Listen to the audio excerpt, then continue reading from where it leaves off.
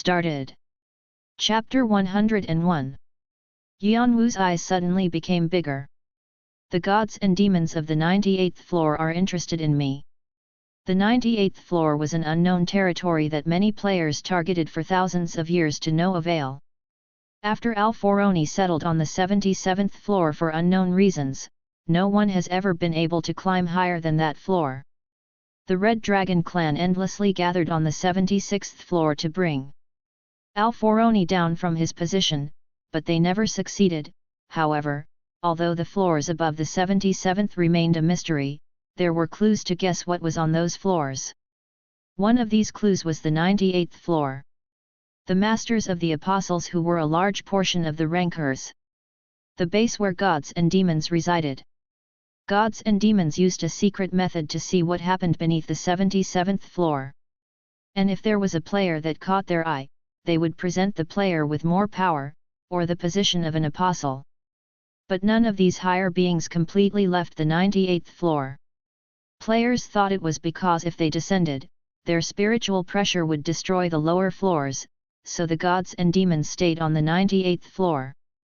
Nevertheless, these gods and demons would use various methods to manifest their power in the lower floors to demonstrate their presence. A good example was Hermes, who showed interest in Yeon-woo. And another method was by messages, like right now. But even if they do contact players in the lower floor, it's very rare. At most, 2 people have ever been contacted. Even Jeong-woo never received this kind of message. Is this how unique the theory of cores is? All he had done was combine the knowledge of the one-horned tribe with his magic circuit to create a new theory. But the message didn't pop up again, and Yeon-woo no longer had any clues to make new guesses as to why they were interested in him. However, he was sure of one thing. The path I found, it's the right one. Even the gods were shocked that he had found this path. The theory of natural flow of mana using cores. It fit exactly with the hypothesis that magic circuit wasn't fit for humans. If so, Yeon-woo smirked. Since he had found the path, he only had to continue forward. Yeon-woo organized the piled information inside his head. He finished interpreting the important sections, determined what other information he needed, and forgot about the sections he didn't need. The draconic species were one that sought the truth. They would obviously have a colossal amount of knowledge gathered throughout the duration of their existence, and no human could ever catch up to their uses of the brain. Yeon-woo collected these characteristics from his draconic eyes and poured all his concentration on thinking. His head heated up. It felt as if his brain was burning from all the work. Combat will skill proficiency is rapidly increasing: 27%, 28%, 35%, 36%. New knowledge has been obtained. The application of magic circuit is being created. Your vessel has grown. The acquisition of new knowledge and growth of your soul has been confirmed. The paused progress of succession has continued. 99.5%, 99.6%. Yeon-woo focused like there was no tomorrow. How much time had passed? When Yeon-woo opened his eyes, he could see that the sun had already set after looking out the window. Aura, Bony.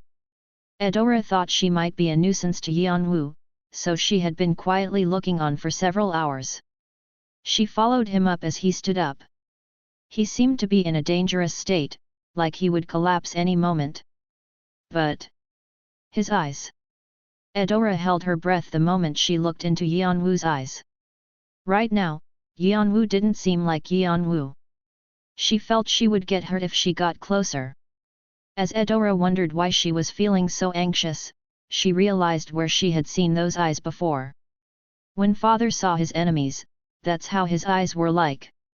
When Eudora was younger, she was almost kidnapped by the one-horned tribe's enemies. The martial king hurried to save her, and his eyes in front of those enemies were so intense that she could still remember that look. She hadn't known she would see those eyes again. Yeon-woo walked over to the next section like he didn't notice Eudora. So far, Yeon-woo had only been in a small part of the huge archives. Yeon-woo once again grabbed all the books he could find and read just enough to get the gist of it. It was like he was possessed by something. His eyes continued to have that intense look. Asterisk asterisk asterisk. With the new theory, Yeon-woo received 3 different items. The trait, Mana Friendly. The title, Blessed by Mana. The skill, Mana Control. Trait, Mana Friendly. Provides easier access to the mana stream in the atmosphere. The amount able to be used at once increases from inner cultivation, and the recharging speed is faster as well. Every player wanted to accumulate more magic power in their body since the power of the skill differed greatly depending on the amount of magic power. The physique would also get stronger. Yeon-woo's amount of magic power suddenly grew to a huge amount thanks to his new trait. And as if that wasn't enough, the amount of time for it to recharge decreased as well. Yeon-woo received a trait that any player would kill for. The same went for the title. Title, Blessed by Mana. A title earned by understanding a new method to use the magic circuit. As the tier of magic circuit increased, the detachment of mana stream with the body has been connected. However, there is still a limit as it hasn't reached the level of a draconic species blessed by mana. Effects, Magic Power plus 15. Magic Circuit Skill Proficiency plus 9%. The amount of magic power able to be used at once increases dramatically. You can use magic power of different kinds freely. These new abilities were what Yeon-woo needed the most. Not only did his magic power increase by 15 points, the proficiency of skills increased as well. But Yeon-woo's attention was on something else, the fact that he could deal with all kinds of magic power. This means that I can deal with opposite kinds of magic power at the same time. Incompatibilities existed between the kinds of magic power. Fire was weak against water, water against wood, wood against earth, and so on. Like divine power clashing against evil energy. Because of this, players chose one kind of magic power that they used the most, and added other kinds that wouldn't interfere with their main kind. And if they didn't do this, they had to be careful so the incompatible kinds wouldn't clash. This was why Yeon-woo used Aegis and the black bracelet separately. The divine power in Aegis was poison for the bracelet. But the moment he got this title, those limits completely disappeared. Of course, he would have to confirm this ability, but he was confident that he was right. This was the power of being blessed by magic power. The draconic species could do this. They weren't limited in the different kinds of magic power and could bend the forces of nature to their will. They touched the truth and moved the world. Yeon-woo wasn't this powerful yet, but he could now step into the territory of being free from the limits of mana. And lastly, the skill. Mana Control, Rank, DDDSSS+. Proficiency, 0.0%. Summary, pulls in mana from the atmosphere and turns it into magic power. Greater proficiency leads to a faster converting process. The newly manufactured magic power is very pure. Asterisk Cloud Formula. Through meditation and breathing exercises, pure mana is taken from the atmosphere and absorbed as magic power. Asterisk Mana Manifestation. Increases output of converted magic power. The efficiency of the output vastly differs with the proficiency of the skill. The current skill has a rank of DDD. Please raise the rank through inner cultivation. Mana Control was a skill that could make magic power productive. Although the current rank of the skill was low, with the creation of cores and new inner cultivation, he wouldn't have to worry about that. Now, he tried to find ways he could use his abilities best. He already had the basic infrastructure down. He only needed to finish adding more materials. And those materials? There's plenty here. I can find information I need to in here. This skill archive had a lot of stuff. It only had Mujong books that were iron level, but this was actually good for him. The stronger the basics of inner cultivation, the better the materials would be. There was only one thing Yeon-woo was worried about. Something just for magic circuit. All he had to do was get information with his draconic eyes and interpret that information in a way that was beneficial to him. In a sense, the tendon transformation scripture was perfect for magic circuit. Almost like it was a set. The first book he picked up, the tendon transformation scripture, played a big role in setting up the foundation for his new theory of mana. He guessed it was because out of the many to learn from, the tendon transformation scripture specifically taught how to increase purer magic power. Currently, you have learned 312 different inner cultivations. The creation of inner cultivation based on the tendon transformation scripture is being made. The trait dragon's knowledge of the hidden draconic species has been partly applied, and the creation process has sped up. Anyway, this was how Yeon-woo spent his days and nights in the skill archive, not even coming out. He focused solely on reading the theory books. And so 1 day passed, 2 days passed, and the 3rd day arrived. During this time, Yeon-woo didn't leave the skill archive. And Eudora stayed right by Yeon-woo's side. He didn't eat nor drink, and everyone outside was worried sick about Yeon-woo. They couldn't convince him to leave even for a small break and thought he would die from overexertion. Yeon-woo's black circles came all the way down to his feet, but his eyes were burning up with passion. Eudora thought she would be burnt to a crisp from his fiery eyes. A new development occurred after 3 days had passed. It was after he had come full circle around the entire skill archive. He had read so many books by this time that he had lost count of how many he had read, and each of these books were enough to be acknowledged by Eudora. Whoosh! Suddenly, the atmosphere around Yeon-woo changed. It was heavy and unpleasant. Eudora knew in an instant that a change had taken place within Yeon-woo. It was something that had happened to her, Fanti, and some of the tribe members. Enlightenment. Like when you grab hold of something while walking through a lurking and unpredictable fog. When you completely make Mujong yours. Her thoughts were confirmed when a storm following Yeon-woo was made. As the wind got stronger, the bookshelves nearby shook and books fell like dominoes. The iron-level skill archive trembled side to side. Wondering what was happening inside, the guards outside quickly rushed inside, but one look at Eudora's face told them to quietly stay in their places. And a shocked expression spread from face to face as they saw Yeon-woo. They knew that he had already overwhelmingly defeated Jang, who had climbed 30 floors, but this strength was one that was only able to be seen from the strongest of their tribe. No, even with all that aside, they were stunned that they could feel a certain depth of Mujong from someone who had just started studying it. Isn't this on the level of Yang Kwang Yi Hyun? This is crazy. Then. Flash. When Yeon-woo opened his eyes again, a sharp beam of light split his surroundings.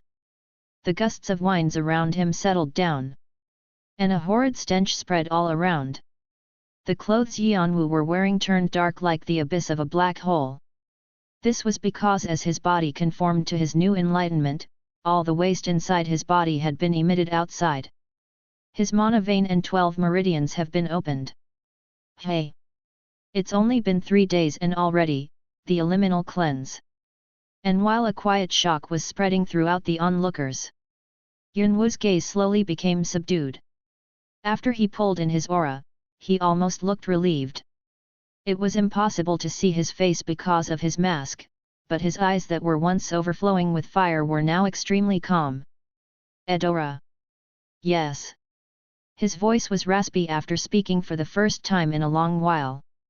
Eudora gazed at Yeon-woo with a surprised face. It was like the person she had looked at for 3 days had turned into someone else. Although there was a vile stench in the air and her surroundings were a mess with all the bookshelves on the floor, she could only see him. For some reason, the air was hot. The bridge of her nose was slightly red. And in the midst of this strange atmosphere, Yeon-woo calmly asked, "I'm really hungry. Is there anything to eat?" Rumble. The sound from Yeon-woo's stomach harshly brought her to reality. Chapter 102, Heaven Wing Mana Control. Yeon-woo had a sandwich in one hand and a skill tome in the other. Now, he felt relaxed enough to carry a conversation with Eudora while reading through a book. But a part of him focused his consciousness on his body. After the mana vein was opened, magic circuit is operating better than before. Your body has changed due to the acquisition of new knowledge. Mana looks for new paths to travel and a new circuit is beginning to open. 3 center circuits have successfully been opened. 6 large circuits have successfully been opened. 12 medium circuits have successfully been opened. 36 small circuits have successfully been opened. 36 new cores have been created. Magic circuits phase 1 has been completed. Mana is traveling down the newly opened circuits to cleanse the waste in your body. The proficiency of magic circuit has dramatically increased 35.1%. The proficiency of mana control has dramatically increased 9.2%. Magic power stats have increased by 5. All elements have increased by 10. Body improvement has been confirmed. The halted succession process will resume. Current progress, 99.7%. What Yeon-woo had named core was located in 360 different parts of the body. Yeon-woo chose 36 different locations he thought were most important and tightly compacted mana in those areas so they wouldn't come loose. Because of that, his magic power in magic circuit had decreased to 1/5 of its original amount, but the efficiency wasn't even comparable to the old magic circuit. This was because it was now possible to control the amount of magic power being used from his cores. What was impossible before was now possible. Also, he was now able to locate the hidden magic circuit. Circuits big and small were tightly knotted up. Some circuits were so small that he wasn't able to feel them if he didn't focus. So far, the amount of magic power he had used was only 20%. What if he was able to use the remaining 80% as well? Then, he would be able to use a colossal amount of magic power and move more efficiently. Yeon-woo decided to open the remaining circuits. He used his cores without rest.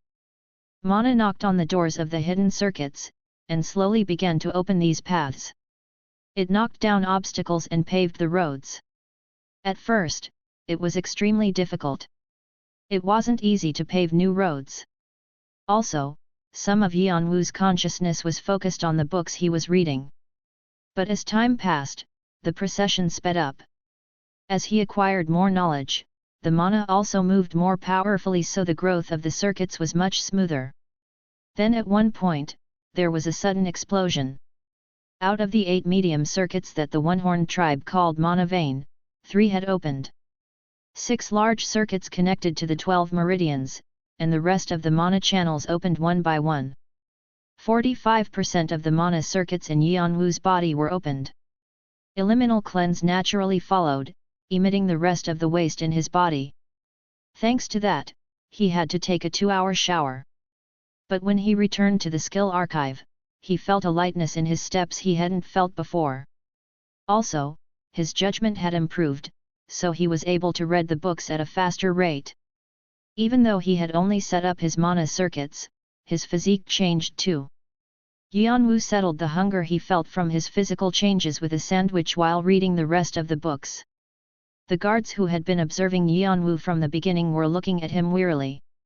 On the other hand, Eudora openly stared at Yeon-woo, whose attention was on the books. How nice would it be if that attention was on her?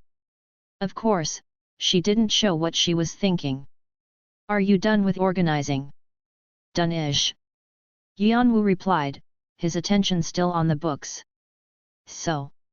About 95%. I still need about 5% more. 5%. Eudora almost screamed from shock. Even if it was basic inner cultivation, it was still the process of creating an entirely new Mujong. But he was almost finished in 3 days? Someone who had no prior knowledge of Mujong? Actually, Eudora thought just understanding the basic terms were good enough. Mujong had such a long history, after all. So Eudora was going to help Yeon-woo once he had the basic terms down. No matter how she looked at it, her father's quest was ridiculous. But in the middle, her mind started to change. She thought maybe, as she saw Yeon-woo looking at the books. Maybe her father had seen something in Yeon-woo that she hadn't. Now she knew her father was right. Yeon-woo was probably telling the truth that he was almost finished since he didn't joke about such things. What else do you need? Color. Pardon. It seems like all Mujong have their own traits, their colors. They all have their own goals. Eudora nodded her head. The tendon transformation scripture focused on completing the vessel, and the third inner cultivation focused on taking in the energy from the sky and the earth. And if you went deeper than that, there were Shingong, Magong, and Dakong. What I created until now is only the very fundamental things. To be precise, it was inner cultivation for the magic circuit. But he didn't say this. Oh. So. To have the use of Mujong it needs to have its own characteristics. But I still don't have those. Eudora was lost in thought for a moment. Inner cultivation changed a lot for a person. What was a characteristic befitting for Yeon-woo? Is there anything you have in mind? Not yet. Then what are you planning on doing? I have to search for that now. Yeon-woo finished his sandwich and placed the book back where he found it. In the Bronze Skill Archive. Yeon-woo directly headed to the Bronze Skill Archive. Now there was only one day left. He was planning on finding what he needed in that time. If possible, it would be nice if it improved magic power. If it's something that's beneficial to me, it would be the fire or magic type. Yeon-woo was able to be enlightened on many things when he was setting up his inner cultivation. Until now, he had only thought of magic power as a ball of energy. However, magic power was able to be used in a variety of different ways. It was a whole new world for him. The concept of mana was too hard for someone who had grown up on Earth. It's not just Mujong. Magic, curses, superpowers, the use of mana is much more complicated than I thought. Mujong was just one of the many ways one could use mana. If I'm able to use all the ways. Yeon-woo's eyes sparkled under the mask. He knew it was definitely possible. Normal players would have crashed into a wall, but Yeon-woo had magic circuit. That's why the draconic species were so amazing.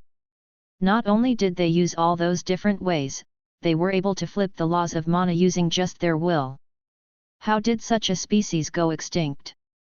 Yeon-woo thought about this, but this wasn't in the diary either. But he was sure of one thing. Since he had magic circuit, he would be able to use all those ways too. Of course, to do that, he would have to finish setting up the rest of the circuits in his body. What wouldn't I do to get stronger? This was only the first step.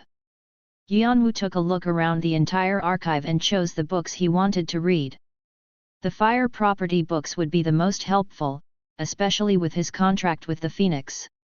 Surprisingly, there were only a few Mujong that were useful to him. Yukyangong focused on growing vitality.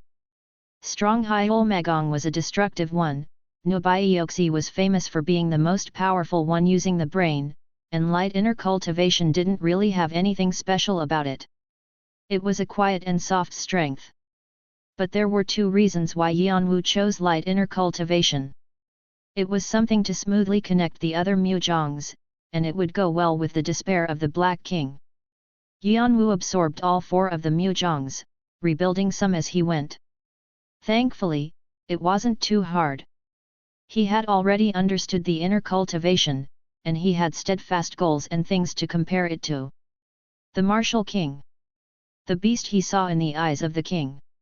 He tried to imitate that as much as possible. He thought a good skill would come out of it. The proficiency of mana control is increasing by a rapid speed 11, 12, 16, 17, 20%. The new inner cultivation has started to show itself.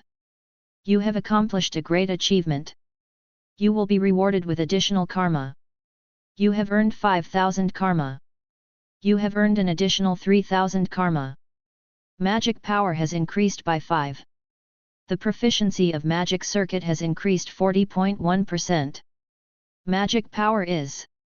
A new inner cultivation has been completed. Would you like to choose a name? Finally. It's done. The fourth day arrived. Yeon-woo gave the new inner cultivation a name he had been thinking about for a long time.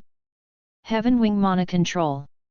The skill Mana Control has been changed to Heaven Wing Mana Control. Heaven Wing. It was an old nickname of his younger brother. Chapter 103, Opening Act 1. Translator, HH Editor, Thursdays. Why are you smiling like a cat that ate the canary? What, did something good happen? You're not planning on doing something crazy again, right? Geez, old man. You make it seem like I always do crazy things. Humph. Are you saying you don't? The Martial King laughed at the elder, who looked at him suspiciously. After all, he did do a lot of crazy things when he was younger. And the elders always paid the price. Today is the day. The day. To see how great our son-in-law is. Ah, that's what you meant. The elder nodded his head in understanding. The elders knew Yeon-woo had received permission to enter the skill archives for 4 days. And that he had the ridiculous quest to create a new Mujong in that time. So then is Eudora planning on giving the yin sword to that guy? Looks like it. Guess that was obvious. Defeating Jang, who climbed up 30 floors right after finishing the tutorial at that age, I suppose it'll be hard to find something like him again. It's a shame that we can't see his face behind the mask though. I'm sure he's good looking. How do you know that? The Martial King just smirked without giving him a response. The fact that the Martial King laughed like that meant he was hiding some trick up his sleeves again. No one was able to stop him when he did that. Not even the psychic medium, whom the Martial King was supposed to submit to. Anyways, just don't go overboard. Finishing Mujong in 4 days? What kind of ridiculous quest is that? I know you were planning on making him feel weak, but if you go overboard, he'll rebel. The elders didn't think that Yeon-woo would complete the Martial King's quest. Even the Martial King, who was called a genius back in his days, couldn't do that. But the Martial King kept a mysterious smile on his face without responding. The Martial King sneakily changed the subject. What about the egg? How are things?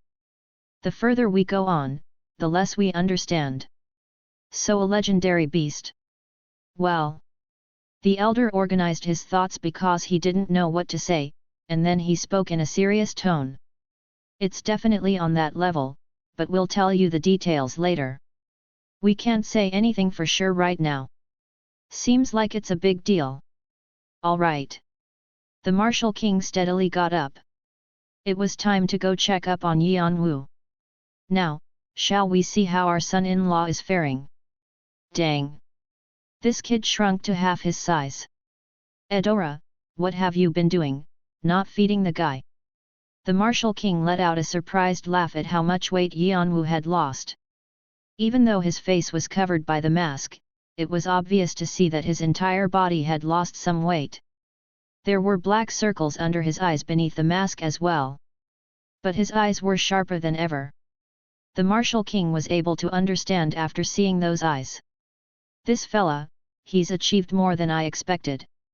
Then, Yeon-woo spoke up. Should I show you here? Sure. As soon as he received permission from the king, Yeon-woo activated his magic circuit. At that moment, the newly completed Heaven Wing Mana Control, elements, fire, darkness, electricity, is being revealed outside.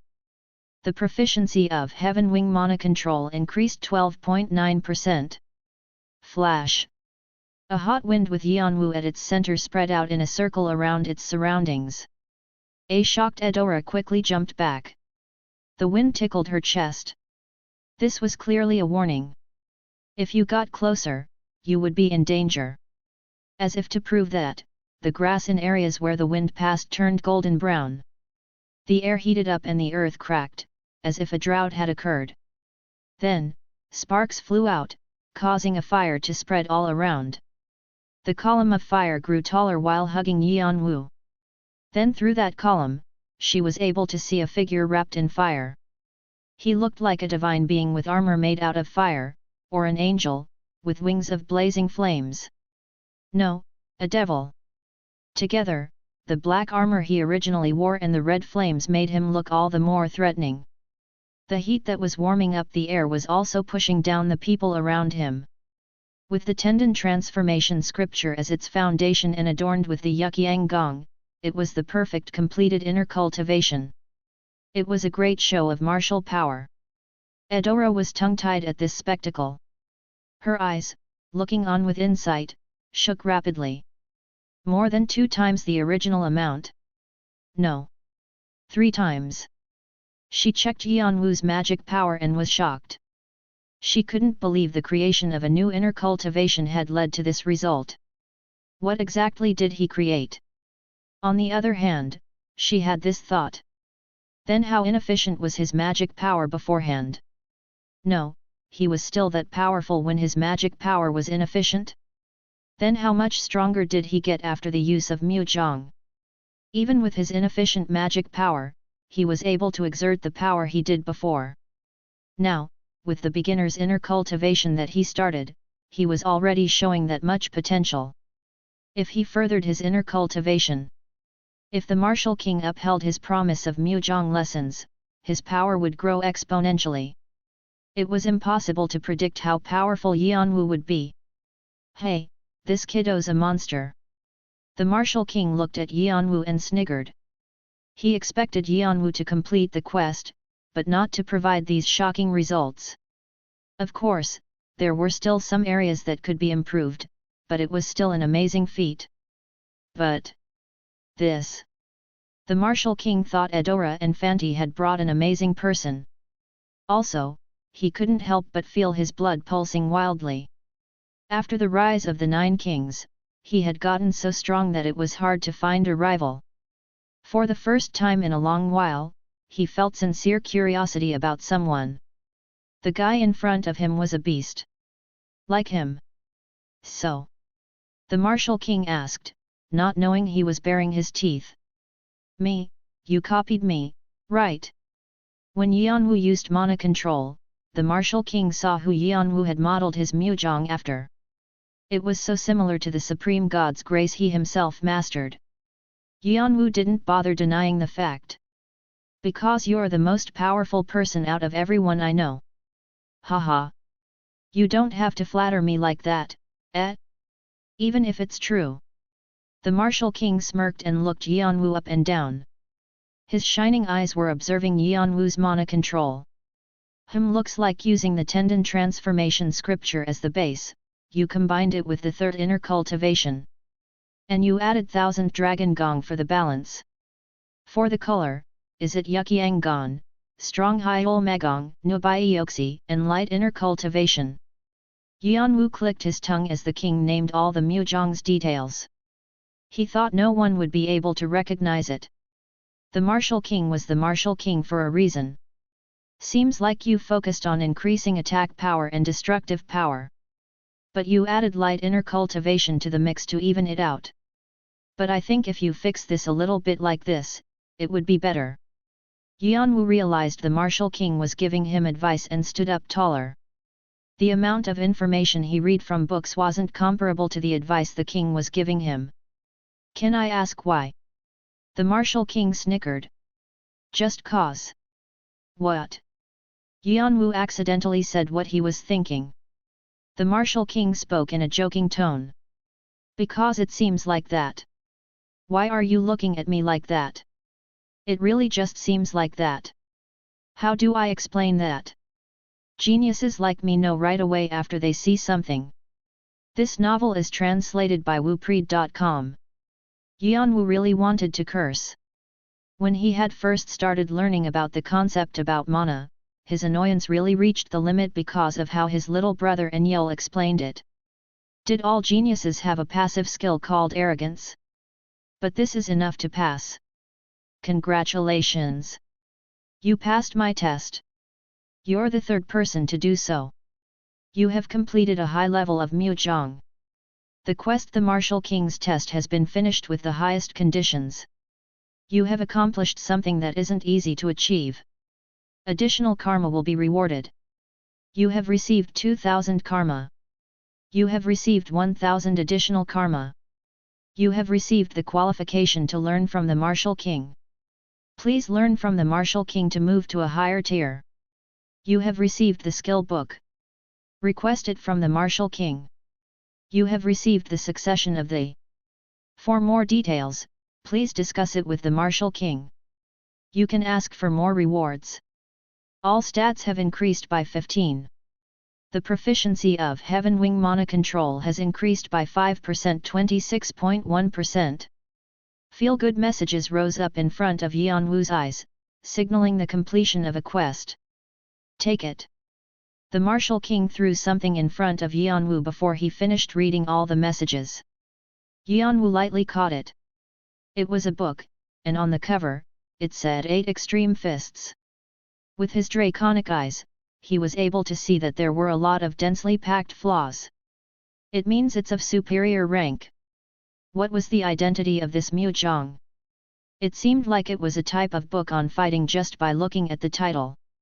As promised, from now on, I will help you master Mujong, and I'm planning on teaching you with the 8 extreme fists.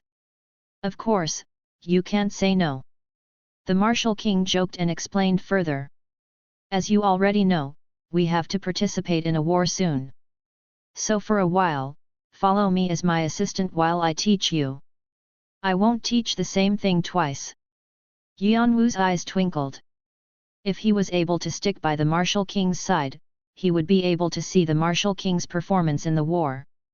His draconic eyes would definitely improve. And if he got one-on-one teaching from the Martial King? This was an opportunity to greatly increase his physique, which hadn't been able to grow because he spent all his time on looking for hidden pieces. The quality of the software didn't matter if the hardware couldn't catch up with it. There's something I want to ask. Go ahead. I got something called the succession of the Yin Sword. What is that? We'll cross that bridge when we get to it. Of course, you can reject it if you want. Anything else? You said I was the third person to pass this test. Then can I ask who the other 2 people were? Haha. This kid, though.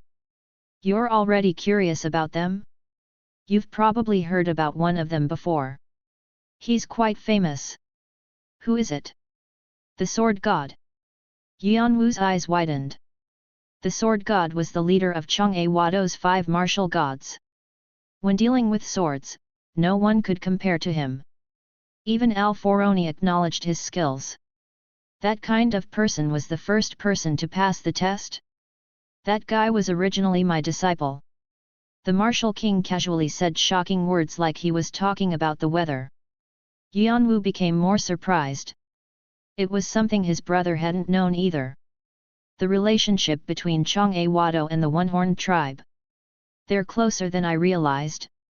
If I end up fighting against Jeong-woo, will I have to go against the One-Horned tribe too?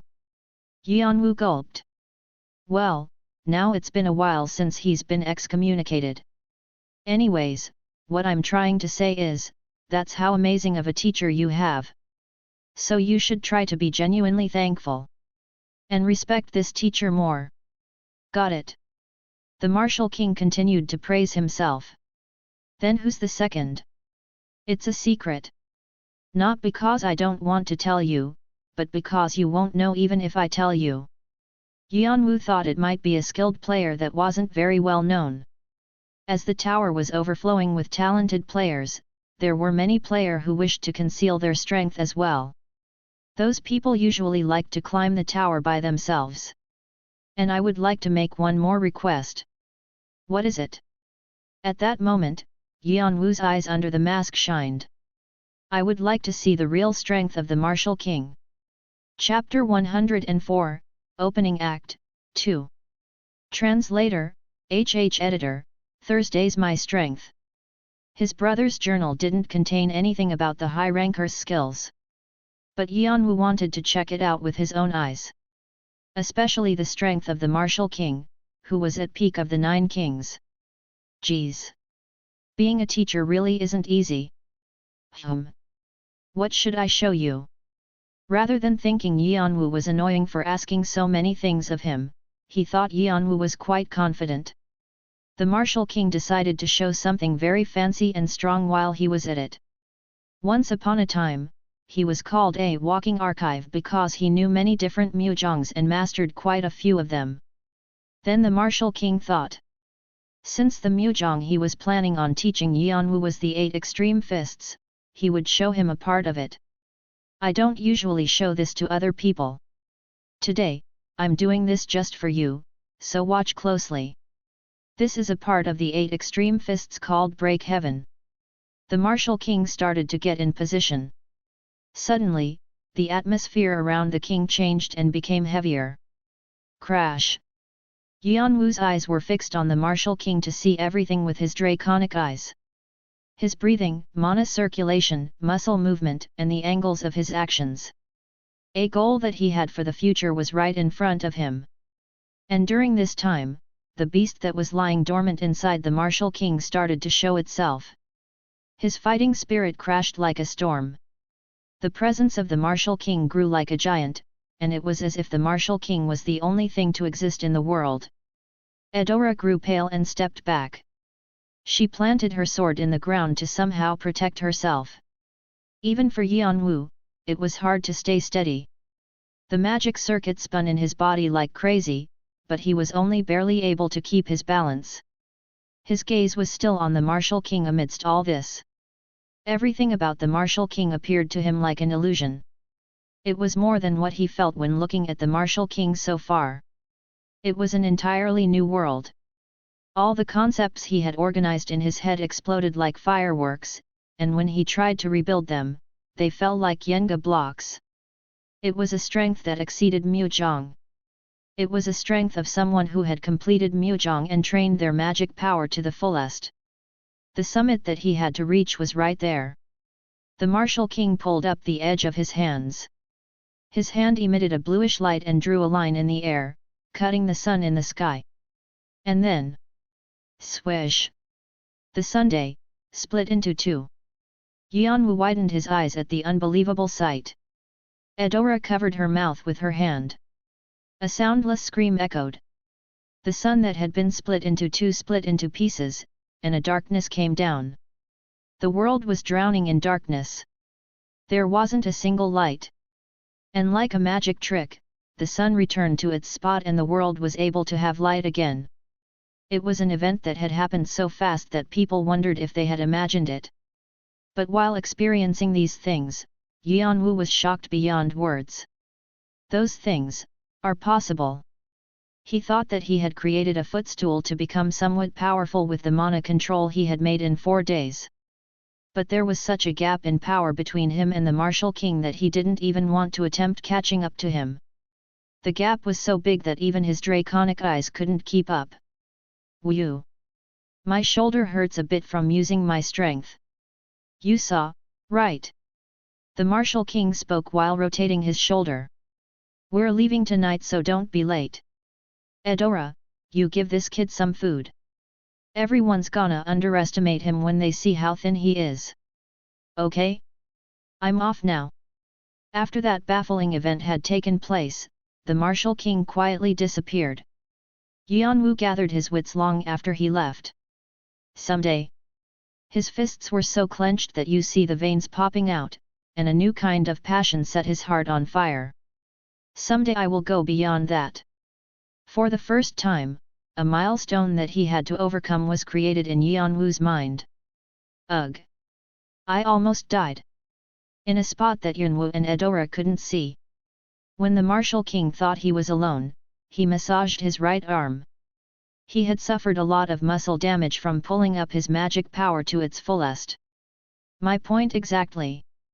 Why'd you show off? The elders are almost out of their wits trying to find you. They're asking if you're in your right mind, now that all the other clans will be sending complaints to us. The psychic medium scolded him. Nah. But Han, I can't show a weak side of myself to my kid, can I? And he grinned.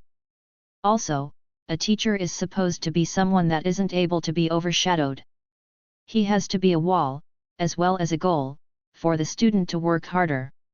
And what if you completely cut his motivation? Well, then he only amounts to that much. He spoke in a cold tone. Anyway. So how is it? Are you satisfied? You weren't gonna go this far originally. I was satisfied from the beginning. Then what? I'm planning on making him work more than I had planned. That sword god guy took 30 days to finish the test, but he only took 4. Don't you think I have to be that much of a better teacher so it's fair? You could see expectation in the eyes of the smiling martial king. If the two of his disciples met, that would also be a fun thing to watch. He couldn't help but think that a lot of amusing things would occur during this war. Night arrived. It was the night that the martial king said would signal the beginning of the war. Tribe members who said they would participate were already in the center of the village. A total of 21 clans would participate. Each clan sent 10 to 100 members. So the total number of members came out to be about 500. Since participating in the war was voluntary, only 500 members came to fight. But each and every one of those members was a warrior. So despite the small number, the aura they gave off was one of an army of 10,000s. Yeon-woo was somewhere in that mix. He listened to the martial king's speech amongst the other guests. You guys are scared cause it's been a while since we went outside, hey? Don't wet your pants cause you're scared, okay? I'll be checking for those people. His speech was full of jokes rather than being serious. Ha! You yourself should be careful. If we find you getting beat up, we're switching our king. Hew. That sounds like fun. Wait. Isn't that the best scenario? Then we don't have to look at his face again. The warriors were busy joking along with the king as well. As Yeon-woo saw this spectacle, he had a thought. Maybe the reason why the One-Horned tribe was able to remain as the strongest military force was because of this laxness. They definitely didn't think they would lose, and they had immense respect for the martial king in their eyes. Anyways. Don't die. If you die, I'll make you embarrassed by following you to hell and drag you back by your ear. Got it? Yes, sir. All right. Then let's go.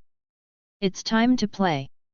After the martial king let out a shout, the warriors ripped the ticket that had been given to them in advance. Yeon-woo also ripped his own ticket with all his might.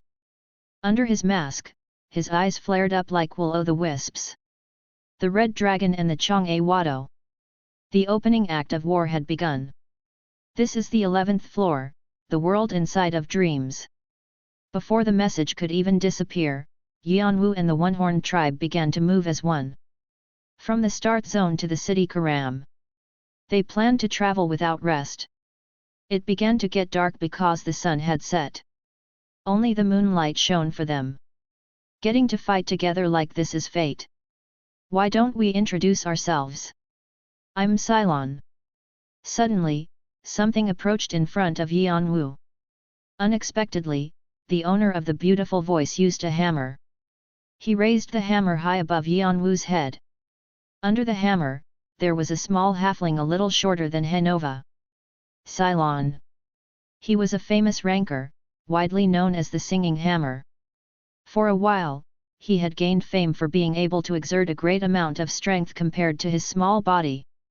People like Cylon, who had suddenly disappeared, were living as guests of the One-Horned tribe. He really looks like a child. Halflings and dwarves had similar physiques, so people told them apart from their faces. Dwarves' faces were very muscular, but halflings had a childlike face. They also had beautiful voices, so they were famous for their songs as well. Cylon was no exception to this.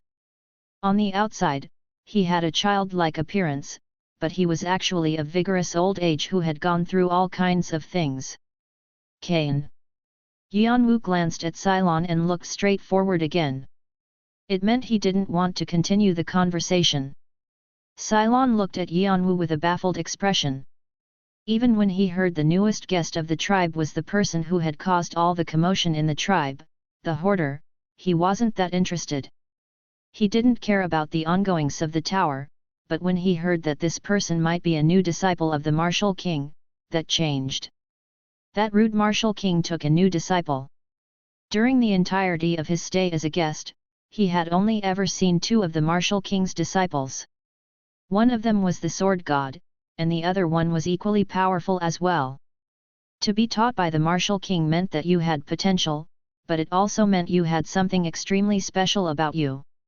So Cylon was curious about what the Martial King had seen in Cain. But Yeon-woo had stopped the conversation like he couldn't be bothered after saying his name. That rude attitude. One of Cylon's eyebrow twitched. This guy got on his nerves as much as the Martial King did. He was similar to the other disciples of the Martial King.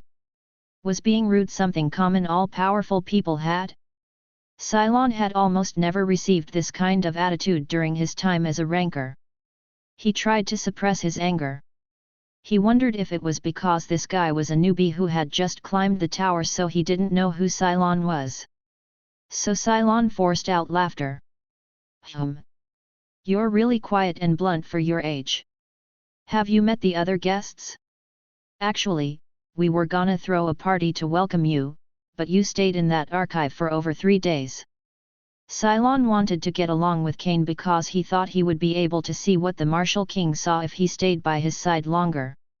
However, Cain, come to the front. The Martial King, who had been standing in the front, called for Yeon-woo.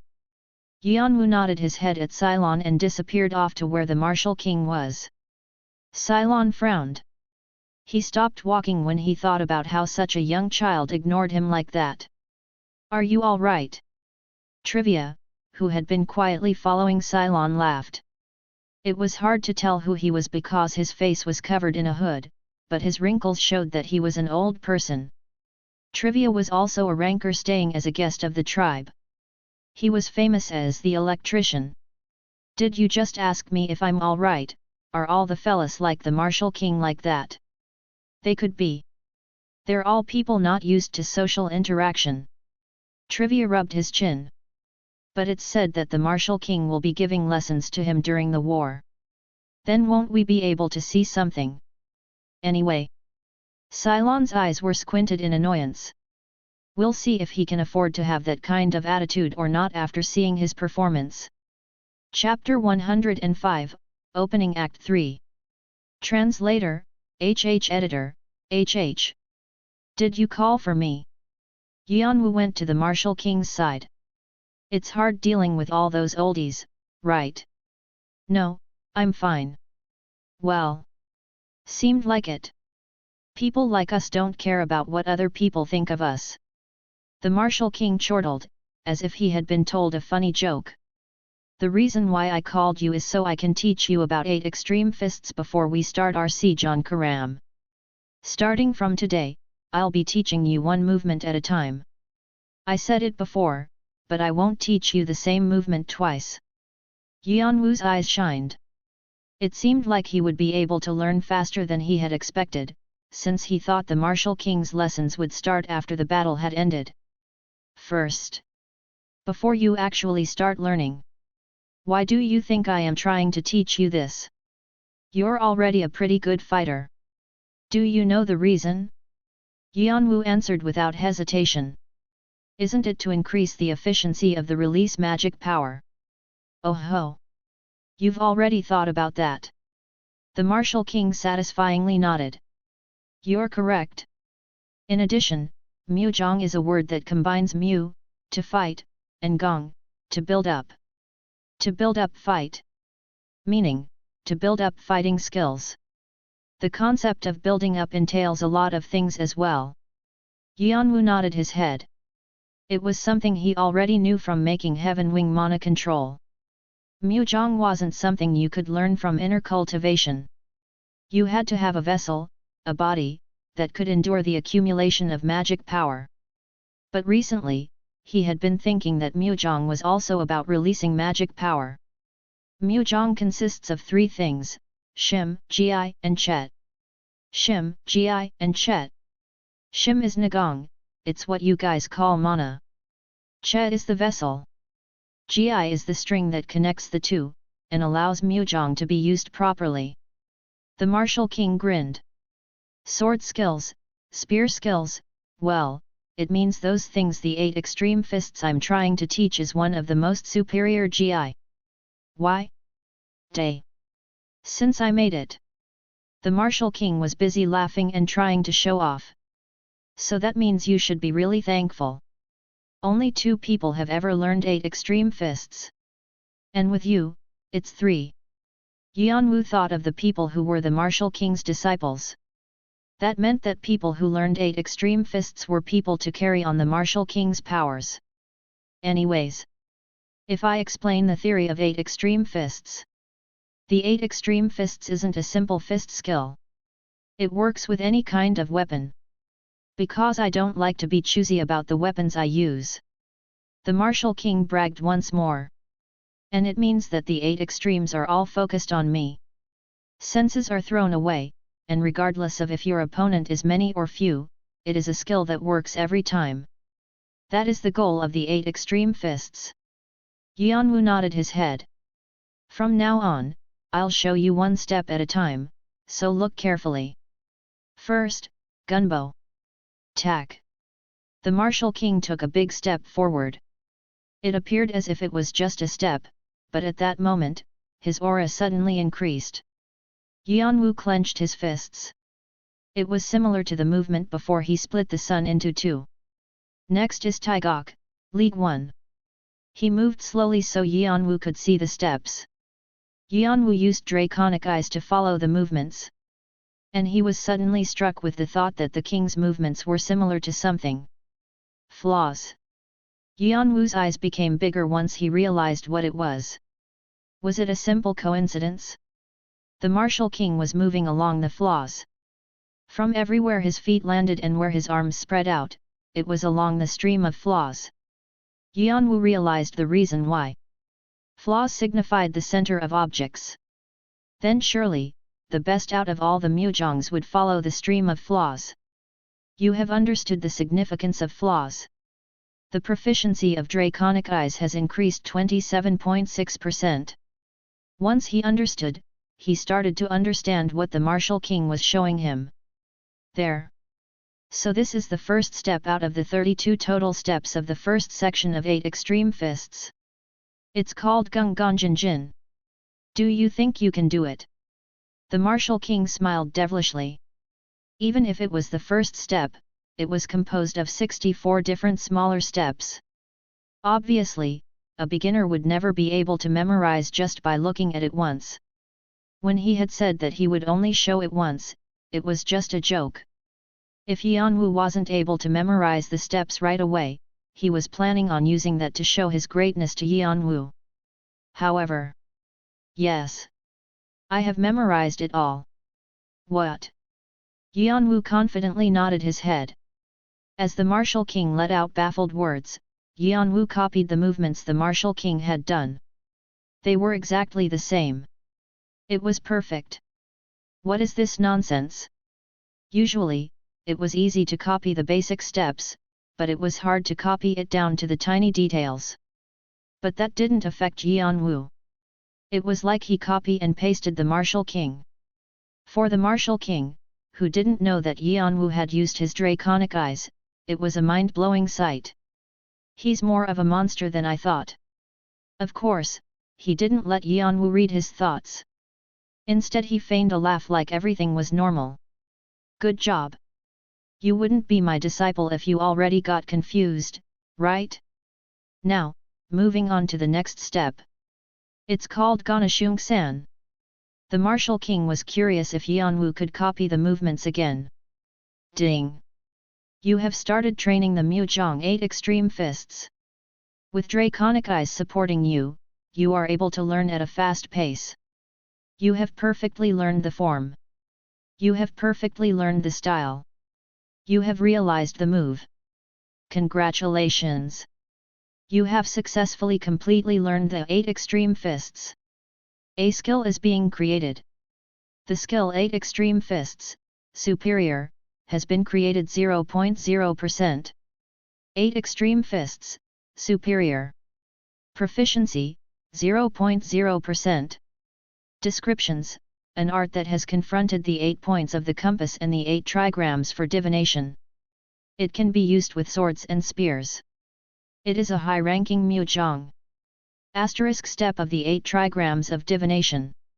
Every step you take the power of the 8 trigrams, gun, te, yi, jin, sun, gam, gan, gon, increases by 5%. Asterisk mana of the 8 points. Strengthens senses and blocks blind spots. You are able to use your mana more thoroughly. The second and third sections of the 8 extreme fists are left. Please find the rest of the pieces and complete the skill. Yeon-woo had finished the 32 steps in the first section by the time they could see Karam. The martial king, Edora, Fanti, and the other warriors were looking on with their mouths agape. Ahem. As expected. You should be able to do this much if you're my disciple. The onlookers were all relieved of the arrogance of the martial king. He's flustered. He's extremely uncomfortable. Whoa! Our father can make that face? Wow, this feels great. Hyung Neem 1, you're doing great. Wow, it feels like 10 years of indigestion has been resolved. He. How did Lady Edora find such a monster? All of the people who had pulled their hair out because of their frustration with the martial king had happy expressions. Yeon-woo felt as if his mana circulation had gotten smoother. Before it had just been an engine, but now it was a sports car that could speed up or slow down whenever he wanted to. Of course, he had only just learned the basics, so it would take some time for it to be natural, but he felt this could be solved with more training. I want to try using it. Yeon-woo could feel that he had changed quite a lot over the span of days. So he wanted to test it out.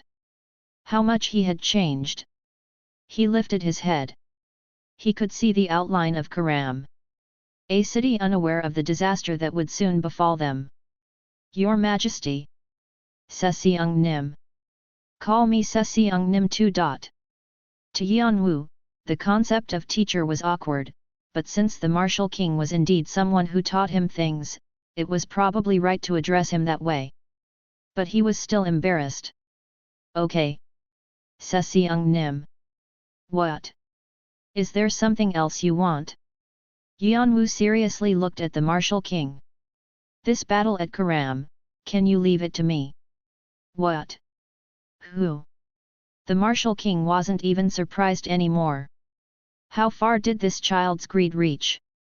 He guessed it was because Yeon-woo wanted to try the 8 extreme fists. Of course, the martial king understood him because when he was the same age, he felt the same way. But the martial king strongly refused. You can't. There's other members of the One-Horn tribe who want to have a go at it too. The martial king pointedly looked at the other warriors. They all nodded enthusiastically. Like they would never let their prey go. Even if the martial king gave his permission, it was likely they would run in anyway. That's how excited they were to be outside of the tribe's territory. It was a wonder how they were able to stay confined in the tribe's land for such a long time. And the same goes for me. Yeon-woo looked at the sparkling martial king's eyes. But there definitely is a need to see how much Mujang you learned. He stroked his chin. He wanted to see the power of the new inner cultivation Yeon-woo made and the 8 extreme fists together. He was planning on adjusting some things if Heaven Wing mana control and 8 extreme fists didn't go well together. A way to calm down the warriors and confirm Yeon-woo's skills. He was thinking about what he should do, and he had a god idea. Then how's this? The city of Karam was under the control of Now clan, a subsidiary of the Red Dragon clan, for quite a while now. But after the confrontation between the Hoarder and the Alliance of Clans, half of Now clan's fighting force had been destroyed, and things got twisted. So the Red Dragon decided to send some forces to the 11th floor to quickly gather more sources. They were called White Draconian. Of the 81 groups of the Red Dragon, they were the hunting dogs of the clan. Of course, it wasn't the entire White Draconian but just Team 8. But they were enough to take control of Karan, and the citizens of Karam had to be careful of everything they did in case they got on the bad side of Team 8. The team leader, Shannon, of Team 8 didn't like this situation at all. Foolish beings. They're only like that in front of us while they curse us behind our backs. Well, they're just bastards who aren't going to climb any higher anyway. He hated the players on the lower floors. No, it was more appropriate to say that he despised them. He felt like throwing up when he saw them being weak against strong players and strong against weak players. So he could only think that the residents who threw smiles at him were pathetic.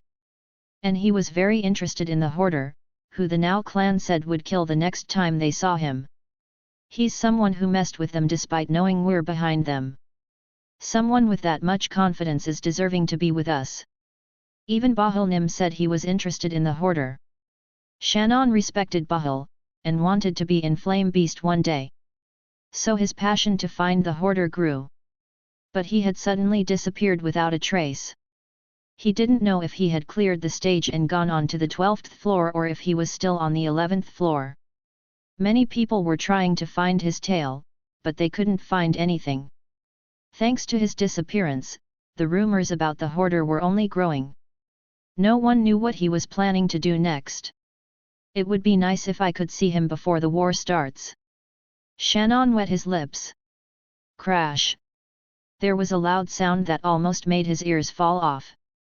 He lost his balance and fell over, but quickly got up using his cane. He had a hard expression. That loud sound just now was definitely something exploding. And it wasn't an ordinary explosion. He turned his head and looked out the window. Past the fallen desk and the broken window, he could see red flames and black smoke rising up to the sky. Who dares? Shannon wanted to know who dared to attack the city that he was in.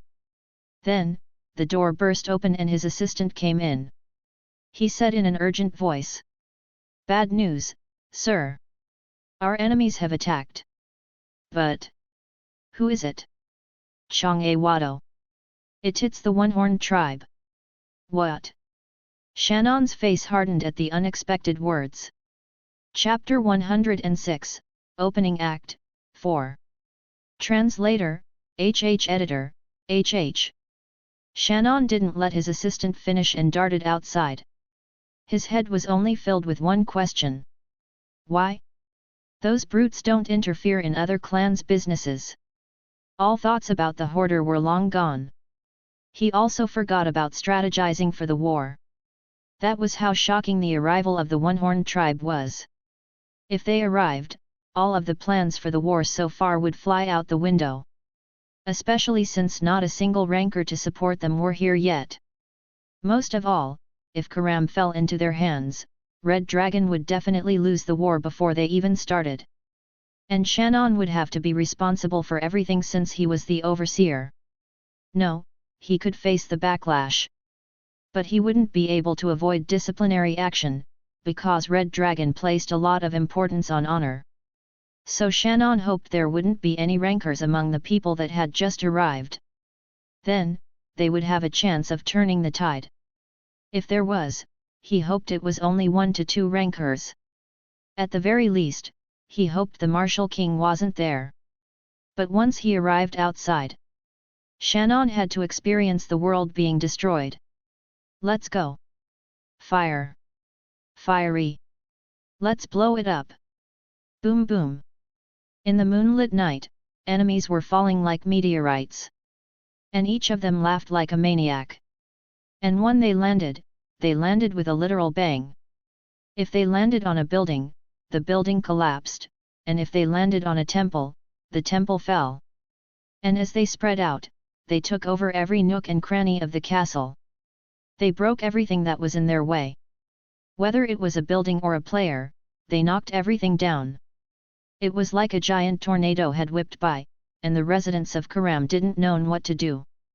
Of course, there were defenses and magic set in place by the Now clan. But they were all useless. There were people within the tribe who caught his eye. The singing hammer. And the electrician. Why are they bringing those guys to this place? The singing hammer, Cylon, and the electrician, Trivia. The two rankers, who had quietly disappeared one day, were breaking all the traps and mechanisms set up for defense. And there was something that was even more ridiculous. On a faraway rooftop of a fortress, someone was standing there. It was so far that it was hard to tell who it was. But Shannon could tell right away. An aura that froze Shannon in place. And a smile that revealed all of his canines. The Martial King. The man who had once been called a walking disaster was here. Shit. Shannon wasn't able to continue his words. The Martial King gathered his fists. And the air moved to center around him. The storm became big enough to completely cover Karam, and then it all gathered in the fist of the Martial King. Then, boom! As the Martial King punched his fist out, all the condensed air expanded, causing an explosion. The explosion reduced the fortress to ashes, as well as everything surrounding it. A dust cloud floated up into the sky. All the ordinary residents had already run away and the explosion had taken place in a business center that was closed for the day. But the destruction was still horrendous. The players of the Red Dragon clan that had been mobilizing to block the tribe couldn't even fight back and were swiped away like ants. Crash! Rumble! Shannon, who had been observing this sight from far away, couldn't say a single word. Swish! Once Shannon had recovered from the shock, the dust cloud that was big enough to reach the end of the world was beginning to settle. That fucking chief! Watch where you blow things up! The members of the One-Horned tribe could be seen expressing anger at their king. They were exhilarated when given the chance to destroy things to their mind's pleasure. But they couldn't do anything because the Martial King had done everything. But the Martial King only smirked. If you're mad, why don't you guys do something too? The members wanted to slap that smirk off his face. Ugh! That personality! Seriously, I just wanna. I thought it was unusually quiet these days. The tribe members thought they might really not be able to destroy anything, so they quickly flurried away to intact areas. At this point, the Red Dragon members had lost all motivation. Their courage disappeared as well. One only wanted to fight if they had some chance of winning, but they would never be able to catch up to the skilled tribe members. Who in the world in their right mind would confront a natural disaster? That was how much of a shock the arrival of the Martial King was. It was a natural disaster like a typhoon or an earthquake, unstoppable. In the end, the intact areas of Karam ended up falling at the hands of the tribe members. Then, flop! Shannon collapsed. He didn't have the strength to stand anymore. His eyelids shook. He was so scared that his entire world was white. Suddenly. Oh, you shouldn't be like this. The Martial King discovered where Shannon was and ran to him in a breath's time. It was like he was flying. So the person with the most intense aura in all of Karam looked Shannon up and down. It seemed like he was in a high position in the Red Dragon clan based off of what he was wearing. He wasn't happy with the condition Shannon was in. He had something to ask of Shannon. Make him do something. The Martial King squatted to be on the same eye level as him. Hey! He said it as if he was calling a close friend. But Shannon suddenly came to attention. It was like someone had forcefully opened his head and took his fear away. Yes? Ah! When Shannon realized who was in front of him, he almost wet his pants. There was nothing else he could do. The person who had just caused all of this was right in front of him with a smile on his face. Shannon couldn't even think of how to run away. He swallowed. It was like he was looking at the Summer Queen. No, if it was fighting spirit, this was more than that. You want to live, right? His entire body was shaking from fear, but he realized what the Martial King was saying. Why yes, I want to live. Shannon couldn't think of anything else. He didn't even feel despair from the loss. He didn't even feel that he needed to rescue his subordinates. Even bearing the responsibility for everything wasn't on his mind. All he was thinking about was escaping from here. He wanted to run away from the monster in front of him. The Martial King smiled as if expecting that answer. It was a lazy smile, but to Shannon, it seemed like a snake slithering his tongue in front of the mouse it was gonna eat. Then I'll give you a chance. The Martial King once again smiled, baring his teeth. They're crazy. This was Yeon-woo's review of Karam. The performance of the One-Horned tribe was too outstanding. 20 minutes. That was all it took for the greatest city on the 11th floor, Karam, to be conquered. No, to be destroyed. Actually, destroying the city had only taken 5 minutes. The remaining 15 minutes were spent gathering remaining enemies. The One-Horned tribe members' war-fighting tactics were simple. Push down with strength, and break it. If there was someone who got in their way, they just got rid of them. If it was an object, they just broke it. In a word, they were invincible. What's more, I saw it when he split the sun, but, that blow, it's not something I can just copy. The blow that the Martial King had delivered stayed in Yeon-woo's head like an afterimage. One blow that could blast half a city away. That was an intentional show of strength for Yeon-woo to see. The break heaven that split the sun and one of the 8 writings of divination of the 8 extreme fists. Also, the strength that appeared when you used the 8 trigrams. Paegong. The Martial King probably showed him that so Yeon-woo would know that he had to work hard to reach that level of strength. And that if he wasn't confident, he should just give up now. Of course, Yeon-woo had no plans to do that. Rather, he wanted to train more. If he kept on making an effort, someday, he would get there. And he also wanted to improve Heaven Wing mana control. He was burning with passion. On the other hand, Fanti was thinking something else. Ha! That mister again, he lied. Weren't you expecting it? We weren't gonna be given the chance to do anything since father came along with us anyway. Fanti grabbed his head in his hands and shook his head. Eudora clicked her tongue with a glum face. And she quietly grumbled with a frown. What's he planning to do about Oroboni's battle experience? If he keeps on dominating the battlefield, Oroboni won't have a chance to fight. Eudora knew the Martial King was very invested in Yeon-woo. She could tell from the fact that the Martial King had taken Yeon-woo as a disciple to teach him Mujong when he had rejected to teach her. The Martial King had definitely said he would allow Yeon-woo to fight as much as he wanted to. But how was he planning on doing that? At that moment, swish! Something came flying to the fortress Yeon-woo, Fanti, and Eudora were in. It was the Martial King. But he was holding something in his hands. Father! Yeah. You're right. But why is he coming here again? No, what's he holding in his hands? It looks like a person. That old man, what's he trying to do this time?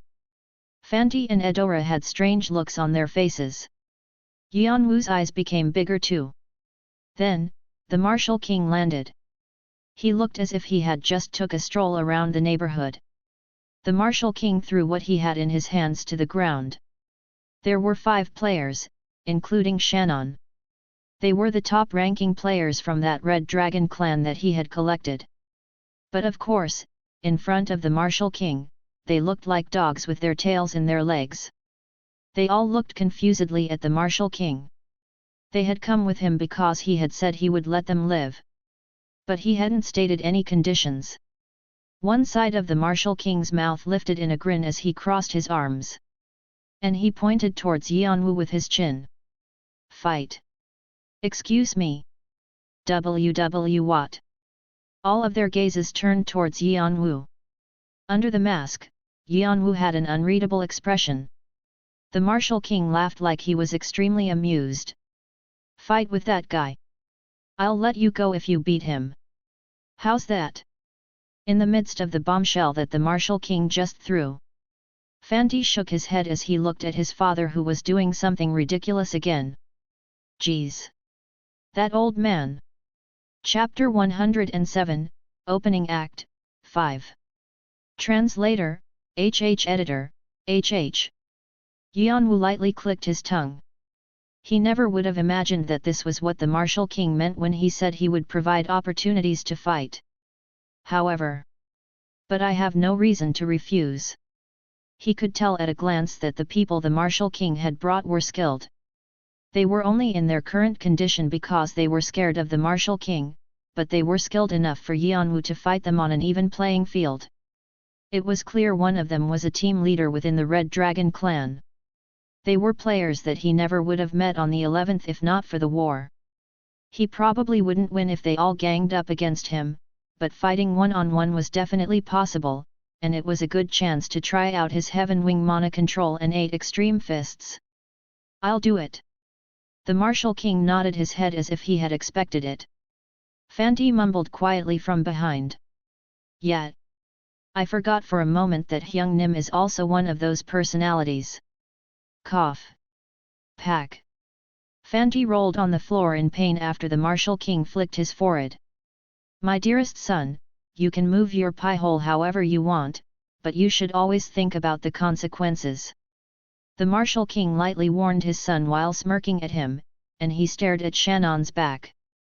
They were all shaken. The first person who gathered their wits was Shannon. Shannon realized right away that the person who the Martial King had picked out was the hoarder. He didn't know what kind of relationship they had, but he wasn't going to kick this opportunity to survive away. He slowly got up. If I can't defeat the hoarder, what's gonna happen? The Martial King shrugged his shoulders. I wouldn't know. What? How does one guarantee life or death in a fight? If you're talented, you live, and if you're not, you die. Shannon's eyes shined. He realized what the Martial King was saying. Then does that mean it's okay if I kill the hoarder? Isn't that obvious? The Martial King snorted. Eudora shouted in a panicked voice. Father! I can hear you even if you don't scream. What in the world are you talking about? A fight to the death. A fight to the death. A fight where someone had to die for the fight to end. What?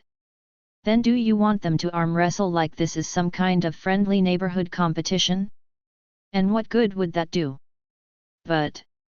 Eudora. Eudora couldn't speak out any longer. The Martial King's low warning voice and his sunken gaze shut her up. Do not forget.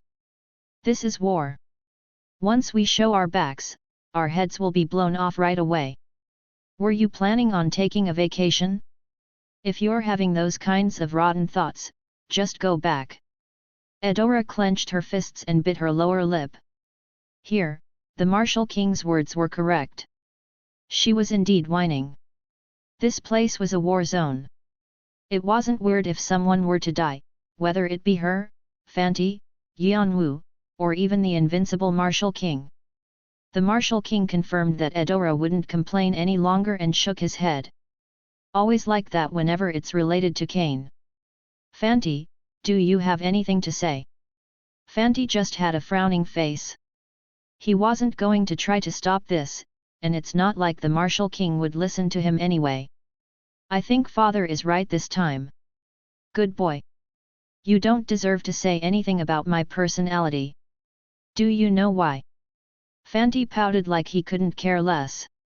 The Martial King grinned and turned his head towards Yeon-woo. Because our people are all like this. Fanti and Eudora pressed their lips tightly together. It seemed like they had a lot of things they wanted to say. Anyways. Kane. What about you? You're not getting cold feet now, are you? The Martial King asked expectantly, like he would be very disappointed if he backed out. Actually, it's something I wanted to request of you. Yeon-woo nodded his head as if it was obvious. See? I thought you would say that. Haha. The Martial King knew from when he saw that Yeon-woo was trying to imitate him that they were similar. He laughed like he was content and looked back at Shannon, as if asking if he was gonna fight. Shannon hardened his expression, and nodded his head as the rest of them all got up. They didn't have a choice. If they did, it was just one. To defeat Yeon-woo. If they lost, but their skills were on par, they might be able to live, but the Martial King would never allow that. What method do you want us to use? Shannon asked with clenched teeth. As his fear faded away, his will slowly increased. The veins in his eyes were bloodshot. The method is very simple. The result will be determined by fighting one-on-one. However, you can choose the order you want to fight. Shannon and the other players started looking at each other. It was obvious the very last player would have the advantage because Yeon-woo would be tired. And so the order was chosen without any big arguments. They had a hierarchy amongst themselves. No matter the situation they were in, they all had positions from the Red Dragon clan. Shannon naturally went fifth, the last. Yeon-woo stepped forward. Everyone except for the first player stepped back to make an area for them to fight. Shit! I can't believe I have to fight with that newbie. The player spit on the ground. Although Yeon-woo was infamous on the 11th floor, he was still a novice. It was obvious that the player would get mad. He quickly got his sword out like he wanted to get it over with. A murderous intent filled the air around them. Yeon-woo held the magic bayonet and Karshina's dagger in each hand. The 8 extremes fists could be used in various ways. Even if he had only learned the first section, he could still use 2 swords. No, rather, if he used a weaponry he was unfamiliar with, wouldn't it be better to test his skills? With these thoughts, he slowly activated Heaven Wing Mana Control. The circuits large and small started to move, and the cores that were located his different parts of his body added to his strength. Suddenly, whoosh! A reddish light rippled out into his surroundings and gathered around him in a haze. Wings made of fire. The player's face hardened as fire wing was spread out. A hot heat bubbled the atmosphere and a strong will to fight intimidated him. It was then that he realized something wasn't right. And he realized too late. What the Martial King meant to have them be testing experiments. Kwang! Yeon-woo lightly ran towards where the player was. Swish! Hup! Something shined, and before he knew it, Yeon-woo was right in front of him. What kind of speed is this? The player's eyes widened in shock. He instinctively stepped back to put some space in between them, but Yeon-woo spun around and kicked him. Crash! Yeon-woo followed the player and brought the magic bayonet down from his head to his feet. The player thought his head would be in pieces and quickly moved. And he arched his sword. A yellowish light followed the sword. It was faint, but it was an aura blade. Whish! Adding a spin to that, the air split in half explosively. But the magic bayonet wasn't weak either. No one could catch up to Yeon-woo's magic power after he ate the Akasha's snake, and with Haven Wing Mana Control, he became too strong, emitting 3 times his original power. In addition, he had a strong fire-fighting skill and motivation to fight. The player had to experience intense pain as the magic bayonet cut off his arm on contact. And the fire ability passed by him and the armor he was wearing went up in flames. Burns could be seen on his stub of an arm. What kind of strength? Shock and heat. The player couldn't catch up. It felt like the world was spinning. Yeon-woo quickly started to attack. Crash crash! The magic bayonet threw the player's sword away, and the Karshina's dagger landed in his chest.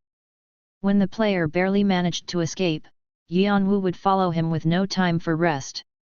Yeon-woo recited the 32 steps in the order the Martial King had taught him. Every time he whipped his arm, an intense air followed. A neat air became a strong wind, and the storm twisted up like a tornado. With the fire added to that, it became a continuous explosion. 8 extreme fists and Heaven Wing Mana Control. When he had first learned the form, they didn't go well together. The movements didn't match the magic power. But even in that situation, Yeon-woo focused on just one thing. Flaws. His draconic eyes burst open. The eyes, with a proficiency well over 30% now, exposed all the flaws in the world, and Yeon-woo left his body to his instincts. And the 8 extreme fists and Heaven Wing Mana Control started to work in harmony. Of course, after that, combat will was activated and allowed his body to follow his will. Yeon-woo's movements became smoother as he kept fighting. It became cleaner and deeper. Like it was made for Yeon-woo. Thanks to that, as time went on, the player barely fended off the attacks. He kept getting pushed back because of the difference in strength, and had to be his punching bag. His sword broke into 1,000 different pieces, and Karshina's dagger stabbed his chest. His armor broke too easily. The armor that was made of materials only found at the 40th floor didn't do much. And in an instant, the dagger impaled his heart. The player vomited blood and collapsed. Yeon-woo pulled the dagger out of the corpse and looked where the other players were. Their faces were hard. The person that had just died was the vice-clan leader of a well-known subsidiary of Red Dragon, Red Wolf. If he climbed just a few more floors, he would be a ranker. But he was defeated this one-sidedly. The Hoarder. He was stronger than they thought. They wouldn't be able to leave this place easily. Okay. Next. The second player, Ruther, stepped forward with a hard face. Next. Blood sprayed across the floor. Shannon twisted his face as he saw the fourth corpse. He didn't know it would get to his turn. Of course, Yeon-woo wasn't in the best condition either. He had easily defeated Torasan, but he had still regained some injuries. Every time he fought a player, he became more and more tired. And the players saw his weaknesses as he went on. Pant. Pant. Yeon-woo gasped for breath and the armor he was wearing was broken in some places. He was drenched in blood. It wasn't weird if he collapsed any moment now. But you could still see his deep eyes behind the mask. Shannon stepped forward like nothing could be done. He was planning on getting rid of Yeon-woo right away since he knew his weaknesses. He was planning on finishing the fight before Yeon-woo could read it. Yeon-woo knew that this player was on a different level from the players before. Even his armor was on a different level. Red Dragon. A real clan member appeared. And he was the team leader of a fighting squad. If he took into consideration the pickiness of the Red Dragon, this man was probably the person in charge of all the forces in Karam. It would be best to be careful of that guy. Even if you fought with all your strength, he would be a difficult guy to beat. And the Martial King's voice was in his ear, like he had felt Yeon-woo's nervousness. Yeon-woo turned his head in that direction. The Martial King lifted one side of his mouth. As if now was the real deal. A semi-rancor. That guy's a semi-rancor. One a respectful way to address a male, usually older than you. Chapter 108, Opening Act, 6. Translator, HH Editor, HH. Semi-rancor. Skilled people who challenged rankers. A rancor is the name given to the strongest players who climb the tower. In general, they're players who have started climbing higher than the 50th floor. But the 50th floor isn't one that can be overlooked. It has a difficulty way stronger than the 49th floor. Even the strongest players fail that floor. So that's why rankers were so amazing. Also, players who were about to defeat the 50th floor were often called this challenger, or semi-rancor. 77 floors that have been conquered so far. And if you were to name the floors with the most residents, it was narrowed down to 2. The first floor and the 49th floor. The reason was simple. The first obstacle was the first floor, which was hard for people who just passed the tutorial. And the 49th floor posed an obstacle to players who had been on a smooth run. People on the 49th floor would kill to somehow succeed. Because even if it was only one floor, there was a wide gap between those who had succeeded and those who didn't. But the majority of them failed, and only a select few could move on. And so rankers who passed the 50th floor called the players of the 49th floor failures. Because they were fools who couldn't move past that one obstacle. But this was only something that players on the higher floors fought over. On the lower floors, even the 49th floor was incredible.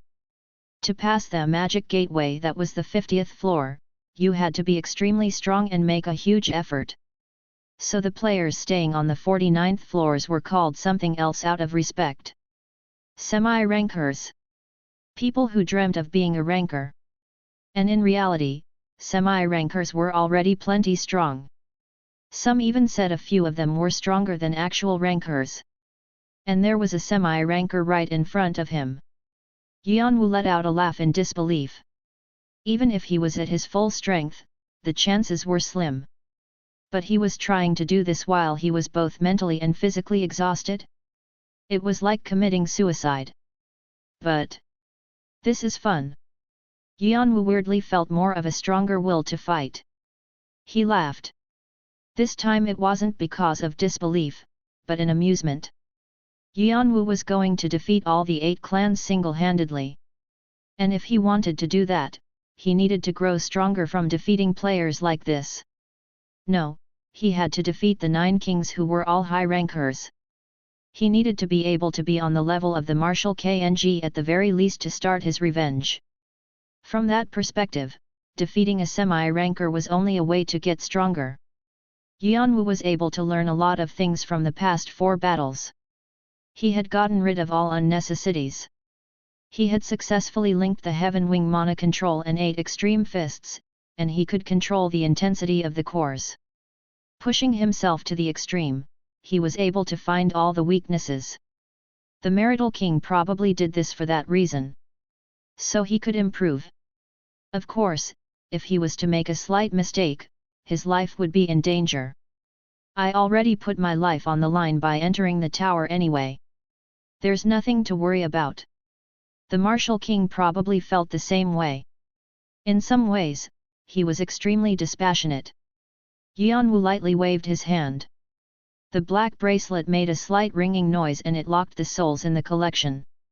It was hard to get souls of players of this level. It would be nice to make them his soul familiars. Let's start fighting again. Yeon-woo pushed his magic circuit to the very limit. He didn't have to worry about mana with the improved efficiency. An abundant amount of magic power filled his body. And with the use of draconic eyes and combat will, he got into position. The proficiency of 8 Extreme Fists, superior, was 15.2%, and Heaven Wing Mana Control was at 31.2%.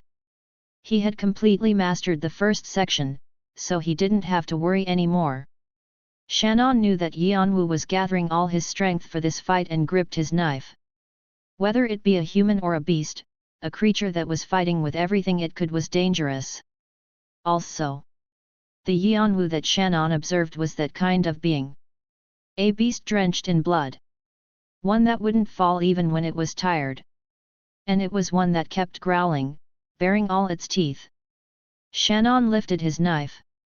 The sword breaker that was bumpy all over like cobblestones. Aura concentrated within the blade. Shannon looked at Yeon-woo with an unreadable expression. Can I ask for a favor? What's that?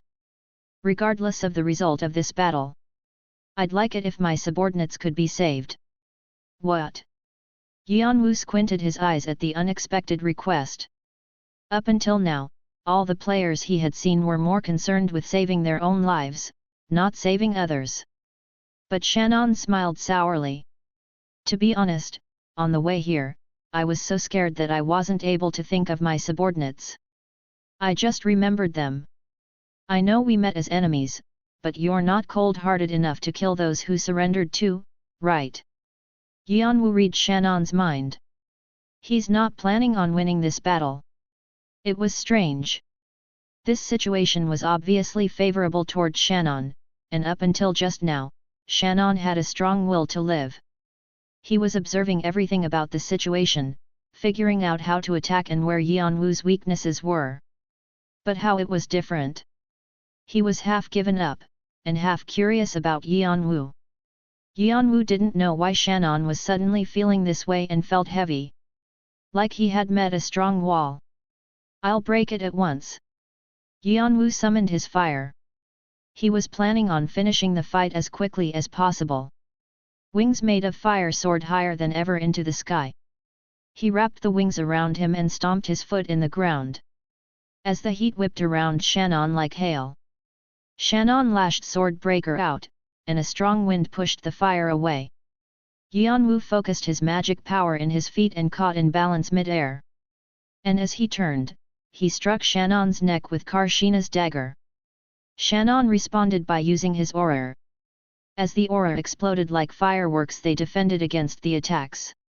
It tried to rip Yeon-woo apart like a tsunami, and he had to go on the defense. Yeon-woo was flicked out of the air. But he tried again, using the first section of 8 extreme fists.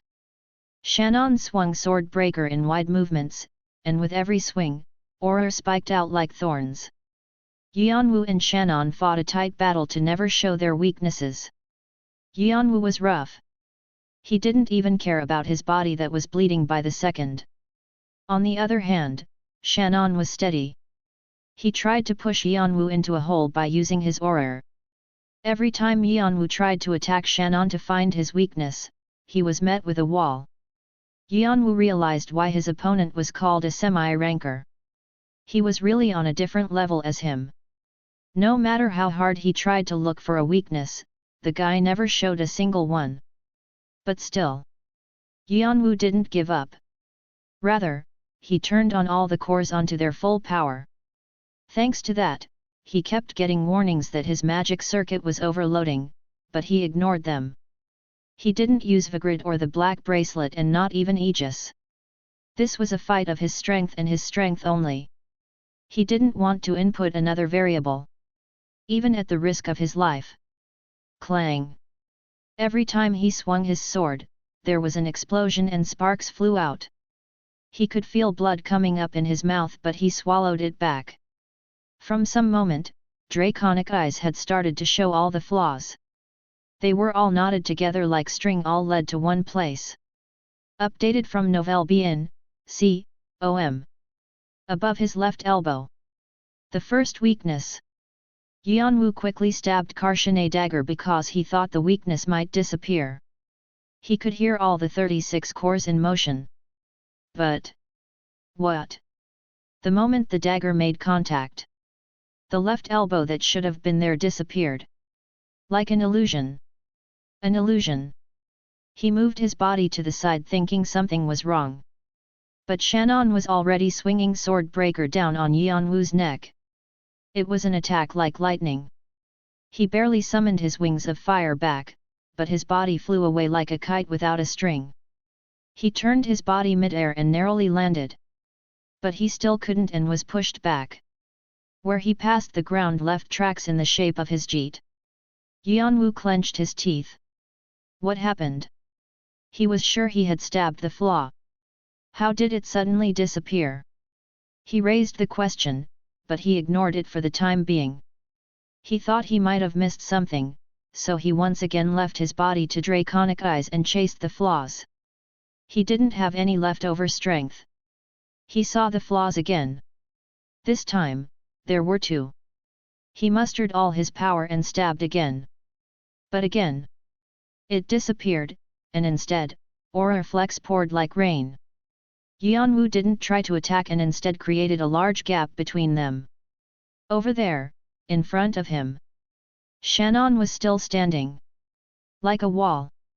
And in his draconic eyes, Shannon was revealing so many flaws. But his instinct rang a bell. To not be lured in by them. Once he did, he would be finished.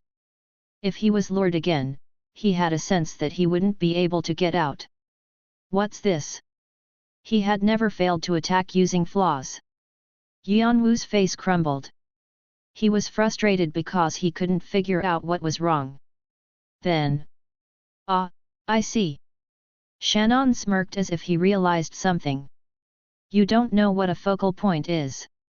Focal points? Yeon-woo squinted at the word he had never heard before.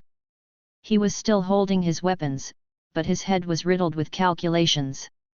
But how do you not know what focal points are? Usually this is a mistake that people who just started learning martial arts make. The Yeon-woo that Shannon had seen so far had skills of someone who was deeply trained in martial arts. He never would have imagined that Yeon-woo was a total beginner who had just started learning. Well, It doesn't matter if you can't find focal points. Since I'll be alive at the end of this. Shannon was curious, but it didn't matter since he had found Yeon-woo's weaknesses anyway. This time, I'll go. Shannon lightly moved. It was different from when he seemed like a sturdy wall. He was fast. Yeon-woo could tell right away. Everything that Shannon had done so far was to discover Yeon-woo's weakness. In a blink of an eye, a knife was coming down on his neck. He avoided it by turning his body and maximizing his fire ability. Thankfully, the knife missed its target. But it flung back to his waist, and Yeon-woo swung the magic bayonet down. Suddenly, the approaching knife disappeared. Yeon-woo's eyes widened. He felt danger. Illusion. It was the same as before. He could feel something approaching him from his back. He quickly turned his draconic eyes in that direction and a knife right in front of it. Only one thought was in his head. I'll die. At this rate. Combat will. The overloaded magic circuit started firing up again. And his ability to be logical fired up even faster. He had a migraine like his brain was burning. He used his rationality the best he could. He couldn't predict and worry about situations that could happen, so he had to make fast-paced questions and answers. A way to avoid it? None. A way to stop it? None. A way to end it with the least amount of damage / There was none. He kept on asking him questions hoping there would be a way. But the answer that returned was always the same. None. There wasn't a solution. He didn't know what he should do. Even if he thought of possible situations, there was only one possible outcome. A knife splitting the air. His head being destroyed and his consciousness fading away. Even if he was somehow lucky and managed to avoid it, the rapid attacks made him feel like his body would be ripped into pieces. Yeon-woo experienced a helpless feeling. Even after changing his magic circuit and training his Muzhong, it was still lacking. He was weak. Extremely. The gap between the semi-ranker and him was huge, and there wasn't a way to escape. He was completely trapped in the trap Shannon set up. The only possible outcome was death. Loss. So Yeon-woo flipped his thoughts. He didn't see a path, so he had to travel the way he came. The Martial King. He had given another new test, fighting with the semi-ranker. It was harder than making a new inner cultivation. If so, why did he do this to me? To die? No, that probably wasn't it. Even if he did weird things, everything was done with reason. So that meant, there was a way for him to escape. If so, what was that method? The Martial King had said for Yeon-woo to fight with everything he had. Then Yeon-woo thought again, Muzhong was just a power out of many that he had. So maybe he could find a way from another option. Draconic Eyes, Sense Strengthening, and Combat Will were among the skills he had used, but there was still one he hadn't used. And in that moment, he stopped thinking. Another knife passed by Yeon-woo. His consciousness was still down low. But it was after he activated the remaining skill he had. Foresight. It was a skill he didn't want to use because it would take up all his mana. But there was no other choice. When Yeon-woo opened his eyes again, Sword Breaker was pierced deeply in his chest. His entire body felt like it was going to rip apart. 2 seconds was all Yeon-woo had turned back. But his consciousness was able to come back. That was enough. As long as he was alive, he could still fight back. What's this? You should have died. You don't need to know. Yeon-woo forcefully moved his body back, bringing the sword breaker with it. And as Shannon came along with it, Yeon-woo didn't miss his opportunity and stabbed his neck with Karshina's dagger. Chapter 109, Opening Act, 7. Translator, HH Editor, HH. Cough. Blood poured out of Shannon's mouth. No matter how skilled you were still going to die if your neck was ripped apart. And everyone was scared of death. However, He's laughing. His lips were quivering because he had lost all his strength, but he was definitely smiling at Yeon-woo. I'm glad, my subordinates, can live. Relief flooded his eyes. Yeon-woo felt a heaviness when looking at Shannon and couldn't help but ask. Are you not afraid of dying? Of course, not. I did everything I could to stay alive. Then why? Suddenly, I became embarrassed, while I was watching the martial king. I'm still a leader after all. Yeon-woo's eyes widened, he realized why he was feeling so heavy.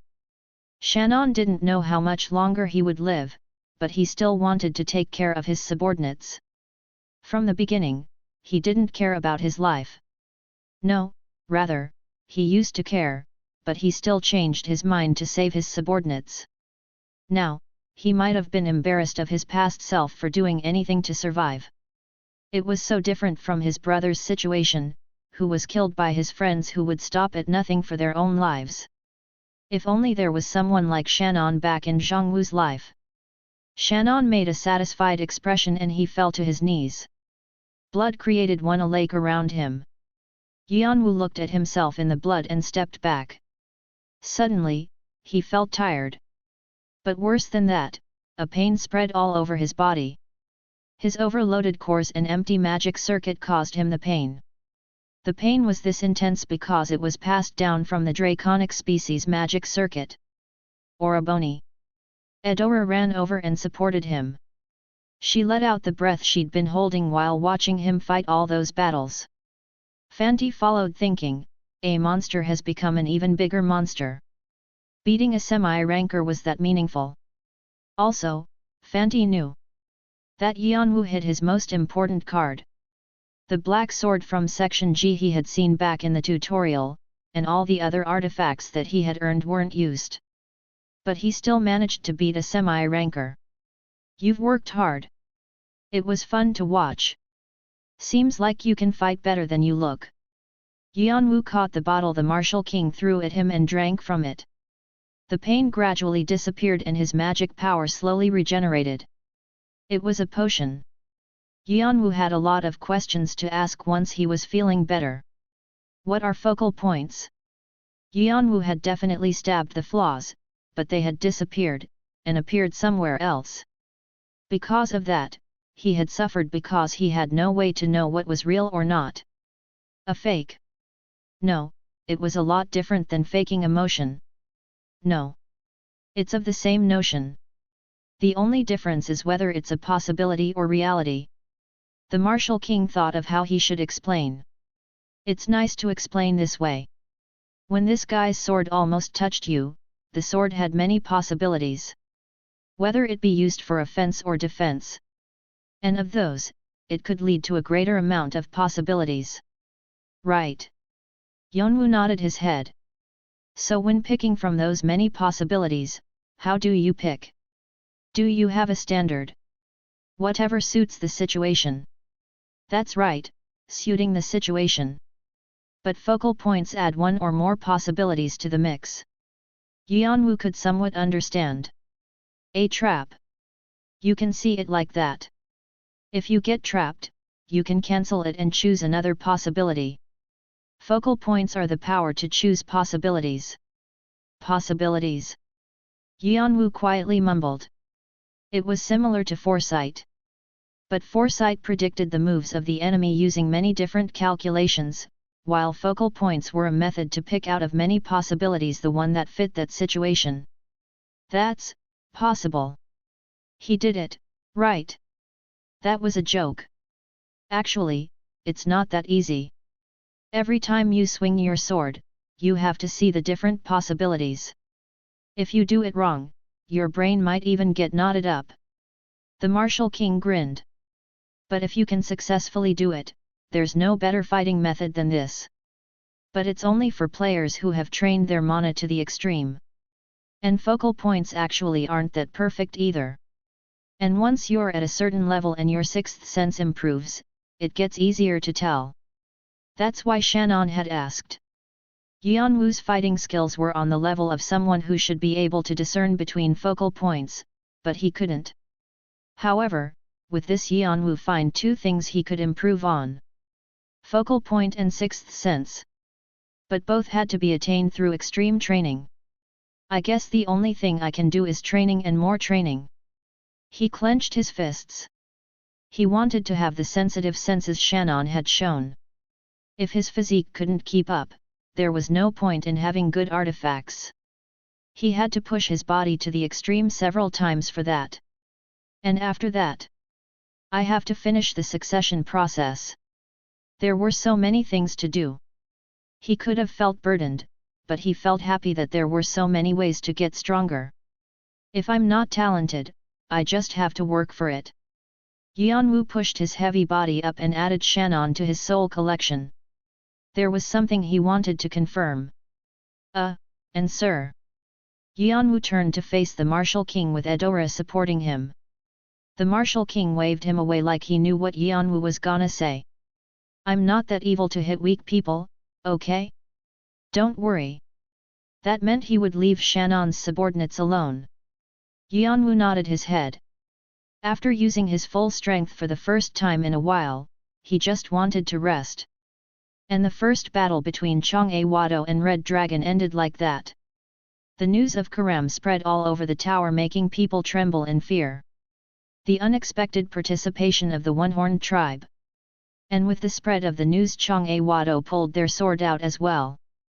They poured in their forces to the 11th floor before Red Dragon could regain their forces. In that process, they got rid of the Red Dragon clan supporters remaining in the area too. And the Red Dragon started to move too. The 11th floor was a card they could just throw away, but it wasn't like them to step back so easily like that. And other news started to spread. That the semi-ranker Shannon and 4 other players had gone up against the Hoarder and died. It wasn't that big of a news on the higher floors, but it carried a heavy weight on the lower floors. Also, it meant that he was staying as a guest of the One-Horned tribe. Those Jeong-woo bastards. I bet they're feeling so happy they could die. Bahul sourly smiled as he read the report Flame Beast's vice leader gave him. With the help of the One-Horned tribe, they had taken 80% of the land of the 11th floor. It was basically their land now. And Red Dragon couldn't sit still. Dragons were malevolent. They were greedy, and loss wasn't in their vocabulary. The Red Dragon's pride was greatly hurt, and the Summer Queen was the most angry. Bahul, who was cold and rational, couldn't understand why. But oh well. If the Queen says to jump, I have to ask how high. Bahul made a cold smile. After defeating Leant, he became the overseer of the 11th floor. He only had one command: to reclaim the 11th floor. It was a crazy command, knowing that the Martial King was there. But still, Bahul didn't complain and moved. Flame Beast followed like a shadow. And fighting squads like Blaze, Corona Anaconda, Raven Party, and Wolf Squad went with them. And their numbers were enough to make up an army. They looked down from where they were standing to the capital of the 11th floor. Their mission was to get rid of all life forms in that city. Whoosh! And Red Dragon arrived on top of the city. The Saber God walked along the path. The war had probably started by now. And with the participation of the One-Horned tribe, the Red Dragon clan was probably suffering right now. The Saber God was planning on carrying out his orders amidst all the confusion. Legendary beasts were creatures that symbolized the tower. And if they all died, it would be pandemonium. But it was a sure way to guarantee Jeong-woo's win in the war. Move! And with the Saber God's command, countless shadows began to move. They killed all the beasts in the area. It was a way to get rid of all the variables. And also to gather as much neodon as he could. The Saber God's lips quivered. He could feel the phoenix somewhere. Something's here. The phoenix squinted her eyes at the confusion happening in her territory. It seemed like whatever the humans were planning had come to her territory as well. Also, for the first time in her life, she felt that it might not be easy. Her children were busily playing, running around, not having a care in the world. Chirp! Then, Chirpy, who had felt his mother's gaze, tilted his head. Chapter 110, Legendary Beast's Successor, 1. Translator, HH Editor, HH. Yeon-woo was bothered by the tribe members' questions the entire night. They were all curious because they heard he defeated a semi-ranker. Every time that happened, he said he was tired, or Eudora pushed them away. If you can't with them, then how about me? Don't you want to try sparring with me? Fanti was jumping up and down in excitement. Fanti! What's up? If you don't want to be hanging upside down on a tree, shut up. Geez, such a cold Hyung Neem. Yeon-woo scowled like he was sick of dealing with him. He actually felt like he was gonna die every time someone tried to initiate a conversation with him. He had somewhat recovered with the potion the Martial King gave him, but that didn't mean all the damage done to his body suddenly went away. But the injuries weren't always a bad thing. He needed to keep on inputting magic power to heal his body.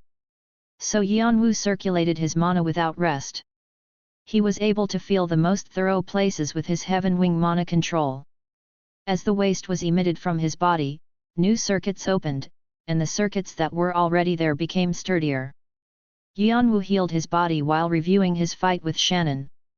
He barely won the battle using foresight, but without it, Yeon-woo would have lost. He wanted to try to defeat Shannon with his own strength. Focal point and sixth sense. He assessed the homework the Martial King had given him.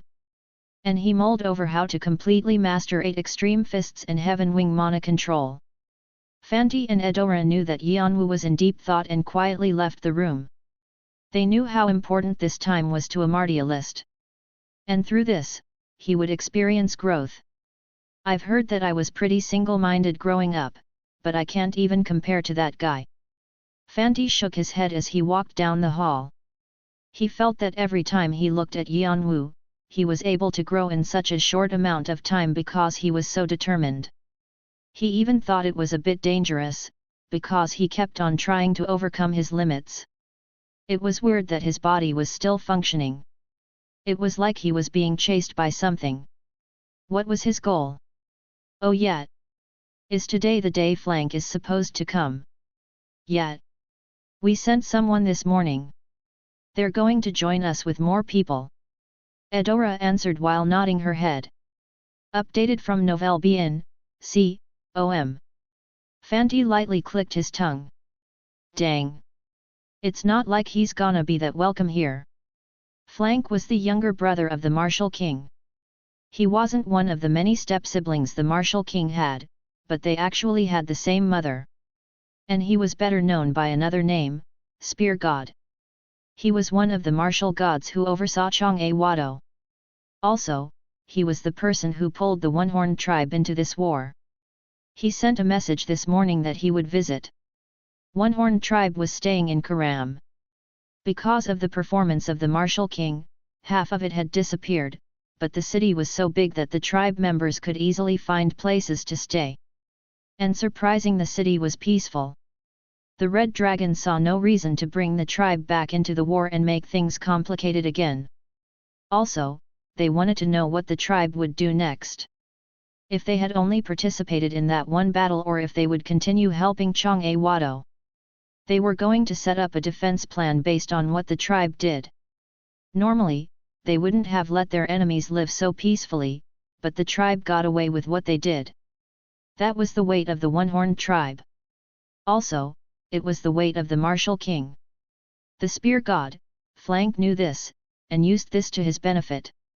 He openly revealed his relationship with the tribe to warn the Red Dragon. It was strictly a political move. The Martial King openly scoffed at the Spear God for that, but he wasn't able to deny his request because they were still brothers. However, Fanti and Eudora had a good relationship with the Spear God. Anyways, you take care of Hyung Neem here. It seems like Jeong-woo wanted to see him, too. If he wants to come, you come with him. Okay. But I don't think he'll come considering his personality. Or knock him out when you have the chance. I'll pretend I didn't know. Eudora narrowed her eyes. Do you wanna die? Hee hee. Then I'm off. Eudora glowered at her brother, who went away laughing like it was hilarious. Sometimes, she could see her father in him. Eudora let out a sigh, and she looked at Yeon-woo's door with silent eyes. Suddenly, Kwang! The door burst open and Yeon-woo ran out. He looked like he was in a hurry. Before Eudora could ask what happened, he jumped out the window in the hall and went over to the opposite side. Eudora thought that something bad had happened. It was probably wise to tell her brother and her father first, but she clenched her teeth and ran after Yeon-woo. Yeon-woo quickly passed by the collapsed city and past the 11th floor's stage. He activated Shunpo as much as he could, and his magic circuit started to overload again. His body complained as if asking why he wasn't resting. But Yeon-woo couldn't worry about that. He was only focused on heading south. Just what in the world happened? It was something that Yeon-woo couldn't see, but he could feel connected to several things. One of them was the egg of the mythical beast in the One-Horned Tribe's village, and the other one was to Chirpy. Yeon-woo could somewhat read what Chirpy and the egg were thinking. And he got closer, the connection also tightened. His connection with the egg became weaker while it became stronger with Chirpy. He was so busy with the war that he hadn't been able to contact them. He was thinking that he would go visit them when he got the time. But just now, through the connection, he felt Chirpy's sinister thoughts. They were hard to express. Fear. Horror. It was completely different to Chirpy's usually bright and happy thoughts. Yeon-woo realized something had happened to the phoenix. Just who would hurt Phoenix? The legendary beasts were the strongest existence on the lower floors. Even high rankers couldn't easily defeat them, so they were left alone. So he was extremely curious. But he also had a thought. The 11th floor was being flooded with countless rankers along with the fighting squads. Karam was the only quiet place. Other places were teeming with tensions between the two clans. Also, the Red Dragon moved as a military, making ghost towns where Jeong-woo forces were. So then it wasn't weird that some rankers would try to attempt challenging the Phoenix. Because although they were dangerous, it was that much worth it to defeat it. Because the Neodan legendary beasts owned were priceless. Why didn't this occur to me before? Yeon-woo blamed himself. If only he had thought a little bit more about the war. But he had been so preoccupied with clearing the stage and training his Mujong that he completely forgot about Chirpy and the Phoenix. He could see many different scenes happening below. There were players escaping from war and brigades busily moving in formation. As he got closer to the south, his connection to Chirpy deepened. He could feel Chirpy trembling in fear. There's no sign of the Phoenix. Yeon-woo bit his lower lip. Anxiety filled his head. You have entered the territory of the Phoenix. But he couldn't feel the gaze of the Phoenix or hear her voice that was always in his brain. The Phoenix's territory was a complete wasteland.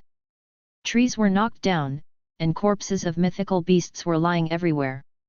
His fears were confirmed. Someone had appeared. And he was very strong. At least a high ranker. It was someone difficult to fight against. He's on Bahul's level at the very least. He could feel Chirpy's evil thoughts coming from somewhere above. He didn't delay a second and threw his body in that direction. And when he entered, the Phoenix's nest was completely destroyed. The entrance was completed, covered with fallen rocks, and signs of fire and swords were all over the place. It was clear there had been a brutal fight here. Yeon-woo pulled Vigrid out from his back. There was no time to waste. His connection with Chirpy was dying. He needed to be quick. Crash! He maximized his magic power and let out powerful whines. As he slashed Vigrid, the rocks crumbled down, making a path for him to pass through. Beyond the fallen rocks, he could see a strange space. A barrier with a shining light was barely blocking the rocks. The barrier was weak, like it would break at any moment. And within the barrier, he could be a slumped Chirpy completely covered in blood. Yeon-woo felt a faint heartbeat that could stop at any moment. Tien, hello, as some of you have pointed out, Jeong-woo literally means Azure Sword Clan in English, but as we have started translating using the name Jeong-woo, for continuity's sake, it'll be kept that way. Thank you for pointing it out. Chapter 111, Legendary Beast's Successor, 2. Translator, HH Editor, HH. Yeon-woo quickly cupped his hand and lifted Chirpy out. And the defense mechanism that had been in place quietly disappeared. Chirpy looked critical. His breathing was faint and his chest was heaving. Yeon-woo placed Chirpy out and poured his magic power out to him. At the same time, he activated his heat skill and warmed Chirpy. He thought heat might help Chirpy because he was of fire property. Fortunately, as time passed, Chirpy started breathing more normally. Yeon-woo set his skill up so Chirpy would be able to continuously receive warmth and looked around. How big of a fight happened? And where's the phoenix? It was clear someone had attacked. But when thought about logically, it wasn't just one or two things that were off. Clearly, the fight was over. It wouldn't be this quiet if it wasn't. Also, there needed to be more evidence of a fight, but this much wasn't enough. He couldn't even know if the attackers had been successful or not. The phoenix boasted a big size. It was impossible to completely get rid of her once she was killed. But there weren't even signs of her being dragged away. There were only questions left behind. Yeon-woo thought that he would only get the whole story when Chirpy woke up. And once 10 minutes had passed, thankfully, Chirpy woke up, fluttering his eyelashes. Chirpy. Chirp. As soon as Chirpy saw Yeon-woo, he let out a tired sound and tears dripped down from his eye. He couldn't communicate with Yeon-woo because he was still young, but he seemed like he had a lot to say. Yeon-woo quietly stroked his head. As if saying it was all okay now. To not worry anymore. Chirpy trembled. And with the strengthened connection, the incident from a few hours ago flashed by his eyes like a panorama. Are you the phoenix? You're as big as expected. Extremely. Yeon-woo raised his head towards the source of the voice. But strangely, he couldn't move his neck. He could only see things through a small hole. Yeon-woo realized what he was seeing. This is Chirpy's view. It seemed to be the situation when Chirpy was hidden by the defense mechanism from earlier. Chirpy tried as hard as he could to get out, but something strong blocked him. The force that was blocking him had the phoenix's aura. The phoenix had tightly put it in place so Chirpy couldn't get out. So he wouldn't get hurt and get caught by the attackers. I have never allowed the entry of humans. Also, I have never invaded the humans' territory either. Is that important? It is. Since that is the standard that splits good and evil will. At the very least, I don't have any evil will towards humans. Then I'm sorry. We definitely brought evil will with us. We need your neodon. What an arrogant human. Do you know how it ends for fools like you? I don't. But I know this well.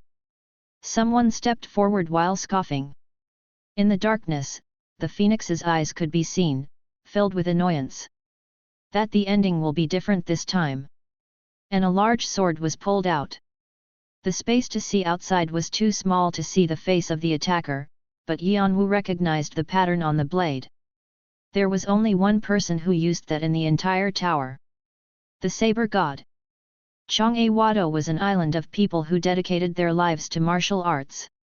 They only work on getting stronger, and they trained their martial arts to the extreme. So in Jeong-woo, people who used artifacts or magic tended to be looked down upon. It was important to be acknowledged just for your strength, and your strength alone. Because importance was placed on individual training, their personalities were self-centered. But on the other hand, they were also focused on being a collective group, because there was a clear hierarchy between them. The Saber God was the closest to being a martialist out of all of them. He was strict in self-maintenance, and he lived a restricted life without enjoying women or alcohol. His everything was centered on his sword. And even we had to be careful when he pulled out his 9 swords all at once. Jeong-woo had the most members as an organization. But of the 8 clans, they had the least clan members, and they fell behind in power. But there was one reason why Jeong-woo was judged so highly. A small elite. And the 5 martial gods. The martial gods were extremely strong. Each of them were at the top of the high rankers. One of those guys came here. Yeon-woo was brought back to reality. That was the end of Chirpy's memory. Because he had fainted from the shock of what happened next. But Yeon-woo could tell what had occurred here. The sudden appearance of the saber god. And the phoenix, dead. He was sure. The phoenix was dead. Chirpy could feel that, and he cried until he didn't have any tears left to cry. The death of his mom was too much for him, who had only been born 1 month ago. Yeon-woo tightly held Chirpy until he calmed down. Chirpy cried until his shirt was completely soaked. The phoenix realized her fate from the beginning. So she thought I might come to save Chirpy, so she protected him. Yeon-woo grinned his teeth. Is the reason why Jeong-woo sought after the phoenix because of her Neodon? He couldn't think of any other reason why Jeong-woo would try to catch such a difficult legendary beast. And it wasn't like Jeong-woo and the phoenix had any relationship. Yeon-woo grinned his teeth again. Right now, he was on Jeong-woo's side as he was with the one-horned tribe. But Chirpy had become Jeong-woo's enemy. Chirpy had no one to lean on except for him. That's what the phoenix had thought as well, and she left Chirpy to him. He couldn't take Chirpy to Jeong-woo. Of course, leaving him behind wasn't even an option. Yeon-woo didn't even consider that thought. While he was staying at the nest for over 1 month, Phoenix and Chirpy had grown to be his family. Even if Chirpy hadn't asked for it, he was going to avenge the phoenix. But right now it's difficult to switch sides. For him, both sides were going to be ones he destroyed anyway, but he couldn't just switch now. Red Dragon was probably aware of him by now. Also, he had killed Shannon. It would be weird if no one tried to kill him for doing that. Let's think about it after going back. First, he was going to return to his room and organize his thoughts. He needed to find out about Jeong-woo's plans after going back. If the phoenix died, there's a chance the other legendary beasts will be sought after too. I should find out about that as well. And this place wouldn't be good for Chirpy's mental health either. He was also going to try to find out why the phoenix's body wasn't there either. And so he stood up with Chirpy in his arms. But suddenly, a flame appeared in the middle of the air in front of him. It was a flame of various colors. It was the flame of life. And it wasn't the flame of life that his egg had received. It was the original. The spark. Thankfully, you've found my child. It's a relief. Really? Phoenix? The familiar voice widened his eyes. Was she alive somewhere? But the phoenix didn't respond to him. This was just a will. The one called Saber God. He was very strong. I tried to save the youngest, at the very least, it's a relief that you didn't forget about Chirpy. This might be the fate of you and Chirpy, it could be a blessing. The phoenix continued in a grateful tone. Also, don't be too angry that I died. I don't know if you remember, but I'm one who dies and comes back alive with the flame. I've disappeared for now, but I'll be born again. There's no need for you to avenge me. No. Even with the words of the phoenix, Yeon-woo knew that wasn't it. The phoenix would definitely be reborn. However, no one knew how long it would take. Also, even if she was reborn, she would be leading another life, separate from this one. No one knew what kind of thoughts and standards the new phoenix would have. It would be a completely different existence to Chirpy.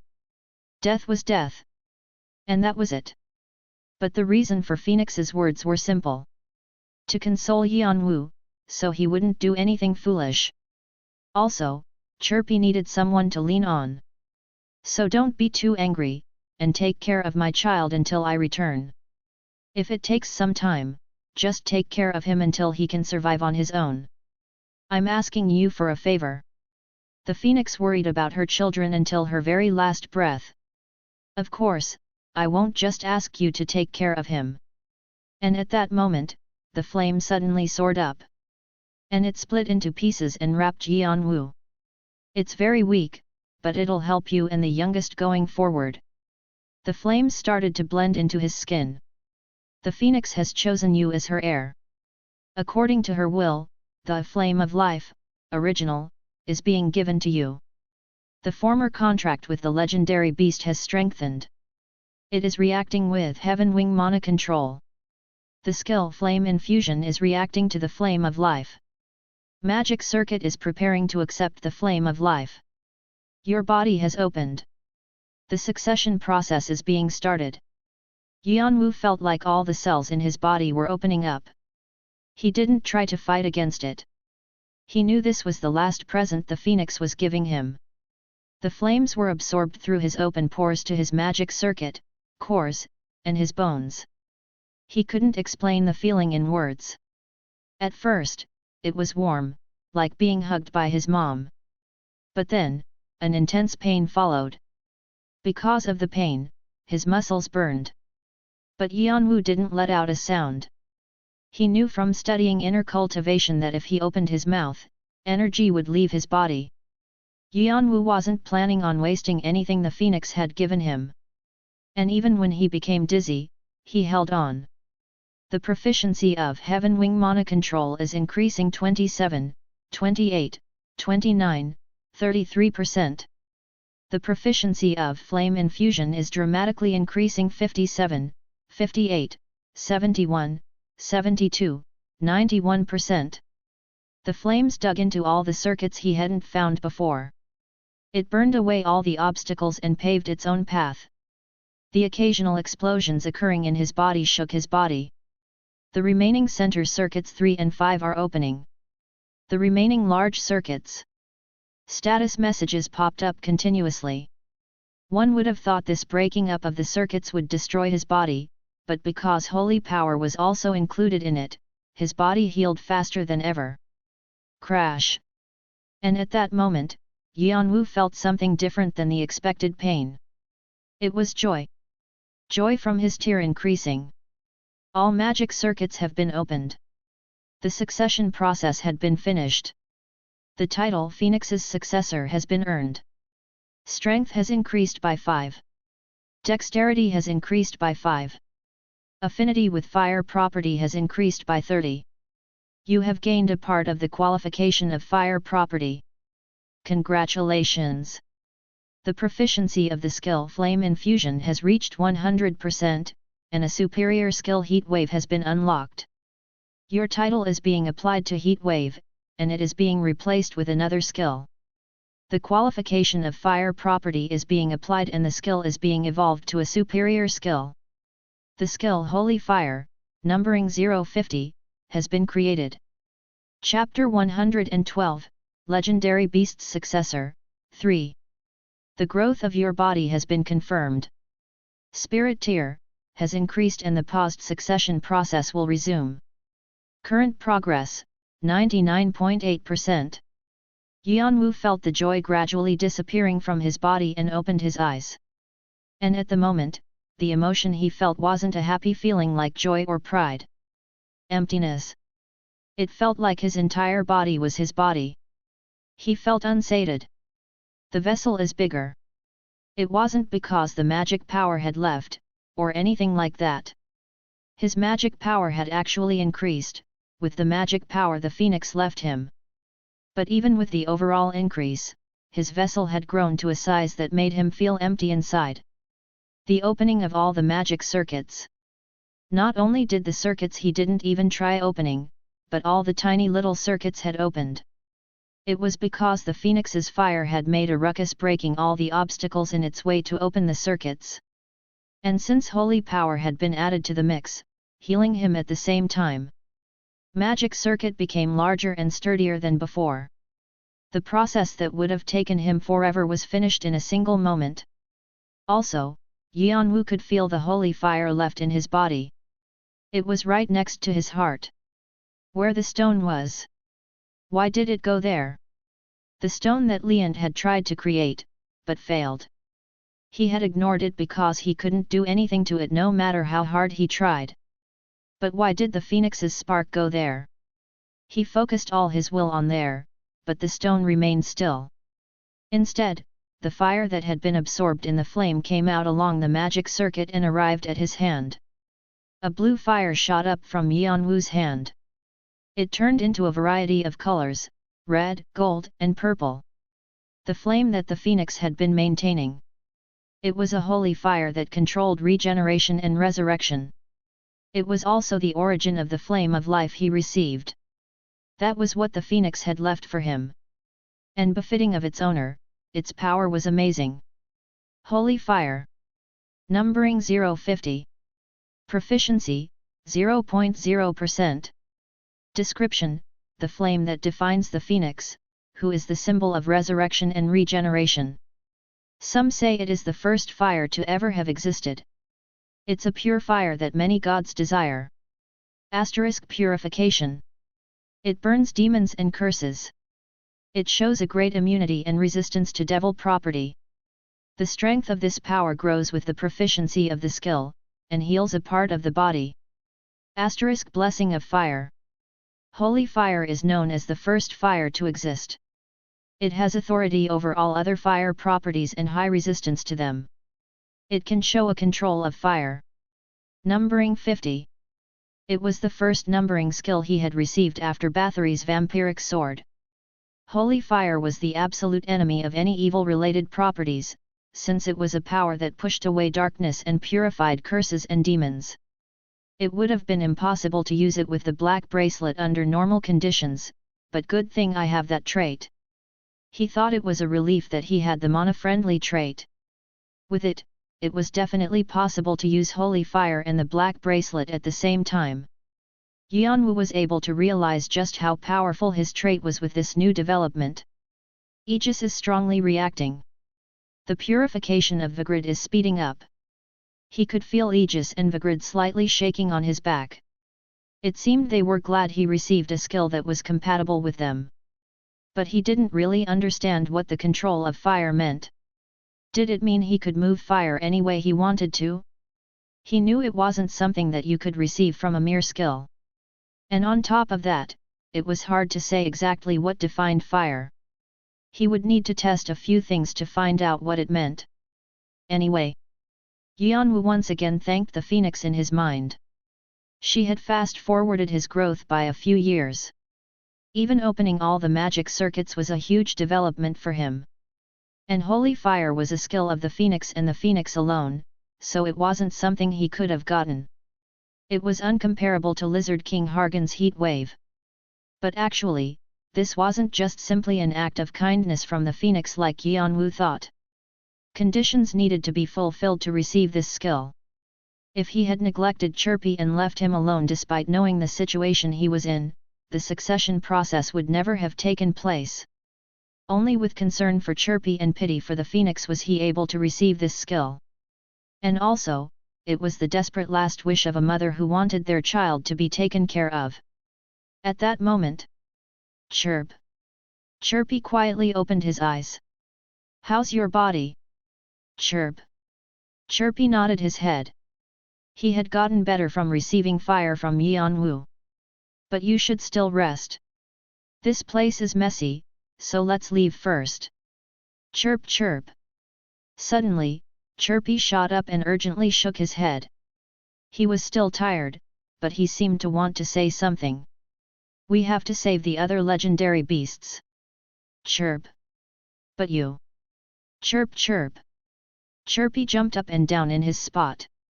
He somehow tried to change Yeon-woo's mind. Yeon-woo muttered to himself. The Saber God was planning on getting rid of the rest of the legendary beasts. And honestly, Yeon-woo didn't really care about what happened to them. He didn't really have a way to stop the Saber God anyway, since he was on Jeong-woo Cha's side. But Chirpy was telling him not to. He said that the same thing that happened to him shouldn't happen to the other legendary beasts. He should have been tired. But he put the other existences before him. He was a warm and commendable fellow. Chirp. At Chirpy's continued request, Yeon-woo had no choice but to nod his head. Okay. Chirp. But there's a limit to how much I can help. I can't even catch up to the Saber God's shadow even if I go now. Despite his recent improvements, Yeon-woo was still lacking, especially when compared to the high-ranker Saber God. That was reality. And no matter how much Yeon-woo wanted to take revenge, he always had a grasp on reality. The moment he became blind for revenge, it would only grow further away from him. Rather, he had to be more logical and calm about the situation. Chirpy nodded as if he knew what Yeon-woo was trying to say, along with words that they should escape as soon as the situation became dangerous. Yeon-woo got up with Chirpy after deciding what to do. The closest legendary beast stage was the Void Dragon in the east. He was planning on visiting that territory first. And so he began to move, but a familiar face suddenly appeared in the Phoenix's territory. Yeon-woo settled the nervous Chirpy by explaining she was a friend and went towards Eudora. How did you come here? I saw you rushing here, and I was worried. Eudora let out a breath of relief. On the way here, she had lost his trail and took a long time to finally get here. But where I was staying? Seems like Jeong-woo is hunting all of the legendary beasts. Eudora widened her eyes at hearing Yeon-woo's story. And she saw Chirpy, who was being held in Yeon-woo's arms. The clever girl was able to read Yeon-woo's thoughts right away. The fact that he was planning on completely breaking away from Jeong-woo. I won't ask you to help. I don't plan to ask the One-Horn tribe to help me either. But I hope you don't disturb me. That. She had been against him participating in this stupid war. But she hadn't even imagined they would be on different sides. She bit her lower lip. And all kinds of thoughts went through her head. And when she made her decision, she pulled her sword closer to her chest. Then I'll go with you. Yeon-woo shook his head. You don't need to feel guilty. There's no need to go that far. No. I want to help. Also, personally, I didn't like how Jeong-woo forced our tribe into this war. But Seseong-nim won't like that. It's been a while since I stopped listening to my father. And isn't that something you shouldn't be saying considering you've only been his disciple for a short time? Is that so? Yeon-woo lightly smirked and let out a laugh. And he suddenly had a thought. That if it was the Martial King. Rather than being angry by this situation, he would be amused. Of course, he's not going to go easy on us just because we're his disciple and daughter. The Martial King was that kind of person. I'll lead the way since I know where to go. Okay. Once they made their decision, Yeon-woo and Eudora left without any hesitation. To the east, where the Void Dragon would be. If the Phoenix was an existence that resurrected forever, the Void Dragon was an existence that endlessly tried to hide himself in the darkness. He doesn't like showing himself to others, and is always in a deep sleep. And because he doesn't like to be woken up, he buries those who do in the void. The Void Dragon was a legendary beast, but it was more accurate to say he was a magical creature. He was extremely territorial and had a strong and evil personality. He was also a unique creature that eroded the mystical world by spraying his void when he was sleeping. And so the Void Dragon's test was the hardest out of all the beasts. Although that's pretty useless now. Once he entered the Void Dragon's territory, he saw the same sights he had seen in the Phoenixes. The energy of the void and lightning that should have been surrounding the forest was non-existent. The same went for the inside. Dead corpses of magical creatures were everywhere. The subordinates of the Void Dragon. Each of the existences that ate the void like the dragon were lying with their throats sliced and hearts pulled out. I can't feel the Void Dragon watching me. That means. His suspicions became a reality. Or a Bani. Yes. Eudora's gaze ended at the black Void Dragon that was on the ground. He was of an immense size and was extremely long in length. Along the black scales, little puffs of the void were floating like clouds. But the color of the void was extremely weak, like it would disappear any second. Void Dragon. He was exactly like how Yeon-woo had seen in the diary. It was obvious, but Yeon-woo couldn't feel any life. He approached the corpse to see the exact condition of the dragon. Then, kikikak. A hazy laugh sounded from somewhere. What? Yeon-woo thought the saber god was nearby and turned his head to the source of the sound. And in front of his eyes, a message popped up. The soul of the void dragon is looking at you. Chapter 113, Legendary Beast's Successor, 4.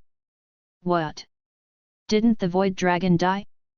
Yeon-woo's eyes became bigger, and the same voice from earlier echoed in his head. It was the same way of communication as the phoenix. It was definitely the void dragon. Kahahut. I wondered what kind of guy the phoenix had a fondness for. If you're here, you also know what's happening. Then you have quite the motivation, Yeon-woo felt wide awake. Are you really the void dragon? Kinda weird that the guy who woke me is saying that, isn't I? Kikikak. What? Yeon-woo was going to ask what the void dragon meant, but trailed off because he had a thought. He didn't have the qualification to collect a soul that he didn't kill. Even if he could, the void dragon's tear was too strong, so he didn't know if it was possible. To be precise, this didn't seem to be a soul. What if it was a remaining vestige of the void dragon? Chirp. Full W current na flows on Novel B, in, .com. Then, Chirpy spread his wings, and confidently stood face to face with the void dragon. I see. You're the one that's taking over the south instead of that arrogant bastard? I guess you're her kid. This is amusing. A player that's taking care of a legendary beast. I've never heard of this before. Well, I guess this is why I woke up. The void dragon was busy snickering at Yeon-woo. How was he able to read the phoenix's energy on him? Yeon-woo let out a laugh in disbelief. Just his vestige was able to have this much will. Legendary beasts were definitely different. Soul and vestiges were different. Soul was the existence that existed along with the physical body, and vestiges were the remains of the existence. Easily said, it was like the difference between the sun and its shadow. Although there was that much of a gap in power. When you're as powerful as me, you don't need to worry about that kind of stuff. Yeon-woo tightly closed his mouth in front of the arrogant void dragon. Was he always this talkative? The diary definitely said that he was a character that didn't like to be bothered. Maybe it was a new development after being attacked by the saber god. The void dragon had fought the saber god, so Yeon-woo would be able to learn new information from him. However, the void dragon spoke before Yeon-woo could. Anyways, I've been watching you ever since you woke me up. It's interesting that a fellow who handles death like you is loved by the phoenix, but you seemed rushed. It was fun to watch. The legendary beasts were existences that lived off of dreams, so they could read the player's thoughts somewhat. The void dragon was talking about Yeon-woo's concern for the future. You're thinking of fighting the guy that rudely woke me up. Right. There was no need to hide it. Yeon-woo nodded his head. If possible. Yes. Even if you might get killed? I'm fine, since I can just be reborn in the void, but you only have one life, It's a request from a friend. Yeon-woo stroked Chirpy's friend. Chirpy once again chirped proudly, as if bragging that this was how amazing his friend was. Eudora just quietly watched them from behind. But that's reckless bravado. The void dragon twisted his words like he was making fun of him. But don't you think I should at least try? There could always be variables. The void dragon laughed like Yeon-woo was foolish. So? That's the path you're taking. Yes. But Yeon-woo firmly nodded his head again. Right now, isn't it the void dragon in front of me? Yeon-woo used his draconic eyes to see the existence in front of him. There was a young boy. He seemed to be a 7-year-old based on his appearance, but a dense void was following him. It was the illusion made of the void dragon's vestige. The illusion crossed his arms and lifted a corner of his mouth. At that moment, Yeon-woo's surroundings turned pitch black. He was trapped in darkness. A lightless area that seemed like it would suck in everything. A place where life, death, and souls would disappear. Yeon-woo got shivers. This wasn't the place anyone with a soul should be. The void. Yeon-woo felt like his consciousness was spinning round and round the room. But on one hand, Yeon-woo felt a coziness despite his fear. He didn't know why. However, one thing he was sure about was that this void could erase him any second. It was the power of someone who was born from the void, even though they had died. So, I can interpret that as you are willing to use me if needed. The variables that Yeon-woo talked about. The void dragon sinisterly laughed. The legendary beasts were haughty creatures. But to think that right after he had died, this guy was saying up front that he would use him. Although the void dragon showed the will to kill if Yeon-woo made one tiny mistake, Yeon-woo nodded his head. Then you wouldn't have spoken to me first. There's no reason for an existence that thinks everything is useless would have taken an interest in a human like me, right? The reason why the void dragon suddenly became talkative. Yeon-woo thought it was because he was testing him.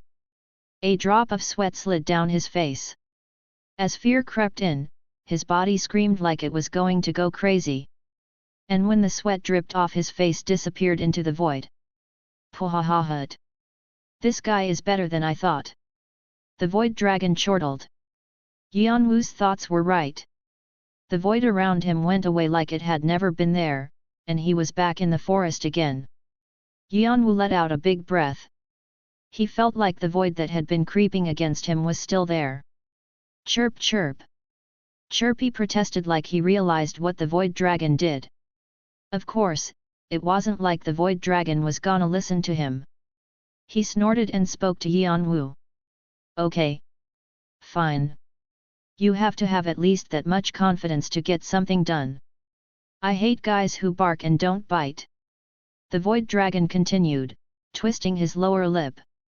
I despise being woken up from my sleep. More than dying.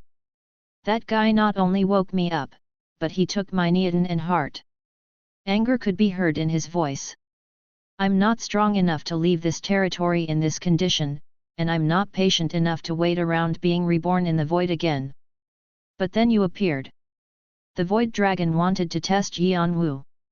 If he was a normal human, he would have ignored him, but there might have been something special about him since he had received the phoenix's liking. And the result? You have received the acknowledgement of the void dragon and achieved the hidden quest test of the void dragon. You have accomplished something that is not easily accomplished. Additional karma is being rewarded. You have received 5,000 karma. You have received an additional 3,000 karma. You are being rewarded with the void dragon's favor. Affinity with the void dragon has dramatically increased. Affinity with tree property has increased by 50. Affinity with dark property has increased by 50. Thunder property. But even if you fight against the saber god now, there's still a wide gap between you. I'll lessen that for you. The void dragon has suggested a second test. Will you accept? Yeon-woo felt his eyes widen. The second test. He had wanted to receive a test from the void dragon anyway. Yeon-woo quickly nodded his head. Hidden quest / the void dragon's second test. Summary: the legendary beast of the east, the void dragon, wishes to punish the enemy that woke him from his deep sleep. But he is not able to leave the territory of the void. The void dragon wishes to assign you a job. Please accept the power that is being given to finish the enemy. As the severity of the punishment increases, the rewards will also increase as well. Rewards: 1 Beat of the Abyss. 2 Wrath of the Void Dragon. 3. Alright, with this, the contract is done. The Void Dragon smiled so widely his canines could be seen. And his existence scattered into thousands of pieces of the void and started to permeate Yeon-woo's body. Hub. Yeon-woo shot up straight. He could feel a colossal amount of magic power entering his body. A strength made up of tree, dark, and thunder property. The vestige was being absorbed by Yeon-woo. The big pieces have been stolen, so this is all that's left, but I hope this will help at least a little. It was a present to somehow decrease the gap between the saber god and him. The void dragon's vestige started to fade away and melted in his magic circuit. You have received the blessing of the void dragon. You have absorbed a great amount of magic power at once. Strength has increased by 15.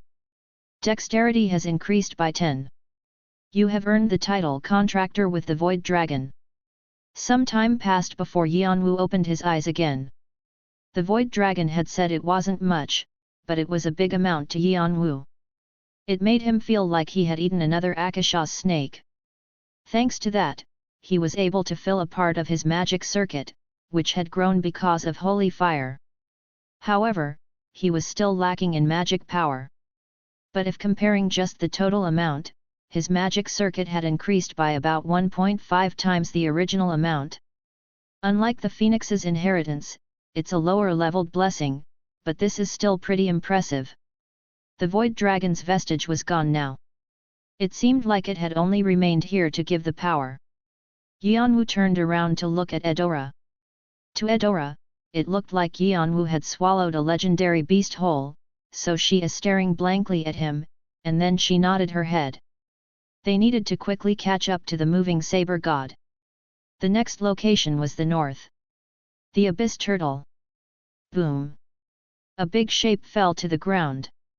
The Earth's axis shook up and down. It was a legendary beast that looked like a hybrid between a large snake and a turtle. It was the abyss turtle. Are you all right, sir? Jeong-woo's players looked at the saber god with worrisome faces. The saber god didn't respond and slowly twisted his neck and his shoulders. Crack! Every time he did that, the sound of his muscles and bones moving back in their place could be heard, but he didn't care. This is tiring. And the saber god sat down on a nearby rock like he couldn't do it anymore. Today, he had to fight 3 big battles. They were all battles that he would have had to recuperate for 1 month. However, he had done it continuously. So the saber god was only able to do it by unsealing 6 after receiving permission from the sword god, and he had just gotten the abyss turtle. And now, he was feeling extremely tired. If we had opened 7 as well, it would have been easier. The team leader of the Madodan had a wistful face as he looked at the saber god from behind. But he understood why the saber god had done that. His pride would never let him. Even if it was a legendary beast, it was only the 11th floor. If they used 7, who symbolized the full force of Jeong-woo, what would all their accomplishments come to? Saber god, why don't you take a rest and... No. It's fine. The legendary beasts have probably realized what's happening to them, and Red Dragon will come after sniffing us out. We need to finish it before then. At the saber god's firm response, the team leader stepped back. If the other martial gods had helped, it would have gone faster, but they were all doing their duties. There was no one other than the saber god to do this job. He didn't realize why they had to put themselves through this, since it wasn't like it was easy. But there were always reasons for why the sword god did the things he did, and so no one questioned him. The sword god's words were unconditional. If there was one silver lining, it was that there was only one left. Then let's go. The saber god got up and picked up the iron box on the floor. Madodan quietly followed him. Like the saber god's personality, they all moved quietly. The only sound was from the saber god's 9 swords clacking around against the iron box. Chapter 114, Legendary Beast's Successor, 5. Translator, HH Editor, HH. Yeon-woo had to bite his lips at the fact that he was late again. The territory of the abyss turtle was also destroyed. A lake that would have been big as an ocean was left evaporated, and the empty bottom was revealed. However, the abyss turtle was still alive with its heart and neodon pulled out. A human that has received the blessing of the phoenix and the void dragon? I saw someone similar to you 600 years ago. But I never imagined I would see it again. But what to do? Human. You are a step late. The abyss turtle was a humongous turtle. To be precise, he had a body of both a turtle and a snake. The abyss turtle was created by the combination of a mystical beast and a magical beast that had been walking different paths. And so they were one, but they were also two. A turtle head and body, and a long snake's head that was near the tail. One signified God, and one signified magic, and that was how they tested their challengers. The abyss turtle had the most mild personality out of the 4 legendary beasts, and liked humans, so he gave tests to whoever wanted them. But fitting of a test that was given by 2 heads, it was extremely difficult, so many were known to die during this test. The abyss turtle blinked slowly, and looked at Yeon-woo with 2 pairs of eyes. They also knew what they needed to do like the void dragon had done. Even if they had a mild personality, it didn't mean they wouldn't get mad at a sudden attack. No, actually, they might have had a deeper anger than the void dragon. The snake was a magical beast that used to eat manticores in one bite. To die here was something that couldn't happen. Our blessing. Will you receive it? And the favor of the abyss turtle fell. I'll leave it to you. Yeon-woo nodded his head. You have received the blessing of the abyss turtle. You have achieved an accomplishment not easily achieved. Additional karma is being rewarded. You have received 5,000 karma. You have received an additional 3,000 karma. You have accepted the request of the abyss turtle and you must finish the test. This is a forced condition. You cannot reject it. Once you reject it, you will receive a severe penalty. Hidden quest / the abyss turtle's test. Summary: the abyss turtle is looking at you, who is performing the test of the phoenix and the void dragon, with interest. And they wish to give you a test. The abyss turtle is looking for someone to carry out their revenge rather than do it themselves. Please look for a mystical beast worthy of becoming their successor and turn them into a legendary beast. Rewards: 1. A piece of the turtle head's back. 2. Shedding of the tail snake. 3. A successor. He thought they would ask him to take revenge, like the void dragon had. The abyss turtle was completely different. What would we do after getting that revenge? Forever doesn't exist anyway. Rather, we were able to live 2 times a normal life since we were 2. So we have no regrets dying. Unlike the phoenix, we weren't able to leave children behind. Yeon-woo was able to realize then that their eyes were focused on chirpy warmth and jealousy. Even if it was rare, the phoenix was able to find her pair, but the abyss turtle was the combination of 2 existences and not able to find their pair. Descendants were also proof that someone had lived. The abyss turtle wanted to leave that proof behind. But since they can't produce children, they are looking for a successor. An existence to satisfy the abyss turtle? Yeon-woo thought it might be even more difficult to carry out than the void dragon's revenge. Then, we leave it to you. We'll be looking at you from sticks. The abyss turtle blinked their big eyes and gradually disappeared. As the dust blew in the wind, they were divided in 2. The turtle section and the snake section. Of these, the turtle section spun around Yeon-woo and was absorbed first. The magic circuit is opening. You have received the nickname substitute of the abyss turtle. Strength has increased by 10. Dexterity has increased by 10. Affinity with the water property has increased by 50. Affinity with the ice property has increased by 50. Like with the void dragon, his empty magic circuit started filling up. But this wasn't all the abyss turtle left him. Now, the dust of the snake section landed on this skin. The skill Blue Spirit's Blessing, temporary, has been created. Skill. Yeon-woo's eyes became bigger as he checked his new skill. Blue Spirit's Blessing, temporary. Rank. Proficiency, 0.0%. Description: a spirit has been stuck to you by the abyss turtle so you are able to focus solely on the test. With the spirit, the different blessings of the legendary beasts will not clash and you will be able to use them all. This skill is inherent. Only those that have been acknowledged by the Abyss Turtle can receive this skill, and depending on the proficiency, growth is possible. It's a passive skill. It was a simple explanation, but Yeon-woo realized the Abyss Turtle had given him something much needed. He could already feel the different energies in his body settling. The blessings of the legendary beasts were a very strong blessing. Like he had to beware of the compatibilities of the buffs, same went for these blessings. If such a clash occurred during a battle, it would only lead to his destruction. This skill was outstanding in preventing that. It was good to use his strength to its full power. Yeon-woo tried to find the blue spirit, but he couldn't feel anything. It was probably because he wasn't under their control. Yeon-woo lightly shook his body, and moved to the next location. The saber god's next stop was the saber-toothed tiger of the west. After running at full strength, Yeon-woo was able to get there before the saber god. However, "You're hilarious.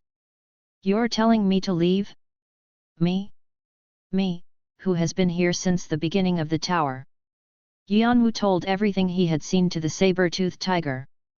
The fight between Red Dragon and Jeong-woo. The happenings of the saber god. The 3 dead legendary beasts.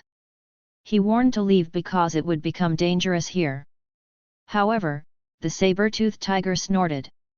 And even made fun of the other legendary beasts who were killed by a mere human. The Void Dragon and the Abyss Turtle have lost their touch. Stupid fools. Haha. And the Phoenix has left a wool to be inherited? She's crazy. And growled, revealing his canine that was as big as his head. Go away, human. I'm different from you. I'll take care of it by myself. But I said go away. A low howl made the atmosphere shake. As if saying he would kill him if he annoyed him any longer. The saber-toothed tiger was known to have the most pride. And so to earn his test, you have to put in a lot of effort, and he was upset that Yeon-woo had come here without any plans. Chirpy tried to convince him, but he refused, saying they had only ended up like that because they were stupid. And he even said something he shouldn't. Or, leave the child with me. Legendary beasts can help each other get stronger. Eventually, Yeon-woo left with a scowl from the saber-toothed tiger's territory. What are you planning on doing now? I'm not sure. At Edora's question, Yeon-woo looked at the saber-toothed tiger's territory with a crease on his forehead. If I may say something out of concern. We'll never be able to stop the saber god ourselves. Never. You don't have to worry about that. I can differentiate between courage and foolhardiness. Chirpy nodded his head. Now, he didn't really want to help the saber-toothed tiger anymore. Reason being, he had called his mother stupid. And as if he was teasing him, he wanted Chirpy to be given to him. It was a situation where not getting angry was weird.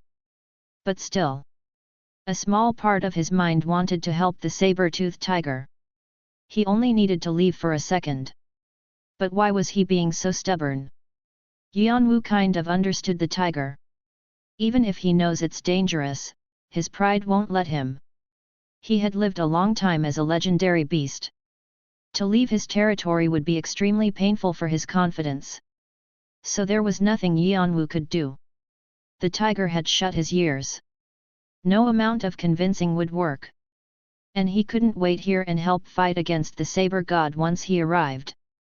It wouldn't be easy to defeat the wall of the Madodan that always followed the saber god like a shadow. He needed another method. May I tell you my opinion? Then, Edora carefully spoke up. Yeon-woo looked at her with an intimidating look. Do you have a good idea? First, I think we should leave here. The reason? Because we no longer have any reason to remain. Reason to remain? Edora furiously nodded her head. Yes. Along with the Phoenix, the Void Dragon and the Abyss Dragon left things for you. So we should follow those. But the saber-toothed tiger is different. Her voice was firm. He ignored our warning, and he denied our assistance. So didn't we do everything we could? Yeon-woo nodded, because Eudora was completely right. The only reason they had come here was because of Chirpy's request. They had no personal relationship with any other legendary beast other than the phoenix. So first, we should leave, and plan for the future. I don't think it's good to even pass by or meet the Saber God. He would get the Saber God. Even without what happened to the phoenix, it was something Yeon-woo had to do at some point. But it wasn't now. This needed to be continued carefully. Knowing that, the Void Dragon hadn't placed a time limit on his revenge. But Yeon-woo wasn't able to leave so easily. Even if he left, there was one thing he wanted to confirm. In the end, Yeon-woo made his decision. All right. I think it's right to follow your decision. Eudora nodded her head with a brighter face. To be honest, she had worried about him the moment they chased after the Saber God. To fight with the Saber God meant war against Jeong-woo. It was totally impossible. Even if she helped Yeon-woo, she was slightly worried that she could be fighting against the One-Horned tribe. But thankfully, it seemed her argument had worked. Like his logical and cold personality, Yeon-woo definitely wasn't foolhardy. Yes. So let's go back and think things through again. We might have a new chance to catch Jeong-woo. But Eudora didn't know. Even though Yeon-woo was logical and cold, he never gave up. No. I've already made my decision. I can't be with Jeong-woo anymore. I'll get my egg back and return right away. Eudora's eyes widened. Then, I'll find my egg and cross over to the Red Dragon. If I can't do it by myself, I'll use someone else's strength to do it. Under the mask, Yeon-woo's eyes sunk. As if they had collected the void from the Void Dragon. Black.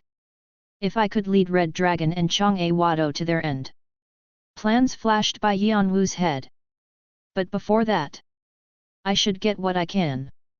If all of the legendary beasts' powers were collected, what would happen? Yeon-woo folded and unfolded his left hand. Bathory's vampiric sword's cold teeth clattered together. Chapter 115, Legendary Beast's Successor, 6. Translator, HH Editor, HH. The saber-toothed tiger snorted. Stupid fools! How pathetic do you have to be to get the pity of humans?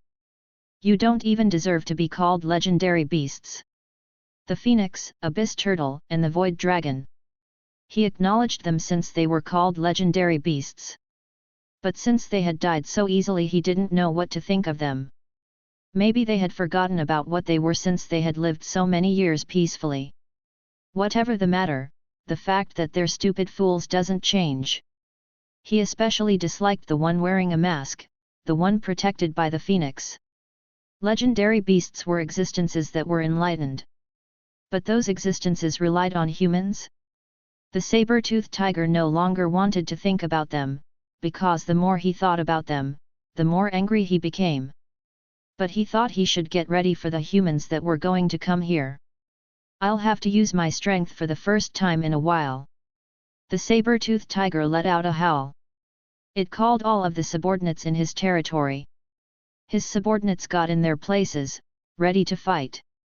And a moment later, he could feel a tingly sense in his brain.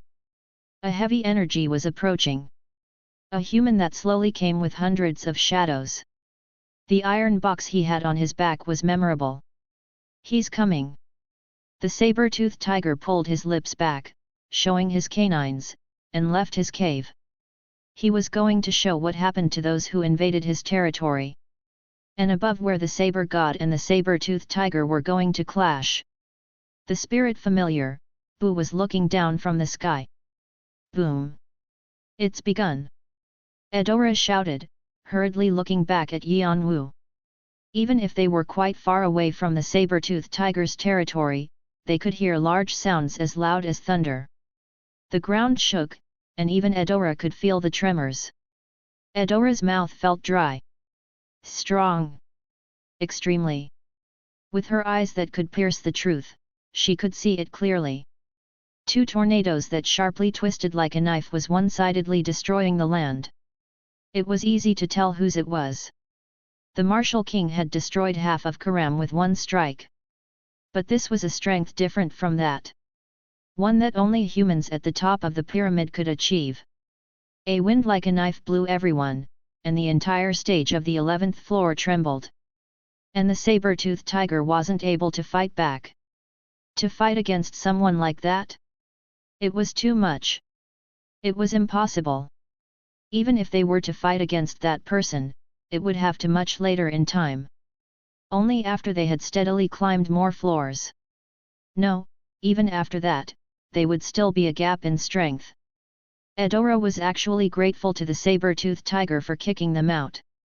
If they had been there with the saber-toothed tiger? There was no need to even ask. They would have died. Like a big rock that had thrown against a colossal tiger. Of course, since she was the princess of the one-horned tribe, it might have been okay, but there was no telling what might have happened to Yeon-woo. However, Yeon-woo didn't shrink back at the immense power. He was calmly looking on. His gaze was one of a hunter that was getting ready to go catch a tiger. A hunter trying to catch a high ranker. It didn't even make sense, but what was she supposed to do about that gaze? Then, Yeon-woo was stroking Chirpy's head with one hand and speaking to him. Chirpy. Chirp? Chirpy widely nodded his head and focused on sharing his view using the connection. It was the view that the spirit familiar Boo was sharing. With more training of the black bracelet, Yeon-woo was able to easily share senses with the spirit familiars. Of course, as the distance was increased, it became more difficult, so he was only able to share his vision. But that was enough to watch the fight between the saber god and the saber-toothed tiger. And Chirpy was able to see through the connection with him. Boo wasn't discovered by the saber god, since he was high up in the air and he had hid his presence as much as possible. Even if he does get caught, the saber god will be too worried about the fight. Yeon-woo focused on Boo's vision. The diary has records about fighting with the saber god, but there's a need to confirm how much stronger he became after all that time. And I need to see his strengths and weaknesses. Seeing for myself will help with that the most. The saber god was one-sidedly fighting the saber-toothed tiger. His appearance was calm, but his fighting methods were vicious. The saber god first threw the iron box he brought into the air. As the knives that had been inside the box spread all over the ground. 9 knives, big and small. They were swords that he had collected from different floors. Each were precious artifacts of old lords, or being powerful enough to be called gods. The saber god mindlessly planted these anywhere, and pulled each of them out while fighting the saber-toothed tiger. If he needed to attack his abdomen, he would grab the nearest sword and throw it, and so on. There was no particular order. He freely surrounded the saber-toothed tiger and kept on attacking him with knives. With that method, the saber-toothed tiger wasn't able to move at all. The repeated attacks left him with wounds all over his body. You dare! You dare! At the saber-toothed tiger's anger, the atmosphere became more cold. But the saber god didn't care a bit and continued to attack. His speed increased, and the strength that he threw his swords increased as well, so it was like a bomb was attacking the saber-toothed tiger. The tiger's skin was ripped, and you could see his bones. His right leg had already been cut off, so his balance was off too. The saber god smiled like he was having fun. There wasn't any sound, but it was clear he was laughing. He looked like a demon that had come to enjoy destruction. He's almost playing with him. Was the saber god always this strong? Yeon-woo frowned at the strength of the saber god that had vastly increased from the diary. And with the attacks that were becoming more violent, he tried to cut off his connection with Chirpy. It was clear how the fight with the phoenix might have gone. He didn't want to leave him with a trauma. But Chirpy shook his head like he was telling him to stop. Yeon-woo could feel his strong determination. Okay. But if you like it's too much, let me know. You don't have to force yourself. Chirpy. Yeon-woo proudly stroked his head, and became lost in his thoughts looking through Bu's vision. I don't think the saber god naturally became stronger. It looks like he put on some kind of magical artifact. Or did he get his hands on something else? Or dark magic? Yeon-woo's eyes flashed coldly. He thought he found a great hint to somehow defeat the saber god in the future. Boom! And when the saber god grabbed the ninth sword that he hadn't grabbed before, the world exploded like it was ending, and half of the tiger's head flew off. His eyes were filled with shock. And Yeon-woo immediately called out to Bu. It was to tell him to hide in case the saber god found him. Now! Chirp! Yeon-woo shot up from his spot. And Chirpy, who had read his thoughts, got on his shoulders and tweeted loudly. Yeon-woo used all his strength to use his shunpo to get to the saber-toothed tiger's territory. He had told Edora to watch over the spot. It might look like a suicide mission to anyone else. As expected, he's not here. When Yeon-woo had arrived at the territory, the saber god had already fled. It was probably to get away from the red dragon, who might arrive soon. But it's an opportunity for me. Yeon-woo landed near the saber-toothed tiger's corpse. His Neodon and heart were already gone. His head had half blown off, so it was extremely violent to see. Yeon-woo lightly clicked his tongue. He had definitely warned him, and he had ignored him. But he still felt bad looking at the legendary beast. Did you come to mock me, human? And at the moment, a white light gathered over the saber-toothed tiger's body, and became a human. A beautiful man with long hair glared at Yeon-woo. It was the vestige of the saber-toothed tiger, like the void dragon. Would I do that? Everything was your choice. Then? What are you doing here? If you're expecting me to give you something like the other stupid fools, you'd better go back. The vestige glowered at him, two eyes filled with anger. I have nothing to give to a mere human. No, since I have someone to release my anger on, it's actually a good thing. A white energy spun around the vestige. Like it was about to attack Yeon-woo any moment now. Even if it was a vestige, it could attack Yeon-woo. However. Smirk. You're laughing. The saber-tooth creased his forehead at the laughter he heard from below.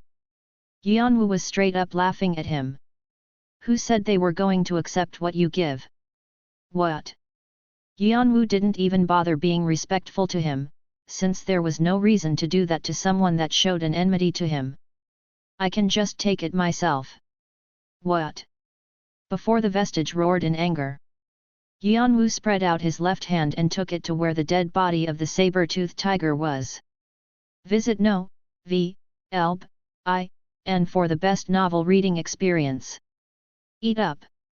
Chapter 116, Legendary Beast's Successor, 7. Translator, HH, Editor, HH. The saber-toothed tiger's vestige felt danger nearby. At this rate, he would not only lose his physical body, but also his soul. Forever. But Bathory's vampiric sword was already approaching his corpse. A scream that made goosebumps on his back. With the sound of a ghost in hell that was telling him to follow him, the saber-toothed tiger's body started to dry up at a quick pace. You have used Bathory's vampiric sword. You have received vitality and spirit power. Strength has increased by 2. Dexterity has increased by 1. No. The vestige ran at Yeon-woo with a shout. He had realized too late what Yeon-woo was trying to do. Energy drain. The horrifying ability of forcefully taking the energy of your opponent and making it yours. The problem was the Yeon-woo's energy drain was one of the most superior skills. Not only did it drain all the energy, it sucked the soul up as well. Yeon-woo had been waiting for this moment since the beginning, and came over to the territory just for this. It was so he could absorb as much magic power as possible before it left the corpse. Even without the Neodon or the heart, a legendary beast's body was a storage unit for magic power. Also, it would be nice if I could collect the soul of the legendary beast while I'm at it. The black bracelet could only collect souls he had killed. However, it didn't have to be only him that killed the souls he collected. To be precise, if he had lent even a small hand in killing it, he could take the soul. The probability differed each time, however. But what if he used Bathory's vampiric sword? Then how would the tower judge the probability? The saber-toothed tiger was definitely killed by the saber god. However, like all other legendary beasts, they could all return to their origins and aim for resurrection. That was the reason vestiges were left. Since they could resurrect, they left their remains. Even if they died, they didn't die. And that was what Yeon-woo was aiming for. He used the sword to inflict more pain upon the saber-toothed tiger. Then how would it apply to the saber-toothed tiger that had died, but wasn't really dead? It would be like killing him again. Since Bathory's vampiric sword also damages the soul. That was a loophole in the tower. Of course, it might not work. It was only his theory, and he had never tried it out. However, K. The vestige stopped releasing energy to hurt. Yeon-woo kneeled on one knee to the ground. Yeon-woo instinctively knew. It worked. His gamble had worked. Shit. This shit. You, let go of your hand. The vestige screamed at Yeon-woo to remove his hand. He must have been pained, because he was leaning heavily on one foot on the ground. His eyes were bloodshot. But no matter how much he tried, the corpse continued to dry up at a rapid rate. On the other hand, Yeon-woo felt a new strength entering his body. His empty magic circuit filled up to the brink. His body became sturdier. It was incomparable to the power that the Void Dragon or the Abyss Turtle had left him. It was a bit of a shame he couldn't get the Neoden and the heart, but the amount of power he got was almost enough to substitute them. The growth of your body has been confirmed. The halted succession process in continuing. 99.8%. The dragon body took in all the energy like it wouldn't leave anything left. And because it thought his body was lacking to take in all the energy, his vessel became larger. To a mere human. Thinking that he was not only killed by a mere human, but also robbed of all his achievements throughout the years, and with the thought that he might really die made him scream in fear. The vestige, that had been flying around in the air like a broken doll, scattered into dust. You have successfully absorbed the saber-toothed tiger's corpse. You have achieved absorbing the vitality. You have achieved absorbing the soul. The proficiency of the skill Bathory's vampiric sword has dramatically increased 30.1%. You have succeeded in collecting all 4 of the legendary beast's inheritance. You have achieved an accomplishment that is not easily achieved. Additional karma is being rewarded. You have received 5,000 karma. You have received an additional 3,000 karma. The powers of the 4 legendary beasts are clashing within your body.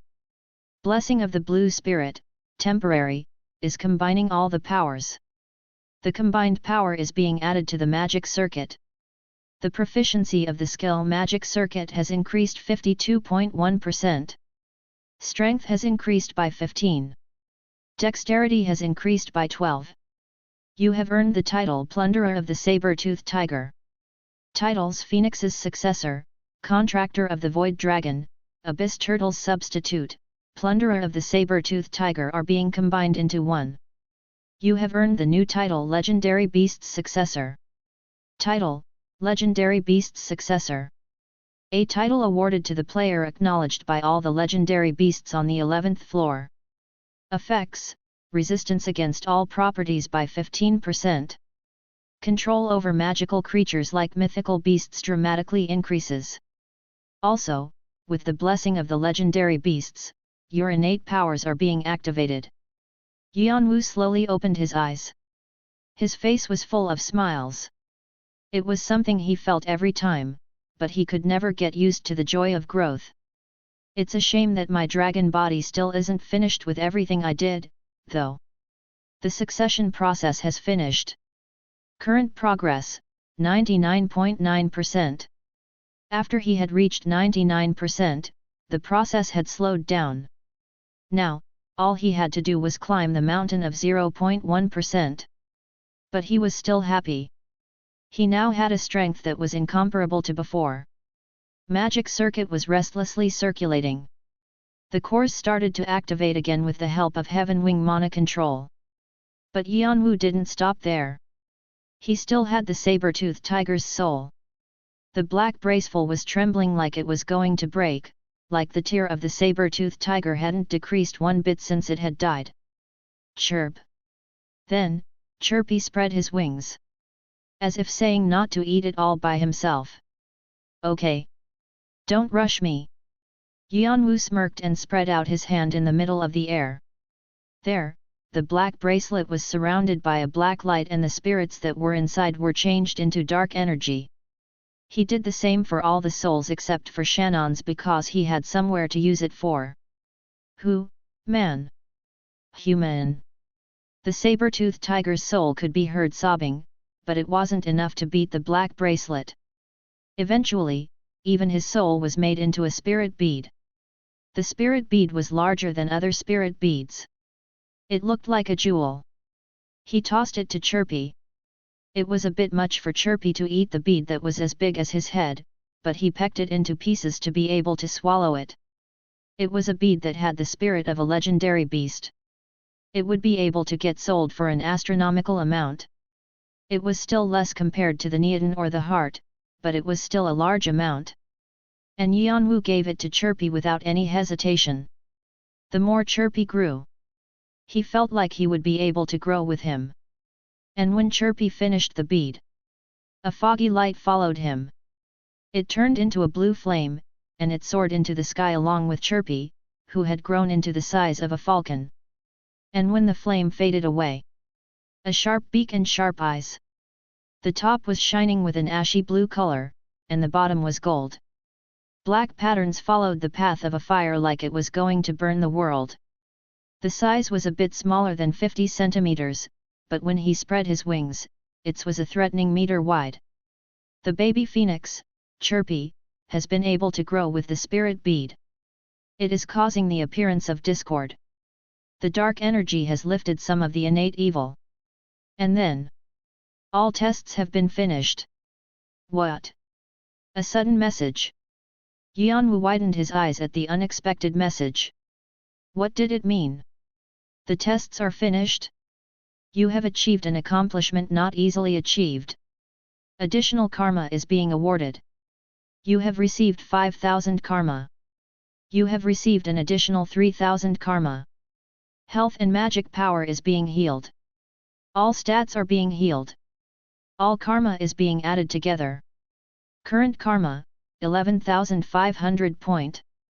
And the messages kept on popping up, and Yeon-woo was able to realize he wasn't seeing things. Yeon-woo thought it might be because his egg on the other side of the tower had hatched, but using his connection, he could feel it was in a deep sleep. If so, because of Chirpy. That was the only thing that came to mind. Thanks, Master. With his growth, Chirpy was able to express his feelings in words. Yeon-woo thought his beak looked like it was smiling. With his connection, he was able to guess what happened. Is it that? Since Chirpy is also a mythical beast, the system is recognizing me as someone who hatched Chirpy. Yeon-woo looked for the message that he received when he first arrived at the 11th floor. Challenger, please hatch an egg of your own from here. Oh, so it's because of this. To hatch his own mythical beast. There was a trap here. He did get an egg, but he didn't have to hatch it. A mythical beast that grew up from his dreams was enough. Chirpy was connected to Yeon-woo the second he was born, and with the help of Yeon-woo, he was able to grow. And so the perfect contract was completed. So the system recognized it as an accomplishment of Yeon-woo. I thought it would take a while to get off the 11th floor. Chapter 117.1, Mercenary, 1. Translator, HH, Editor, HH. Yeon-woo smirked. He didn't need to leave the 11th floor for the time being because of the war, but there was a big difference between cleaning it and not clearing it. Yeon-woo stroked Chirpy, who was blatantly staring at him. "No, thank you. You might be bringing good fortune to me." Chirpy bounced under Yeon-woo's hand like he was happy Yeon-woo said that. "No. I'm still thankful to you." "Okay, then let's say that after we catch the saber god." Okay. I'll do that." Chirpy nodded his head. Since he was stronger, he wanted to start doing things now. He slowly came down and sat on Yeon-woo's shoulder. His claws digged into Yeon-woo, but strangely, it didn't hurt. "Then let's go back now. We have a lot of things to do." "Sure." But when Yeon-woo was about to turn back. "But master!" Chirpy called him again. Can I request something of you before that?" Yeon-woo tilted his head. Chirpy asked in a desperate voice. "Can you change my name? Why isn't he coming yet?" As Yeon-woo didn't come back, Eudora became worried. She thought maybe the saber god and Madodan had taken her. But she couldn't hear any sounds of anything, so patiently waited, thinking something else was holding him back. If he didn't come back in 10 minutes, she was going to go look for Yeon-woo. Thankfully, Yeon-woo came back. With a falcon that she saw for the first time. "Oraboni, who's that?" "Chirpy. Tisk. I said to change the name." "Unfair." The falcon complained, but Eudora couldn't hear properly. "What?" Eudora's eyes became bigger. This bird was that tiny baby phoenix? It was a size incomparable to before. And an aura that could hunt most superior mythical beasts could be felt from him. "I said to give me another name." But Chirpy continued to complain like something really wasn't to his liking. Eudora awkwardly smiled. She thought Chirpy was a bit unfair too. But Yeon-woo just turned away like he wasn't going to listen to Chirpy. "Let's go back to Karam." Eudora and Yeon-woo sped back to Karam. When they saw the ruined castle walls, Yeon-woo asked Eudora once more. "Eudora." "Yes. I'm thankful for everything you've done up to here. So go back now." "What are you talking about?" Eudora whipped her head back at Yeon-woo. But Yeon-woo just looked forward with an indifferent look. "I'm going to be fighting against Jeong-woo. It could also be against the One-Horned tribe. I don't think it's right to pull you in that fight." Eudora pushed her lips together. And after a short silence, she spoke again. "You don't really not know the reason why I'm following you, right?" At this, Yeon-woo shut his mouth. Only fools wouldn't know why she was being so forward. He had some dating experience, so he knew what the expression in her face meant. But Yeon-woo had never thought of her like that. Just a close friend or little sister. So he was pretending he didn't know. But Eudora was bringing it up. After an uncomfortable silence. "Are the two of you gonna mate?" Chirpy broke the atmosphere. Eudora whipped her head at Chirpy and Yeon-woo glared at Chirpy. "Where did you learn that?" "Mom told me. That there are things a male and female does. That I'll do it when I find my mate." Yeon-woo grabbed his face. He didn't know why he was talking about this with a teenage bird. But thanks to Chirpy, the awkward silence was broken.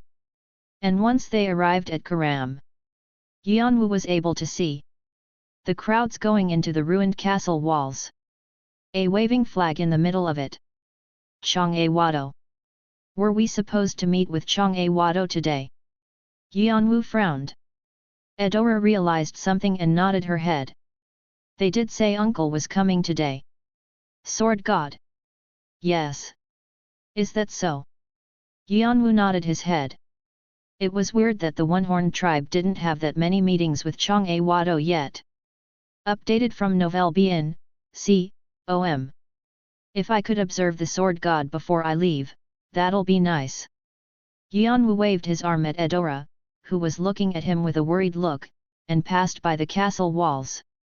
There were crowds of people bustling. It wasn't hard to tell who was from where. Jeong-woo wore blue armor, and the tribe members were wearing their traditional clothes. The tribe members all had stiff faces. But when they made eye contact with a Jeong-woo member, they would snort or let out a cold laugh. Jeong-woo didn't react to that because they received orders not to make trouble with their alliance. But the tribe became madder that they didn't react. From this, Yeon-woo was able to feel the arrogance of the tribe that he had not known because he was with Fanti and Edora. My lady and Kane Nim, you've arrived. Yeon-woo ran towards them with a bright face and the Jeong-woo players' gaze followed him with surprised looks in their eyes. They didn't expect to see the hoarder and next psychic medium. Some looked at Yeon-woo sharply. Now Yeon-woo wasn't infamous just on the 11th floor, but Jeong-woo and Red Dragon knew of him. Not only had he broken the alliance between clans himself, rumors that he had killed Shannon were spreading. People said the Martial King and the tribe had helped him, but it was still shocking that a novice had defeated a semi-ranker. That meant a new guy with potential had appeared. Also, the fact that Yeon-woo was the Martial King's third disciple was known as well. The players had been ordered to find out more about Yeon-woo. But Yeon-woo ignored them all and asked Yeon-woo, "Is Seseong-nim inside?" "He's conversing with guests." "Oh, here he comes." Yeon-woo nodded his head towards the people coming out of the fortress and the rest of the Jeong-woo players all bowed. About 30 people left the fortress. One of those people was easily noticeable. A height of 3 meters. The horn and purple eyes showed that he was from the tribe. Sword God. Individually, the strongest is the saber god, but the sword god is tricky. He has the physique of the one-horned tribe, and his sword is unbreakable. A few of my comrades had a difficult time dealing with him too. People considered the sword god second most powerful in Jeong-woo, and he was truly strong enough to defeat many high rankers. He had the aura to scare people, but Yeon-woo was used to it after spending time with the Martial King. The sword god read Yeon-woo's attitude and stroked his chin. Ho ho! An reaction of many meanings. The players that followed him had surprised eyes. The sword god rarely took an interest in people. Yeon-woo just lightly paid respects to the sword god and passed by. Hyung-nim has picked up something good again.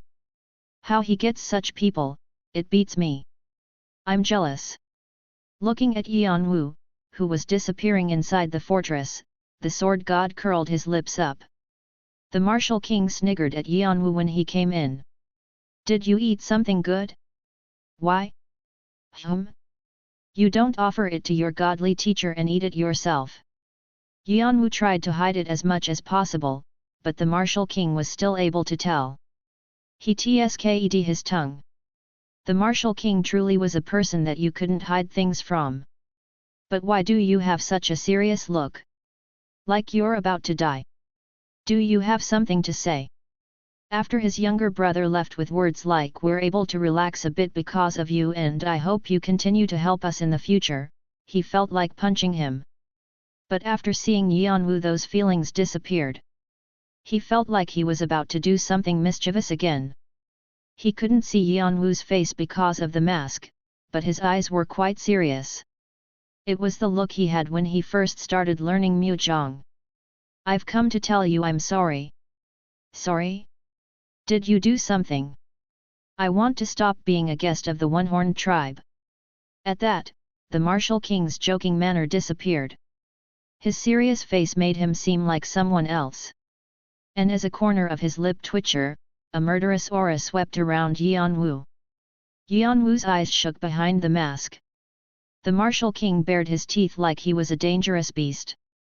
"You've got everything you need, so you're going to leave now that it's getting dangerous, is that it?"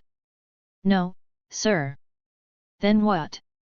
Does our tribe seem like the neighborhood playground where you can come and leave when you want?" "That is also not it." "Then?" Yeon-woo momentarily thought it might be okay to tell the Martial King.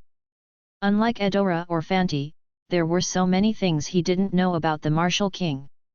Actually, it was hard to know exactly what was hiding behind his smile.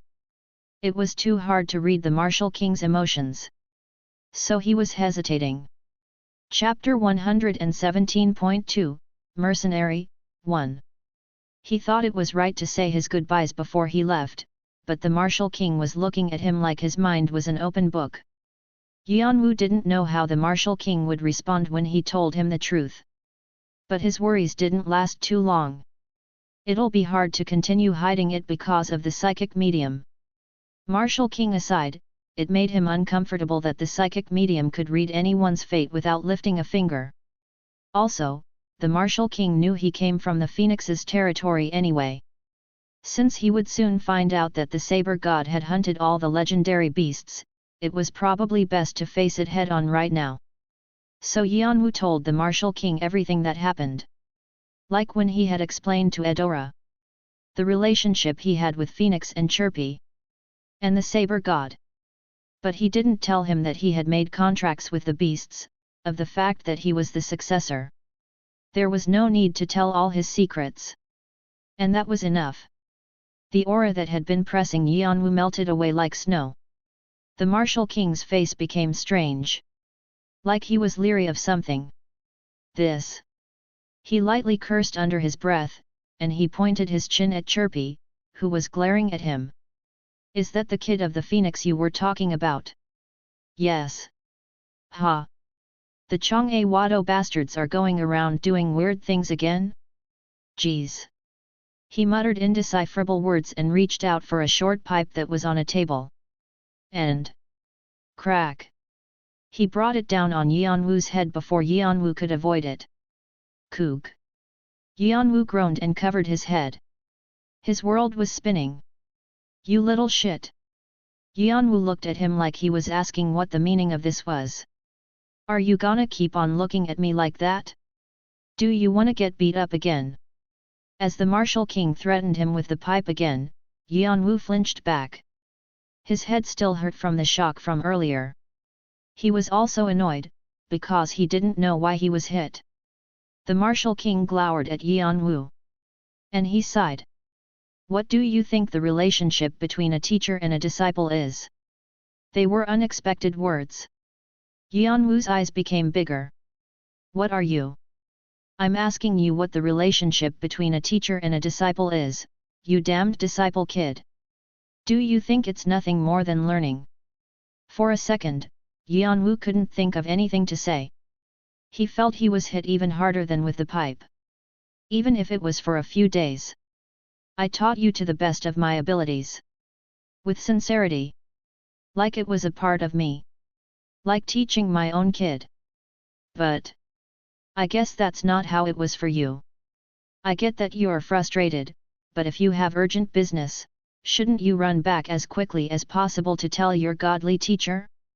Then, I'll be able to help you, or nag you, or whatever. But you want to quit being a guest? You're sorry. Where did this damned bastard come from? I thought you had basic manners watching you take care of Fanti and Eudora. Did I see wrong? Did you only see me as someone to get something from? What? Am I wrong? As the Martial King continued. Yeon-woo couldn't say anything. He was blanking out. The Martial King was scolding him. He definitely sounded annoyed, but there he also sounded a bit upset too. To be scolded. To be nagged at. When was the last time someone did this to him? He couldn't remember. On Earth, his squad leader had disciplined him occasionally, but that was different. Yeon-woo had tried to hide his problems and solve them by himself. And so the Martial King was upset because Yeon-woo treated him like a stranger. And so, Yeon-woo saw a bit of his father in the Martial King. A teacher and a disciple, you ungrateful disciple, is definitely different from a parent and their kid. Since that is a relationship set by heaven. But the relationship between a teacher and their disciple is one that humans set for themselves. He had an annoyed and stressed expression. So now I'll ask. What am I to you? Yeon-woo momentarily thought of the Martial King that he had experienced for a few days. He always had a joking manner, but he sincerely taught Yeon-woo new abilities. And when Yeon-woo successfully learned it, the Martial King always looked on with a proud face. They were definitely the eyes of a teacher looking proudly at his student. On the other hand, How had he treated the martial king? He was always on his guard even while learning from the martial king. He always suspected first. He only looked for evil. Yeon-woo realized what he had done wrong all this time. He thought he had gotten better with Yeol, Khan, and Doyle, and Fanti and Edora. On one side, it was obvious that he do this, but it was also something that hurt others' feelings. After a long silence, Yeon-woo was able to respond. "You're my teacher. Is that what you think?" "Really?" the martial king asked with an irked face. Yeon-woo laughed and nodded his head. "And I'll think of you as my teacher. So then that means you didn't think of me as your teacher before? You crazy bastard!" The martial king shook his head with an unbelievable face. Somehow, he saw himself in him. Clang! The martial king placed the pipe that wasn't needed anymore back on the table. "Okay. That's enough. Then go." Yeon-woo nodded his head. Actually, there was nothing the martial king could do to help him. Before he was his teacher, the martial king was the leader of the one-horned tribe. He couldn't flip sides like he was flipping pancakes. So he couldn't fight along with him. But he could let Yeon-woo roam freely. He was going to quietly cheer on Yeon-woo from the crowds. In his own way. "And take this." Yeon-woo grabbed the books the martial king tossed at him. The second and last sections of the 8 extreme fists. "Thank you." "Ugh. Whatever. Take it and leave. And when I meet you again I'm going to punch you first even if you're my disciple. And don't worry about the egg. It'll be safe." If they met in war, they wouldn't meet as teacher and disciple. Since they would be enemies, they could kill each other using their full power. But Yeon-woo knew the warmth in those words. And he bowed even further. After staying in that position for a while, he quietly left the room. "Thank you." Endlessly repeating the same words in his head, knowing he could never say it enough. Chapter 118, Mercenary, 2. Yeon-woo tightly held onto the skill tomes and saw Edora when he went outside. Once she saw Yeon-woo, her gloomy face turned bright. And she frowned when she saw Yeon-woo's face.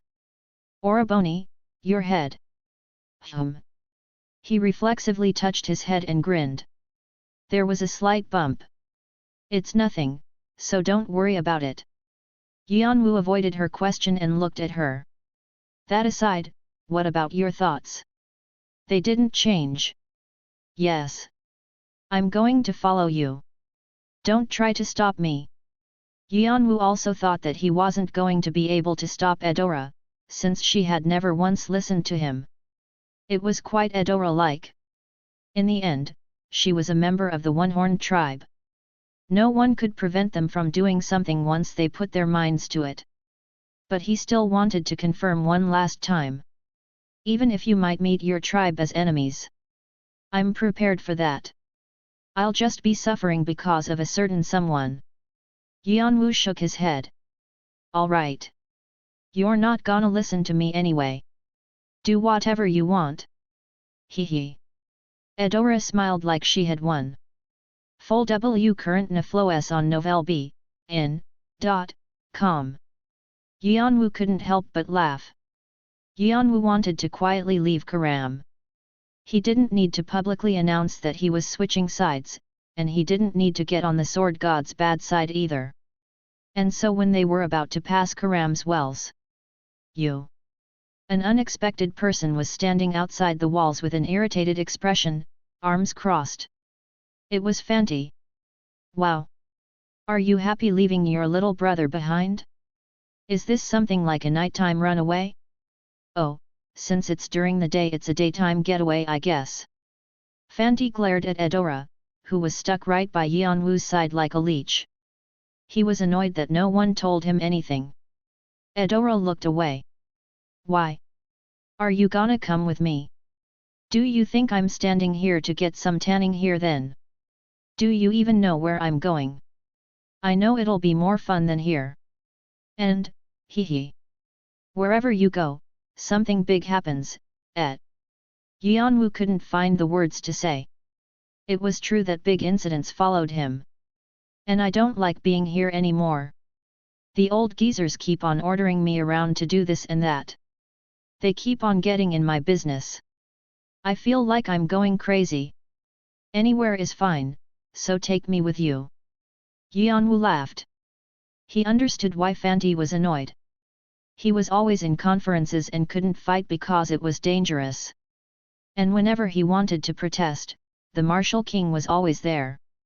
When he found out that Eudora and Yeon-woo were about to leave Karam, he thought this was his chance. But Fanti and Eudora were different. Since Fanti was most likely to be the next king, he couldn't just come along. So he slightly hinted that they might be going to the Red Dragon.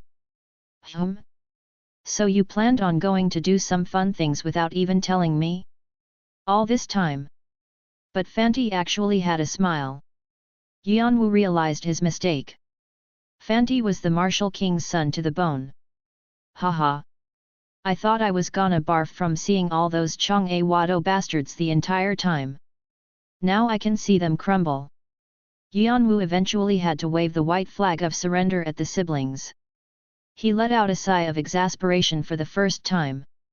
Do whatever you want / But he still had a smile on his face and had a thought. That he had met a good teacher. And a good pair of little siblings. They left Karam and arrived at the northern part of the stage called Vejas. Currently, Red Dragon is centered at Vejas, planning on expanding their territory, and Jeong-woo is attacking there. Eudora explained what she had heard at the tribe's conference. With the aid of the One-Horned tribe, Jeong-woo was spread almost entirely across the 11th stage. But not at Vejas. Is there a reason? Because Bahul is leading them. Yeon-woo's eyes sparkled. Bahul. Yes. They say he was put in charge of the 11th floor. And other rankers participated too. Since our One-Horned tribe joined, they'll have to be that much warier. Yeon-woo nodded his head. If the Red Dragon wasn't going to give up the 11th floor, they were going to have to put more of their forces on there. No, the fact that they had lost was probably more painful to them. They lived by the rule of the dragon. Also, not only do Jeong-woo have the Martial King, but also the Saber God and the Sword God, they're not gonna stay still. Seems like the war on the 11th floor will get bigger. Yeon-woo thought it was just as well. Since as the game board got bigger, the more Saber God and Sword God would be stuck on this floor. It would be nice if Leant came too. Yeon-woo wet his dry lips. It was a predator's smile. And Fanti tried to change the subject. But how are you planning on joining Red Dragon's side?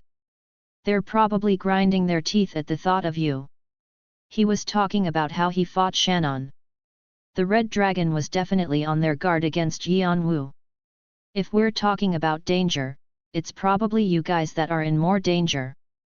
The prince and princess of the One-Horned tribe. There wasn't any better hostage than them. If they knew they were coming, they would gladly welcome them with open arms. However, actually, they're probably not going to care much about us. Since there's a bunch of people like us. Yeon-woo tilted his head in confusion, and Eudora responded with a smile. As you know, our tribe members quite self-centered, right?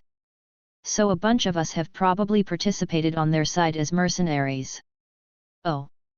Yeon-woo understood what she meant. There were a lot of players in the tribe's village, but there were also a lot of tribe members climbing the tower. They frequently participated as mercenaries as well. So what if you come face to face? We would try to kill each other, I suppose? Of course, we would try to avoid that as much as possible. Eudora shrugged her shoulders like it wasn't much. But even if we meet as enemies, we don't hate each other. Rather, we get offended if we don't fight using our full power. Yeon-woo nodded his head. It was expected of the One-Horned tribe. This was them. And Fanti and Eudora didn't put too much meaning on fighting with Red Dragon either. Well, they could be interested since we're the Martial King's children. But they won't care knowing our father's personality. Fanti shrugged. The martial king wouldn't be too upset that his children were held as hostages. Rather, he'll try to return whatever harm is done to his children by twice as much. Yeon-woo laughed thinking of the martial king's character. Anyway, how are you going to join forces with Red Dragon? Yeon-woo answered indifferently.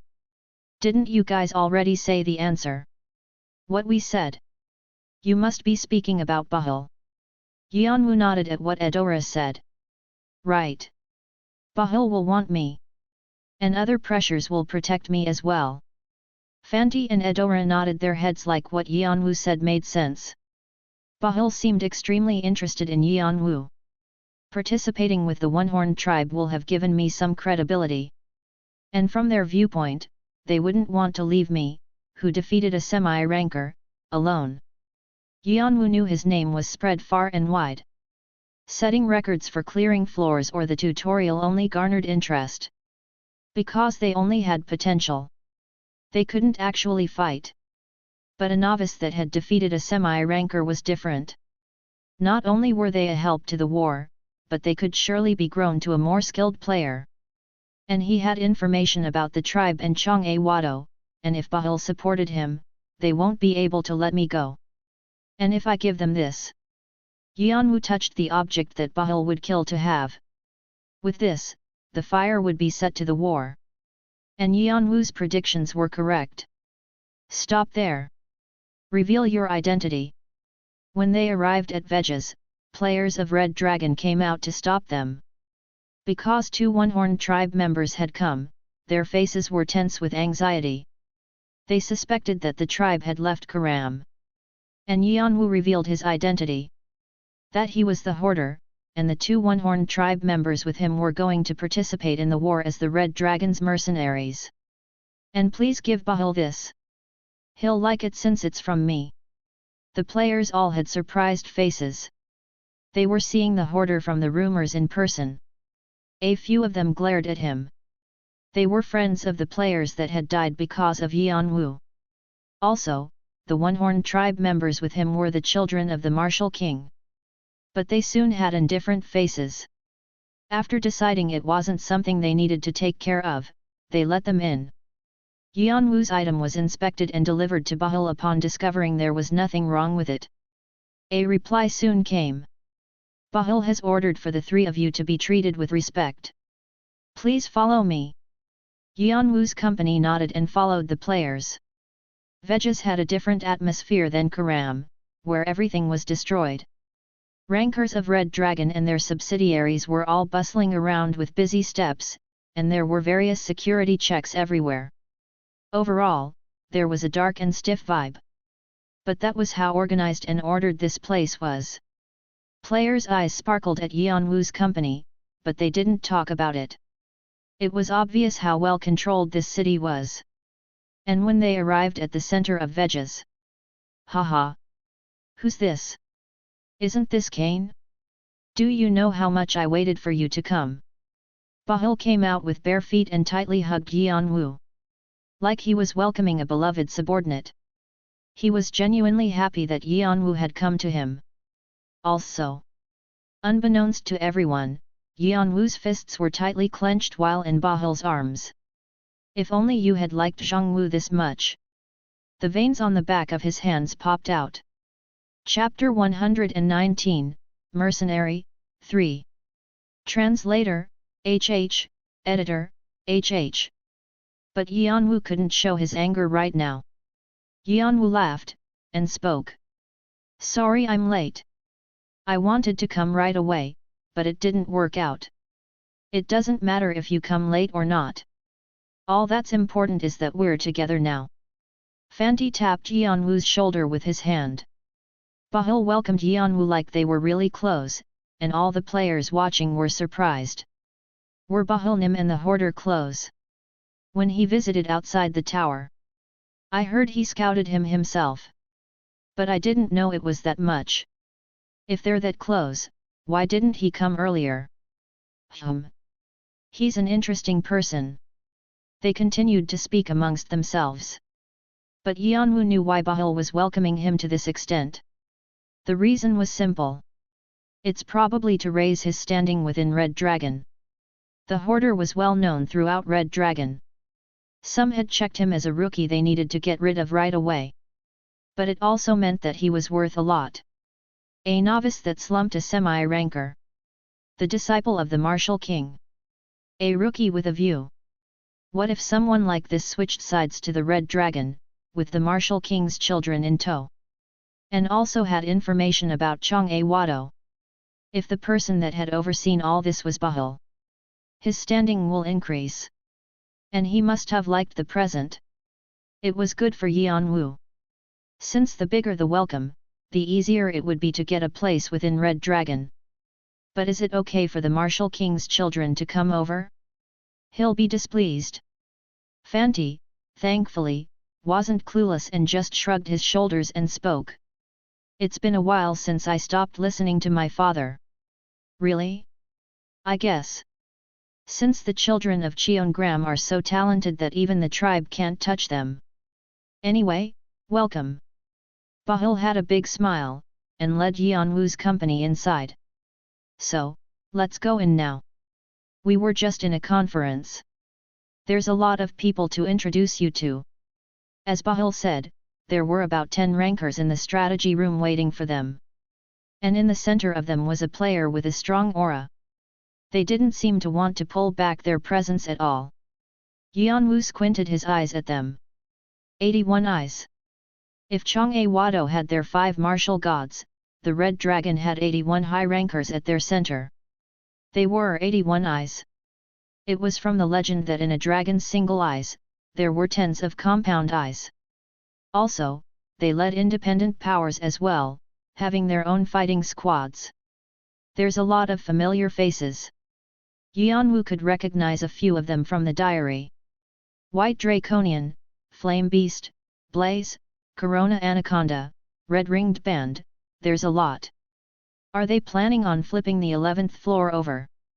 As Yeon-woo scanned their faces, when he arrived at the last face, he was taken aback. There was a completely unexpected person here. A playful beautiful woman with long blue hair that reached to her shoulders. Unlike what the public knew, her hair was dyed blue instead of red, and she was wearing comfortable clothes. Yeon-woo recognized her instantly. What's wrong, Hyung-nim? Never mind.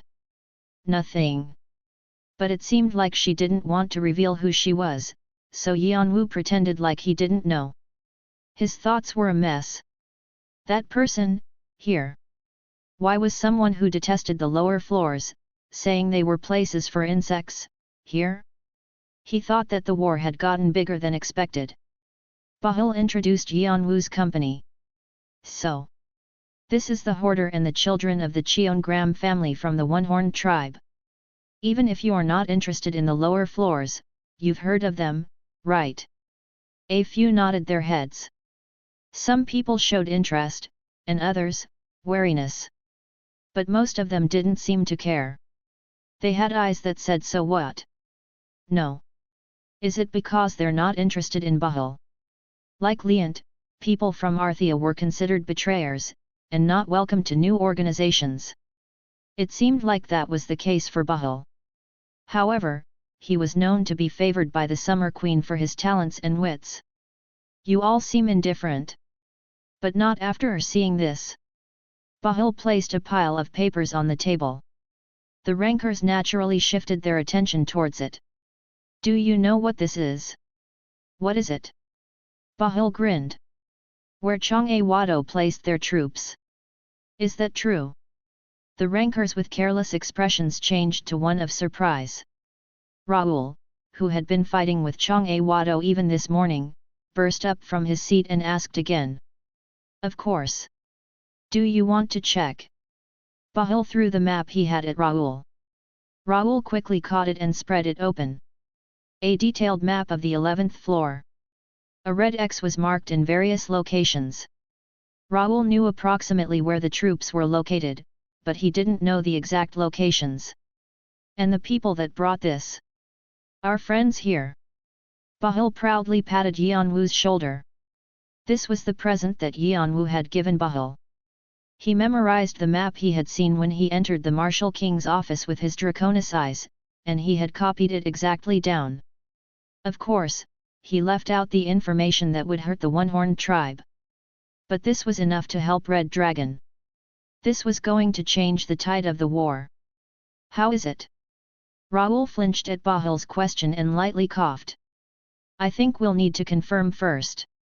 It could be a trap from Jeong-woo, right? Raoul narrowed his eyes at Yeon-woo and Fanti's back. Bahul nodded. Shouldn't you go check that at Red Wolf? I'll go confirm right now, sir. Raoul quickly left the strategy room. He looked excited. If the map was real, they would be able to turn the tables. Bahul looked around him. If the map is real, then they've done a great thing for us. What do you all think? If there are no objections, I'd like to award them with a reasonable condition and rewards. No one said anything. But they were all paying close attention.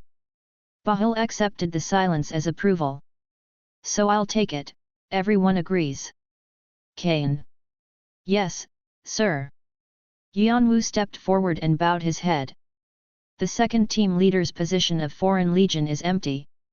I'd like for you to take charge. What do you think? Yeon-woo's eyes shined. The Foreign Legion was composed of mercenaries. It was a large legion of over 3,000 people, and it was difficult to be accepted into it. To be a leader of such a team meant that you would be in charge of hundreds of players. To place an outsider in that position was unheard of. That was how priceless the present Yeon-woo brought was, and how sought his talent was. Yeon-woo welcomed it, because he would be able to do more with a higher position. I'll stay here and climb my way up. Whether it be the Saber God, Leant, Bahul, he was going to catch them if he got a chance. This is a war where knives and arrows fly around constantly. It won't be weird if something happens. Also, a war zone might be a place of fear and horror to some people, but to Yeon-woo, it was as comfortable as his own bedroom. He spent half of his 20s in a dangerous war zone. Even with the addition of more magic, it was still the same. Saber God? Leant? Bahul? No matter how talented they were, Yeon-woo was sure that he surpassed them in war. So that was why he was planning on ending their lives. Full W current Nafloes on novelb.in.com. Jeong-woo. Just wait a little bit. It's boring with just build, hey? I'll send the other guys your way soon. The first person he would get was the Saber God. Then Leant. And lastly, Bahul. He had already chosen the order. And created a detailed plan. The map was only the first step. That woman gets on my nerves, but it shouldn't matter. No. It's actually best. Since it'll become more confusing as the game board gets bigger. Yeon-woo's eyes glinted sharply. But first, I need to build up credibility with Bahul. And so, hiding his thoughts. Yeon-woo bowed his head. I'll do my best. I'm telling you in advance, but I don't trust you guys. It's best if you try to stay under my radar. The person who took them to the Foreign Legion on Bahul's orders was named Amber. Head of White Draconian, member of Poison Owl. Yeon-woo dug through the information of Red Dragon in the diary. He was also Shannon's boss. So Amber was glaring at Yeon-woo like he was going to kill him. He was annoyed that they met like this. But his will to kill Yeon-woo for killing his subordinate could be felt. Whenever he got the chance, he would do it. Yeon-woo thought that his life would be uncomfortable because of him. However, he had expected this much, so he didn't worry too much about it. Amber looked at Yeon-woo, who didn't even respond, and kicked open the door to the second team of the Foreign Legion. Bang! The door almost broke. There were about 250 people. It must have been free time. They stopped smoking cigarettes or gambling, and looked over in their direction. A sharp aura could be felt from them. This is your new team leader, Kane, and new members Fanti and Edora. Greet them however you'd like. Amber scowled on Yeon-woo and turned on his feet to leave. Team leader. I did hear someone would be dispatched here. I guess they really came. But isn't he unfamiliar? Was there someone like that? Isn't the one-horned tribe with Jeong-woo? Is it okay for them to switch sides like this? The team members narrowed their eyes at Fanti, Eudora, and Yeon-woo. They were scanning the new team leader and the new addition to their team. Mercenaries were fierce. They prioritized setting a hierarchy amongst themselves to see if they were stronger or weaker. Some of them looked at the pretty Eudora with lingering gazes. Eudora slightly frowned like she didn't like them. But Yeon-woo didn't worry about them and slowly walked towards the center. Naturally, their gazes turned towards him. A few of them made faces like they realized something. Hey! That mask, isn't he the hoarder? What? I think you're right. The black mask that makes his look like a ghost, and that armor. And the one-horned tribe's brother and sister pair that follow him. The hoarder, right? The words started to spread among them. And they all scowled. A few of them pulled out their swords to show their intent. They were actually victims who had suffered when Yeon-woo hoarded all the hidden pieces of the 11th floor for himself. Seeing Yeon-woo, their old days' suffering came to mind. Hyung-nim. I guess you got more popular when we weren't around. Fanti giggled seeing Yeon-woo. Yeon-woo's eyes behind the mask were annoyed. Although he had somewhat expected this, annoying things were still annoying. Then, a few mercenaries stood up holding their axes and swords. Clearly showing what they meant. Look here. Team leader. We'd like to speak with you. Looking at them, Fanti shook his head like they were absurd. Geez. There's sure a lot of ways to kill yourself. Eudora just quietly nodded her head like she agreed. Chapter 120, Mercenary, 4. Translator, HH Editor, HH. Yeon-woo narrowed his eyes at Fanti. Fanti just whistled and looked away. Yeon-woo clicked his tongue internally and turned to look at where the mercenaries were. What do you want to say? A question filled with annoyance. The mercenaries' faces fell. They tried to look as intimidating as possible. You look like someone. And that person owes us a lot. So I want to ask who you are. If we could exchange names. He twisted his words, but it was clear he wanted to know Yeon-woo's identity. Yeon-woo didn't want to deal with them any longer. He crossed his arms and icily replied. And if I'm who you think I am? What? The hoarder, it's me. This bastard. The mercenaries all glowered and ran at Yeon-woo. The building that wasn't all the big quickly became chaotic. Yeon-woo didn't move and called for Fanti. Fanti. What's up? Get rid of them. Why should I do your business? Because it's irksome. No? Should I do it? Your personality is really... Fanti muttered under his breath and stepped forward. But when he got ready to fight, a sinister smile spread on his face. Well, I was bored so it's fine. Bang! Fanti ran to the front like he found a fun toy. And he waved his fists around. It was the Cheongram family's writing of divination, the Thunder Regime. A large explosion filled the air.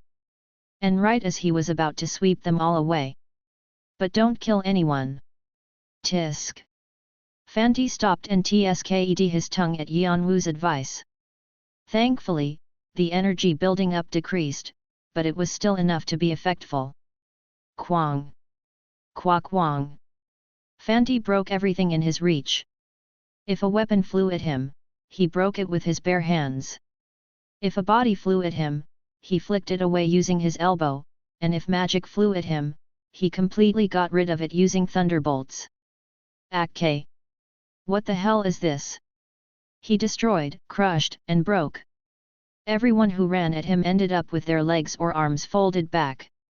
The floor was covered with their blood, and the air was filled with dust. My arm. My arm. Leg. My leg. Ow.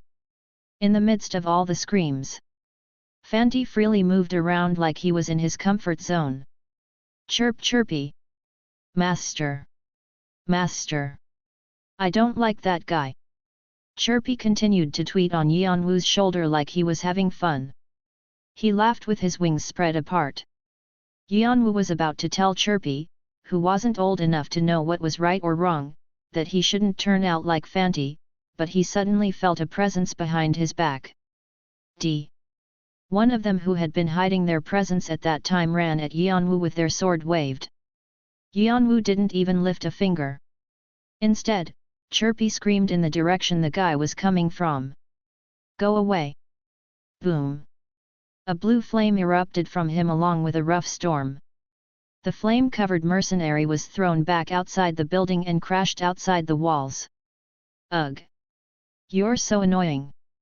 Chirpy crossed his wings and snorted. His puffed-up chest was cute. Eudora looked at Chirpy with surprised eyes. She knew he had the power of the legendary beasts, but she didn't know it was this strong. Yeon-woo looked inside again. The fight was already over. No, he couldn't call this one-sided violence a fight, but it was over. About 50 players with broken legs and arms were groaning on the floor. The rest of the 200 or so players were looking at Fanti with fearful eyes. Shit! I only got dust on my hands. Fanti lightly brushed off his hands. Like it was nothing. And he turned to look at the trembling players. They weren't able to meet his gaze and looked away. Their will to fight was completely crushed. However, Fanti wasn't done. An eyebrow twitched. What? You're still standing? Aren't you beating your heads? They looked at each other and hesitated. But as Fanti brought up his thunder energy again, they started to stick their heads on the floor. Aren't you doing it too? The injured players weren't excluded.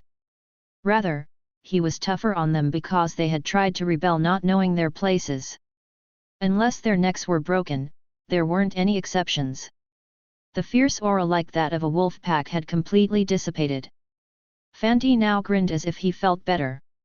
Why there were so many humans that wanted to be beat up, he didn't know. But Eudora had a slightly worried face. That burn. These were all people that would become Yeon-woo's hands and feet. It was okay to intimidate them, but they were useless if they couldn't be used. She thought she should get some potions, at the very least, from the medical center. But Yeon-woo lightly shook his hand in the air. A blue fire as big as a person's head appeared. It was holy fire. Eudora didn't know what Yeon-woo was going to do. Then, Yeon-woo lightly flicked his holy fire on his forefinger. Then, the holy fire split into tens and flew towards the injured people. What? They flinched at the sudden fire coming at them, but they were surprised at the warmth that entered their bodies. Their ripped wounds healed. Dislocated bones moved back in their positions, and the horrifying pain completely disappeared. It didn't perfectly fix everyone, but the fast rate that it healed was quite surprising. Wasn't this like the cure or recovery they had heard of? But those kinds of healing magic powers were only able to be received from famous expensive apostles or priests. The mercenaries saw Yeon-woo in a new light. Fanti and Eudora widened their eyes as well. But Yeon-woo, who used the purification feature of his holy fire, couldn't care less. He just apathetically gave new orders. Fanti. Yes? Yeon-woo pointed his chin at the mercenaries whose heads were planted on the ground. Don't miss a single one and break more of those bastards.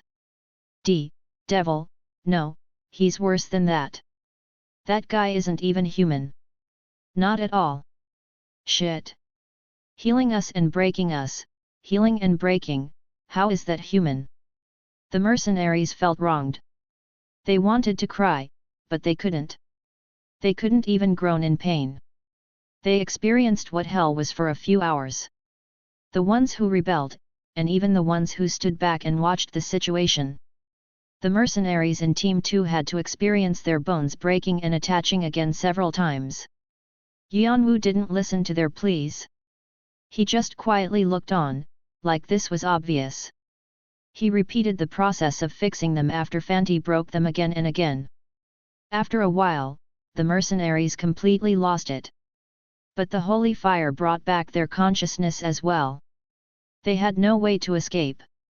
In the end, the ones that had rebellious looks in there until the very last moment quickly gave up.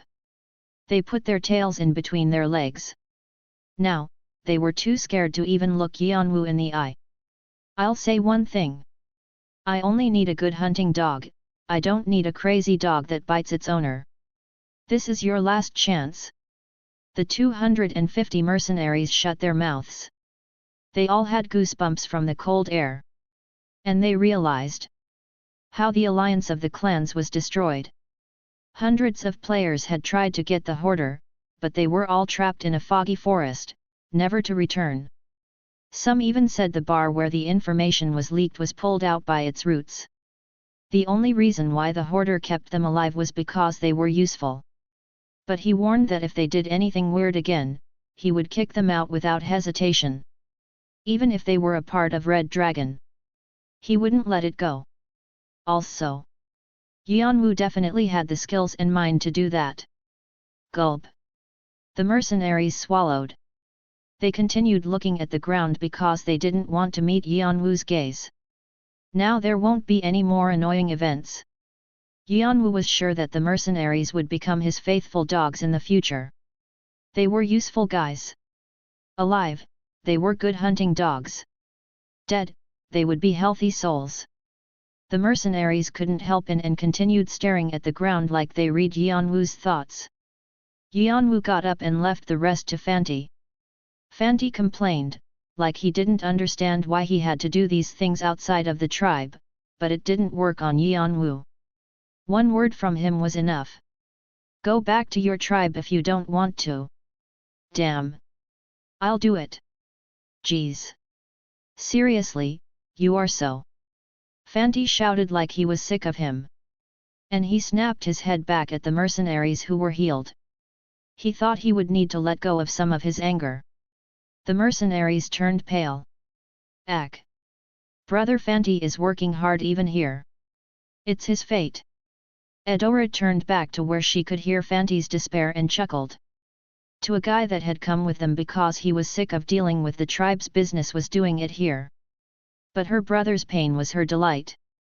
The smile didn't leave her face. Yeon-woo laughed looking at Eudora. And he suddenly thought of the blue-haired woman he saw in the strategy room. A calm-looking woman who had a strong power. It was familiar to him. Power of the draconic species. There were only 3 people in the tower who had their power. One of them was Jeong-woo, but he died, and another was the half-human half-dragon, but it had been a while since they disappeared. And the other was in Red Dragon. That woman. Summer Queen. Yeon-woo's eyes sunk. The clan leader of Red Dragon had appeared, is that it? Did you pick up an okay kid? After everyone left the strategy room, the woman with blue hair, the Summer Queen exuberantly smiled. Bahul bowed his head with one knee on the floor. I didn't even imagine that child would bring such precious information with him. The Summer Queen twirled her hair around a finger and hummed. Raoul had just reported that the Jeong-woo presence was felt at the marked territories. It meant the map wasn't wrong. And so their forces moved. Each of them took charge of one location, and led more forces there.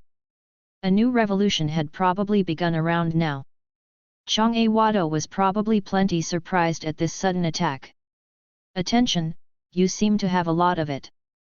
For that child? Yes. Bahul carefully nodded his head, and the Summer Queen couldn't help but smirk. Of course. He's the third one of that geezer. Who wouldn't be interested? There was only one person the Summer Queen would call geezer. And that was the Martial King. So keep him well reined in. It'll be fun. He definitely seems to have some plan as well. I'll stay aware. Bahul bowed. Actually, Yeon-woo's present was completely unexpected for him as well. He was first interested because he was an acquaintance of his teacher, Hanova, but he had become angry after hearing he joined forces with the one-horned tribe, and in turn, Jeong-woo. But his anger melted like snow. He was more interesting the more you looked at him. In many ways. Also. Liant. He's still stuck outside. The sword god is protecting him, so it'll take a little longer. Liant wasn't aware, but the only reason why he could escape was because Bahul let him. To lead him to where the stone was. He had even stuck a tracking device on him. But Liant didn't move towards where the stone was. He was staying in the same location. So annoying. Obviously. He's researching more about the stone, right? We are presuming that's the case. As you know, the Saber God recently got rid of the 4 legendary beasts, and some people think it's because of the stone's research. But he's probably not going to pull out the stone until it's finished. So we decided to throw some bait. Bait? At her question, Bahul revealed his plans. After explaining everything, the Summer Queen laughed. She licked her red lips with her tongue seductively. Adorable. I think it'll be fine. Thank you. As a reward, I'll let you lick my feet. How's that? It's an honor. The Summer Queen held out a foot. Bahul had a delighted expression and slowly took off her heels. When he put his face near her foot, the scent of a rose filled his nose. The Summer Queen let go of her hair that she was twirling when she looked at Bahul. Instead, she just ruffled her hair. Her hair was normally a fiery red, but right now it was a mild blue. This hair was her symbol, and the origin of her magic power. She needed to find her original color soon. Heaven Wing, that son of a bitch. She was dealing with the humiliation of coming down to the lower floors because of a dead person. However, it wouldn't be too long anymore. Okay. So quickly find it for me. That stone. Even if it's incomplete, it's okay. The Summer Queen's gaze sunk. Only with that, I'll be able to restore my dragon heart. Chapter 121, Mercenary, 5. Bang. Just what is the meaning of this Hyung Neem? The spear god flank roughly opened the door where the Martial King was staying. He felt his anger bubbling to the surface after hearing that Yeon-woo, Fanti and Edora had gone over to the Red Dragon. And they must have taken secret information of Jeong-woo with them, because they were suffering from Red Dragon's attacks. Because they were children he had raised like his disciples. He couldn't help but become angry. Everyone who had been inside turned to look at him. They were all faces the spear god knew. Elders. The Martial King treated them like they were old geezers mooching off of the tribe, but they were actually largely respected by the tribe members. Flance, what are you doing? Even if we're brothers, no, because we're brothers, you should be more respectful. This is an official conference. Behave appropriately. Then, an elder giving off an impression of a scholar lifted his head. Head elder. The spear god didn't particularly feel comfortable around him since he was one.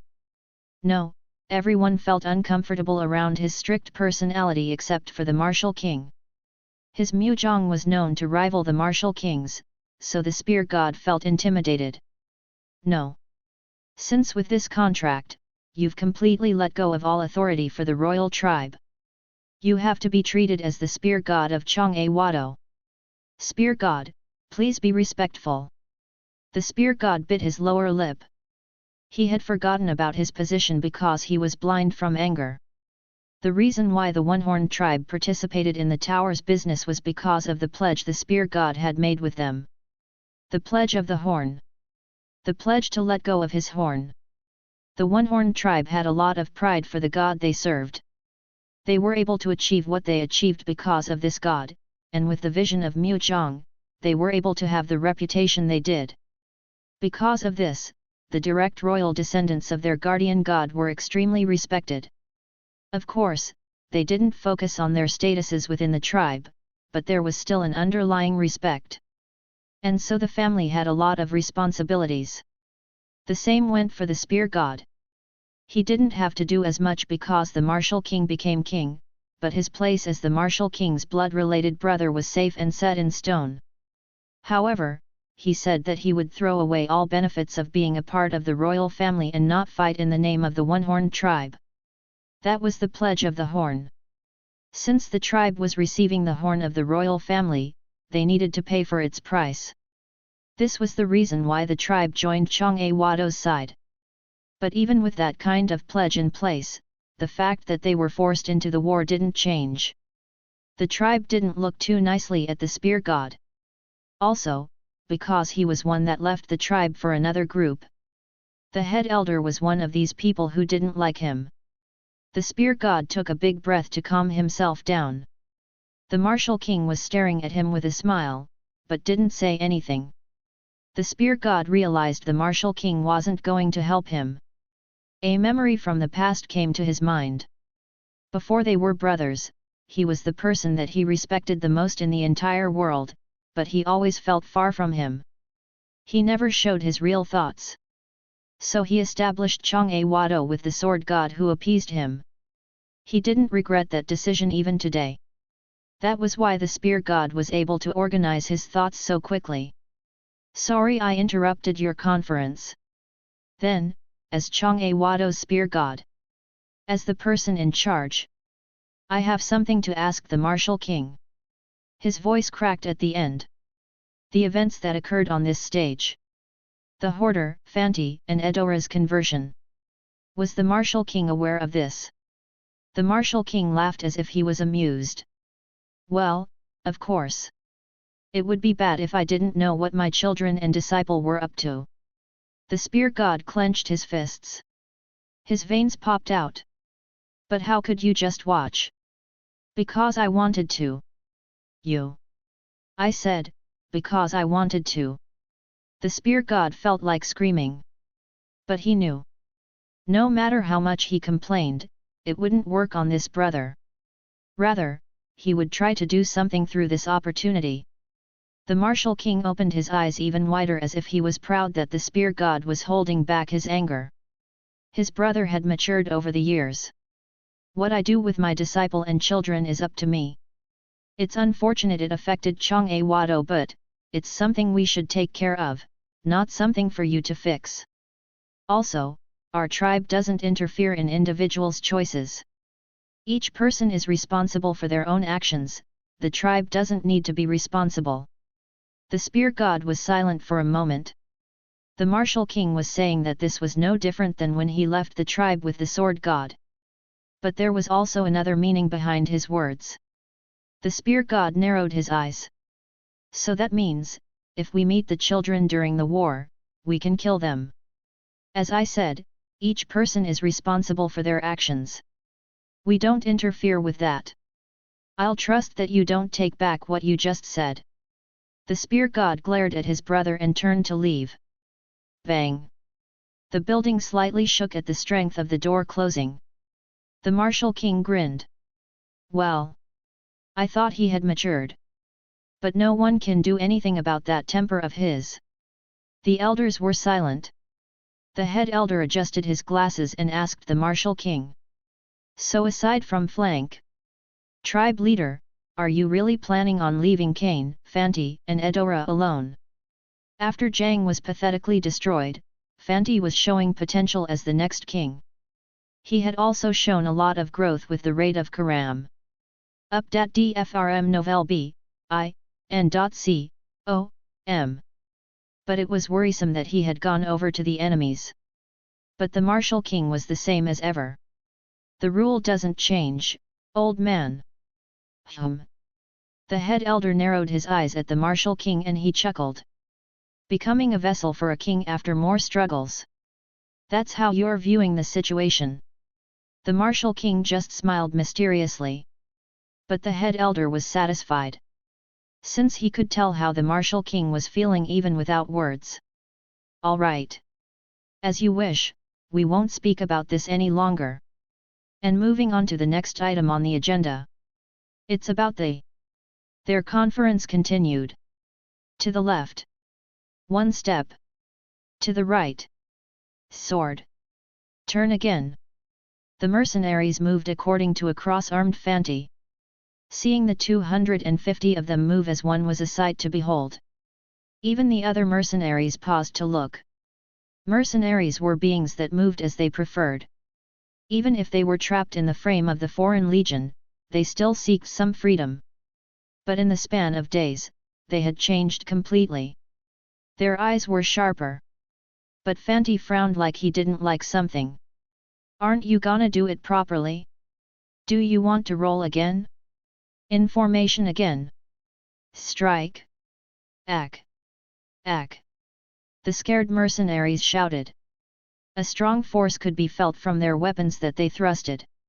And in a place that could see everything, Yeon-woo and Eudora were sitting together. However, only Eudora was watching the training.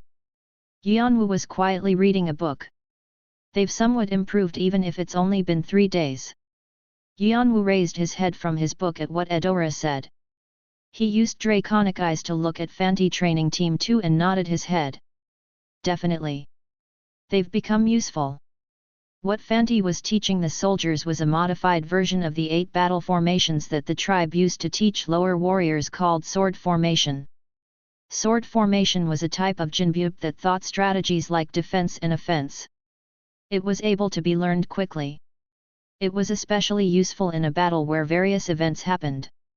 So he had specially requested Fanti to teach it to Team 2. But it was much more effective than he expected. That guy, he has the ability to teach people effectively without that dirty temper. No, it's the skill to lead people. He realized why Fanti was a candidate for king. At first, he didn't know how such a simple and violent person could be the king of a tribe. But he owned strong attributes that outshone those weaknesses.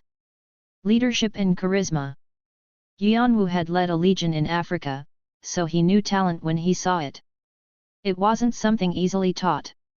It was something Fanti owned because he was born with confidence and pride as the martial king's son and studied rules and tasks of the royal family. Since one had to be sure of themselves to lead others. "I can relax and just leave it to him from now." He thought he would be able to hand over all his authority of Team 2 to Fanti during his stay with Red Dragon. Although Fanti would throw another tantrum if he found out. Of course, he was planning on kicking him back to Karam if he rejected. Yeon-woo continued watching their training for a while, and looked down at his book again. Eudora approached him. "But what are you looking at since earlier?" "The second section of the 8 extreme fists." Eudora's eyes widened. She knew he completely memorized the first section, but she couldn't have imagined he received the second and last sections from the Martial King. That was how much the Martial King trusted him. Eudora felt proud for some reason. "Is that so? But I guess the second section is hard for even you. Since 4 days have passed but you're still peering at it." Eudora slightly laughed at Yeon-woo's human side. The 8 extreme fists was one of the most superior mujongs the Martial King made. It became harder as it went to learn it, and a considerable amount of time was needed for it. It took several years to just understand it. A few of the elders breathed the 8 extreme fists day and night, but they still didn't understand it. That seemed to be Yeon-woo's case as well. He had shown rapid growth, but he had only begun mujong. It was obvious it would take time. On the other hand, Eudora was happy she could help with something. She already knew all of the 8 extreme fists and she could freely help Yeon-woo since the Martial King hadn't said she couldn't help. She thought she could stay by his side to help him. Just the two of them. Cozily. However. No. I memorized the form, and I'm learning the steps little by little. But I'm just trying to see if I understood it right. Checking if I didn't miss anything. Eudora was shocked that her thoughts were completely wrong. Now, Yeon-woo seemed like a monster. He finished memorizing that. The second and last sections of the 8 extreme fists were made up of 32 and 16 steps, respectively, and it became even more difficult as it went. But he had memorized it in 4 days? Eudora remembered that Yeon-woo had made a mujong just like that in 4 days recently. She still couldn't get used to this.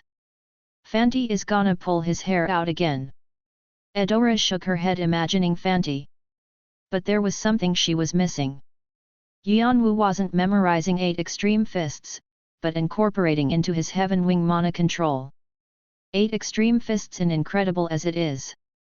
But to use it with my magic circuit, a little adjustment is needed. This was only possible with the understanding of the 8 extreme fists, so it was surprising. But it was just something obvious to Yeon-woo. He was receiving the help of the trade dragon's knowledge, and fixing it according to the flaws he saw with his draconic eyes. But it was still a great feat that couldn't be accomplished without motivation and tenacity. So Yeon-woo was frequently seeing the same messages these days. The gods and demons of the 98th floor are observing you with interest. A few gods and demons are discussing you with amusement. Hermes is looking at you proudly. The fact that the gods and demons of the 98th floor were observing me. There was even a familiar name. Hermes. He thought of Hermes, who he had met in the treasury, and shook his head. At first, the attention was cool, but now it was annoying. Making the 8 extreme fists was even more important now. So as he was about to focus on his book. Oh. You seem to be getting on fine. Yeon-woo folded his book at someone's presence, and turned his head in that direction. It was familiar.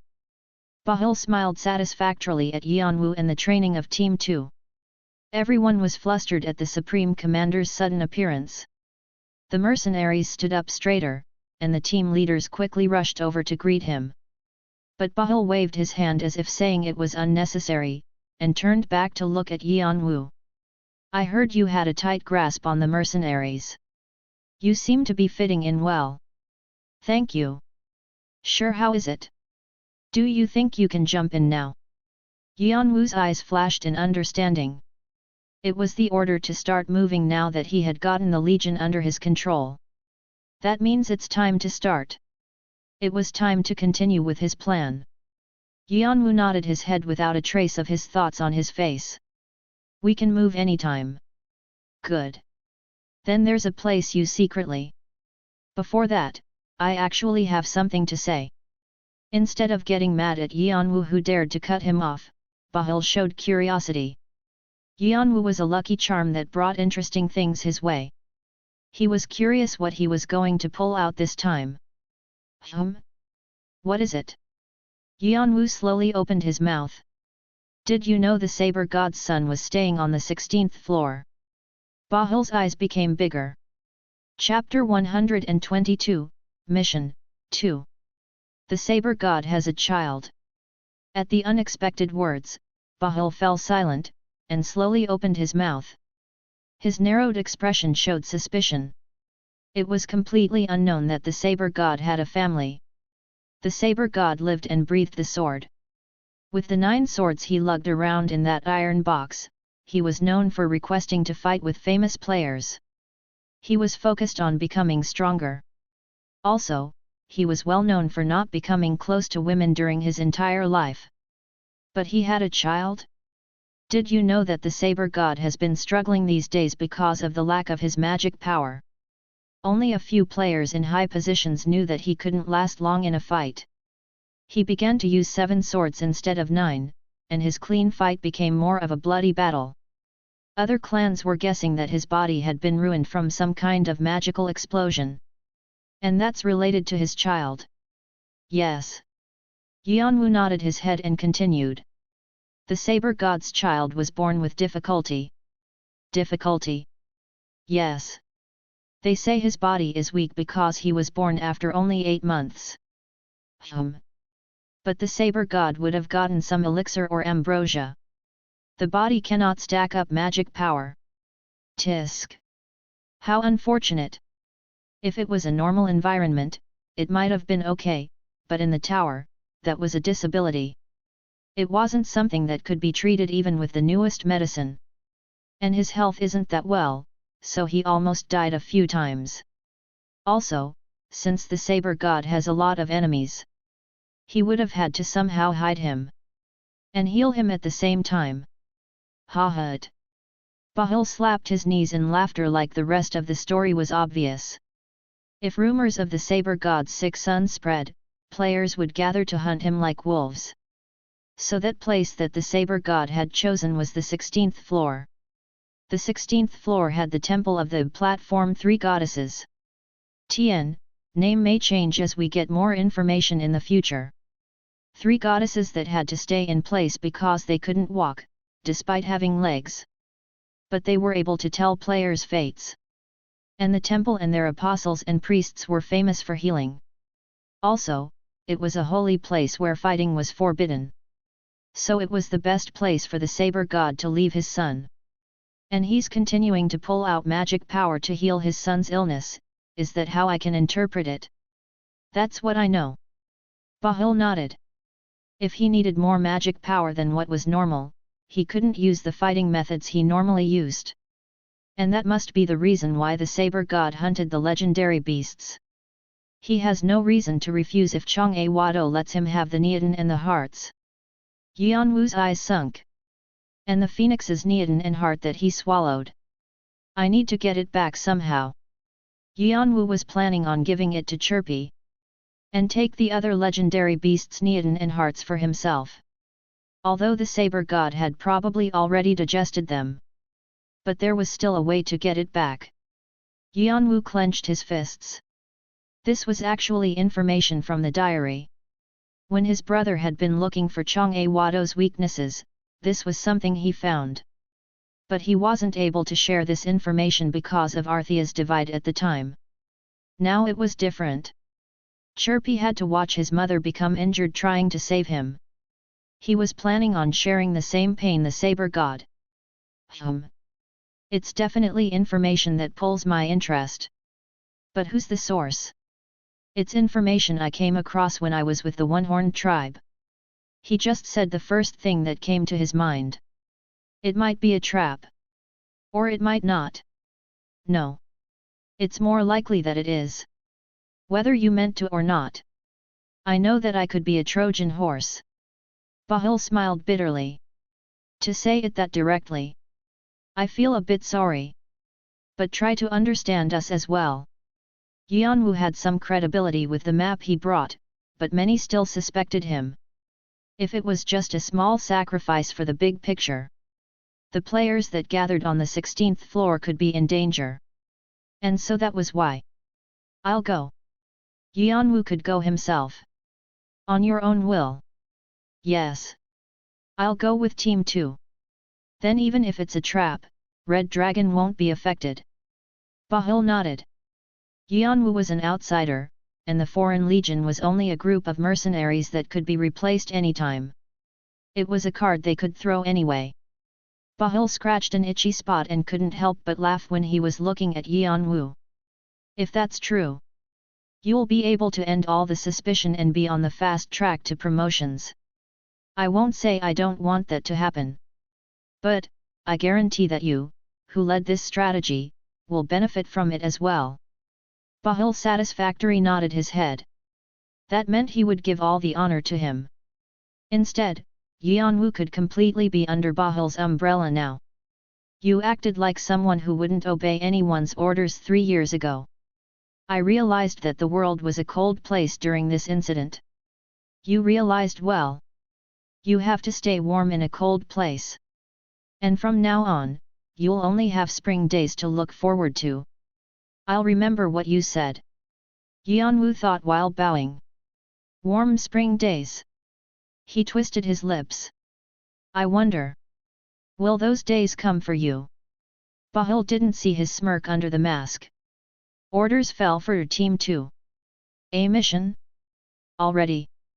I heard he met with Bahul. Isn't that amazing?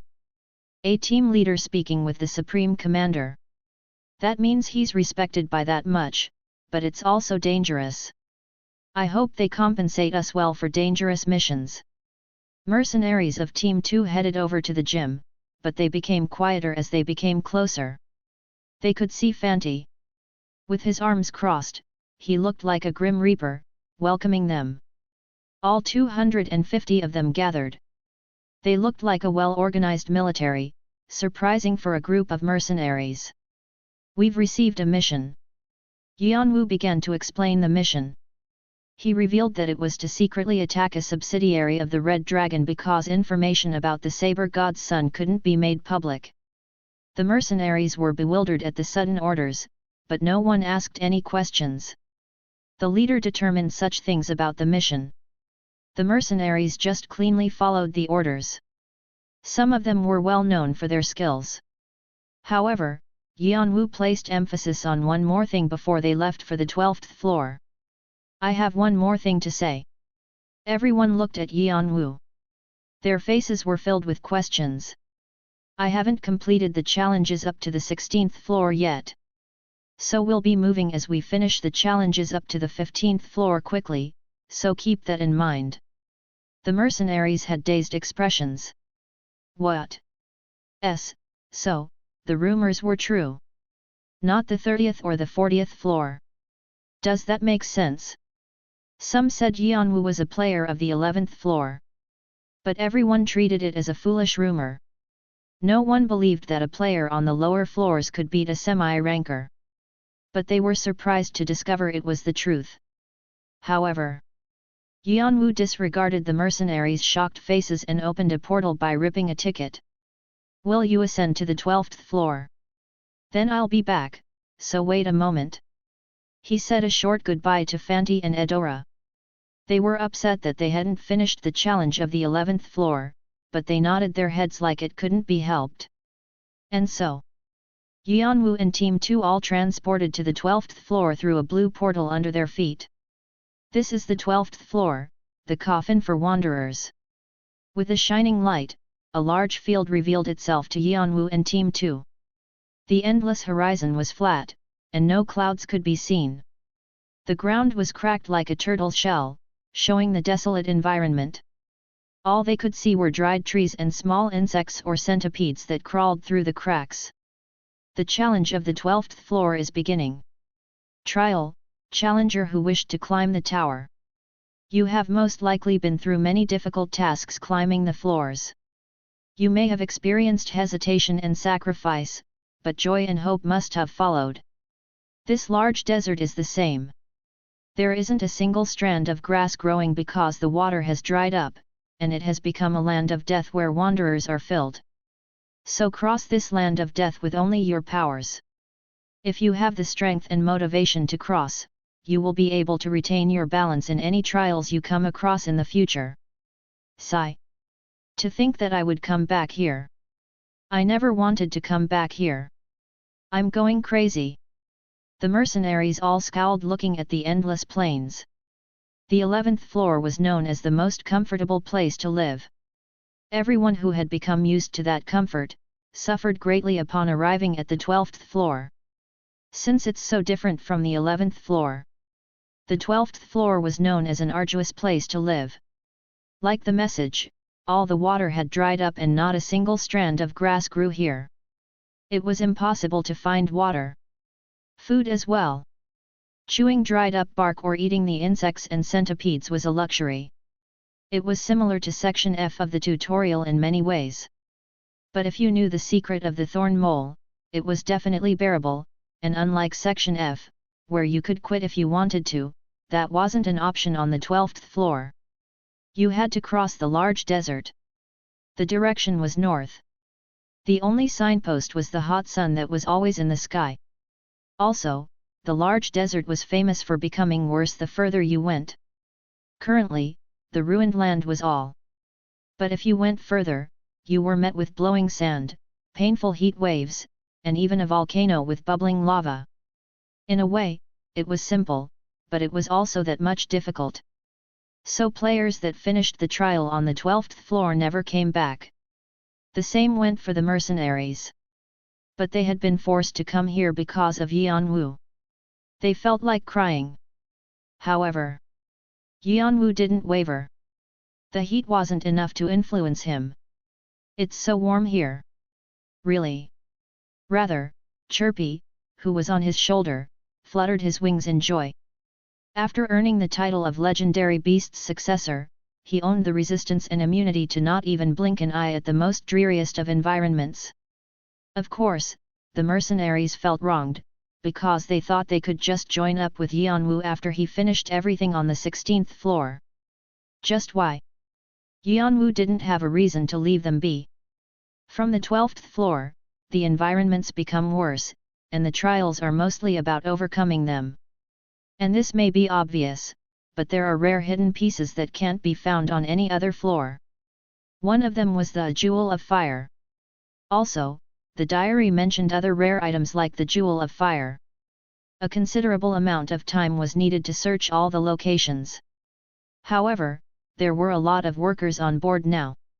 If he was going to accomplish something big, he might as well take everything he could. With the help of Red Dragon. Yeon-woo grinned at the mercenaries who were looking at him stupidly. The mercenaries trembled, although they didn't know why. Chapter 123, Mission 3. Search the large desert. That crazy.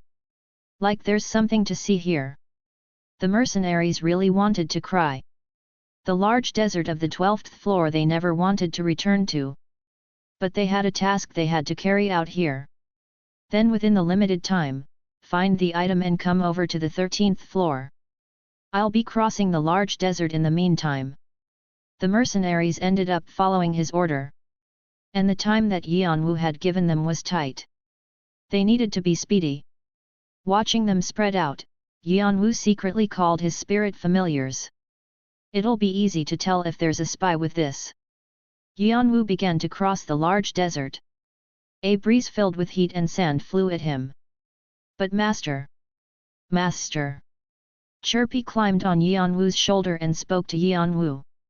What? Why do they listen to you so well?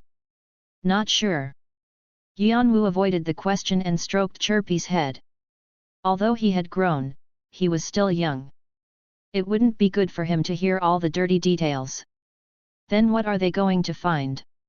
The Jewel of Fire. Jewel? What's that? Chirpy adorably tilted his head. Something yummy. Wow. Really? Yeon-woo nodded his head at Chirpy's shining eyes. The Jewel of Fire would definitely be a tasty treat for Chirpy. And healthy too. I'll give half to Chirpy and the other half to the spirit familiars. Recently, the spirit familiars had been met with a limit with their growth. It was because of the limited growth of the black bracelet. So Yeon-woo had been thinking of other ways to strengthen them. Strengthening of properties. If he could give them other properties than the dark and evil properties they already had. The reason why the Jewel of Fire was special was because it was a good stone for strengthening. Also, it was a good material for alchemy. It hurt having more of it. Being able to mine those items with workers. For the first time, Yeon-woo liked Red Dragon. Then. You have to give me a lot of yummy things. Have to. Have to. Promise. I will, so don't worry. He. I hope they're tasty.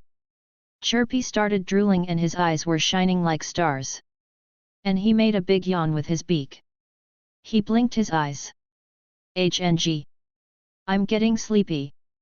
I want to sleep. Rest a bit. Okay. You have to wake me up when the snack comes, okay? Chirpy nodded and scattered into a blue light to enter into Yeon-woo's body. Unlike the 11th floor, where legendary beasts could comfortably exist, the rules of the 12th floor were completely different. Because of that, they borrowed players' bodies and assimilated to them. This was what Chirpy did. After evolving into a greater species, his energy wasn't settled. If he swallowed the Jewel of Fire on top of that, it would take more time. So Chirpy was sleeping for most of the day to take care of his energy. However, when Chirpy entered his body, the resting area was a bit special. Stone. It's here again. Yeon-woo licked his lips feeling the stone that was located next to his heart. It was only a minuscule bit, but Yeon-woo could feel the stone moving a few times. It didn't give him energy, or do anything. It just acted as a brazier for the fire that the phoenix left for him, and now it was a shelter for Chirpy. Once, he had asked Chirpy why he rested in the stone. And Chirpy tilted his head as if he didn't know and responded. I'm not sure. It's just nice in there. Nice. Yet. It's warm and cozy. So sleep just comes to me. Totally. He thought it was because that was where the phoenix's fire was. But after some observation, he realized that wasn't the case. Chirpy's energy settled faster inside the stone. And sturdily. Better than the magic circuit. Like it was different from how it looked like on the surface. That might be the reason why the spark from the phoenix settled there. Yeon-woo's gaze sunk while trying to feel the stone. It's only a minute amount, but I can feel parts of the void in there. And the saber-toothed tiger's remains were tightly wrapped around it. He realized that the stone he thought was a failure wasn't a failure after all. It was just incomplete.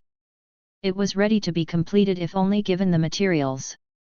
And the parts of the 4 legendary beasts might be materials as well. However, Yeon-woo couldn't leave such an uncontrollable and creepy thing alone.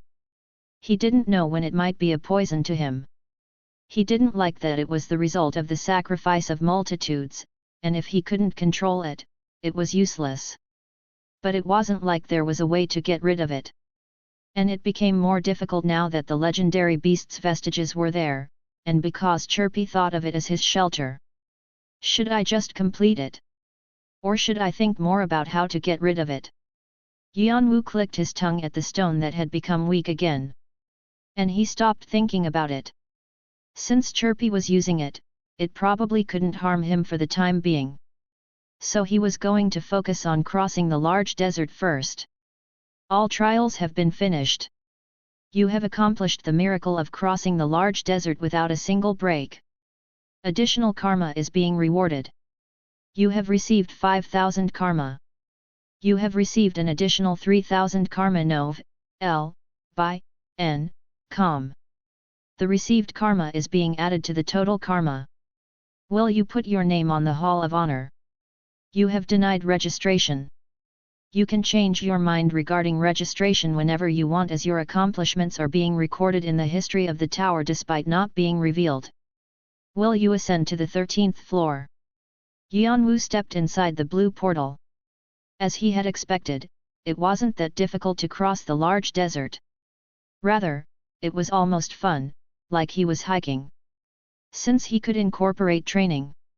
Although the sand that sunk with every step and the atmosphere that was boiling hot enough to leave burn marks wasn't that great. Not only was he able to increase his physical resistance to outer influences, it was also a big help in increasing his property of holy fire. And he had installed additional cores, so he was finished with 108 cores.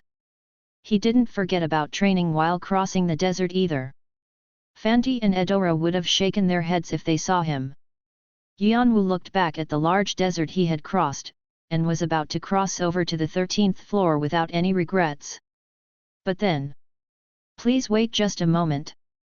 A portal opened mid-air and a rabbit guardian fell with a plop. It was Laplace, the guardian he met on the 11th floor. Yeon-woo looked at him with slightly surprised eyes. Why was someone that hadn't appeared once during the 11th floor here? Yeon-woo thought for a moment that he shouldn't be caught here, but he shook his head. The guardians of the tower were limited by the tower's system and couldn't interfere in players' businesses. Then why was he here? Yeon-woo stopped walking and started at Laplace. Without any questions. Just a dry gaze. As if asking why he was here. You're just like when I met you in the past, quiet. You seem to be busy, so I'll just get straight to the point. Yeon-woo didn't make any reply. Laplace smoothed his face with his hands. He checked himself to see if he was smiling because he thought it might be interpreted in a different way and spoke. Currently, player number is heading towards the Platform 3 Goddess Temple, am I correct? Yeon-woo's eyes distorted under the mask. Even if it was the Guardian, no one liked their destinations being tracked. But Laplace just waved his arm as if saying not to worry. Don't worry so much. Us Guardians only exist to ensure a smooth environment for the players. We won't ever bother player number or spread rumors, so you don't need to worry about such things. Yeon-woo just looked at Laplace's red eyes. He didn't know what he was thinking. Now that he thought about it, even his brother had a hard time dealing with the guardians. Especially the highest-ranking 12 guardians. And from what Yeon-woo knew, Laplace was the Zodiac's rabbit. Rabbits have lots of curiosity and like to stick their nose and interfere in others' businesses. He wasn't a trustworthy fellow. Then, why are you here? I'm here to deliver the words of the higher UPS. Higher UPS. You might not be aware, but us 12 Zodiac Guardians have another role. It's to be a messenger of the gods and demons. Messenger. Yeon-woo widened his eyes at the unexpected response. I'm here to deliver the words of the demons. Laplace's smiling face while he was talking suddenly fell. And the atmosphere turned cold. The heat of the large desert disappeared and a dark and cold aura spread into the surroundings. Laplace's eyes turned into a bitter blackish-red color. A shady aura blew in the air. Magi. Yeon-woo read the energy exuded by Laplace and frowned. Laplace spoke in the demon's voice. Out of the platform. 3 goddesses. Beware of the oldest. After he finished speaking, and Magi in the air faded away like it was never there. The heat of the large desert returned, and Laplace's eyes became red again. Beware of the platform 3 goddesses? What does that mean? And who's the demon that delivered those words? Laplace shrugged. I am only a messenger, I don't know the details. Even if I do, I can't say it because of the limits of the system. Player number needs to determine the specifics. Laplace laughed as he responded, but Yeon-woo didn't focus on what he was saying and was lost in thought. The oldest should be heard. But why? Yeon-woo became annoyed. Now he was about to put his plans in action. But because of a variable, they were paused. It was the first time the messages that the gods and demons were observing him felt so annoying. Why are you delivering this to me? I wouldn't know. Would a mere errand runner like me know what the gods and demons think? Isn't that so? Yeon-woo thought Laplace was twisting his words. But even after this warning, he couldn't not go to the 16th floor. It would be stupid to blindly trust the demon's words. A demon was a demon. They were a species that had a sly tongue. No, aside from that, he was annoyed that they were trying to move him however they wanted to. So he was planning on ignoring it. And I was expected to make the 3 goddesses mad anyway. It was obvious they were going to leave the temple in ruins trying to take the saber god's son away. He didn't think he would get a good reputation with the 3 goddesses after this anyway. Like I expected, you don't seem to want to listen. Then, I hope you go your way. I've taken extra care, so on your way to the 16th floor, there won't be anyone to bother you. Laplace laughed and bowed like he read Yeon-woo's thoughts. Yeon-woo moved past Laplace and was transported to the 13th floor. A light covered his eyes. The 13th floor. The trial has. After passing a few floors rapidly. This is the 16th, the gate of life's spinning wheel. Yeon-woo was finally able to arrive at his destination. The start zone was an empty area surrounded by an expansive forest. There were 3 paths to leave the forest. The mercenaries were taking a break after having already arrived at the area. But they looked a lot different from when they had just left the 11th floor. It was the result of them searching for hidden pieces like the Jewel of Fire. Yeon-woo flicked his finger to toss them his holy fire and spoke.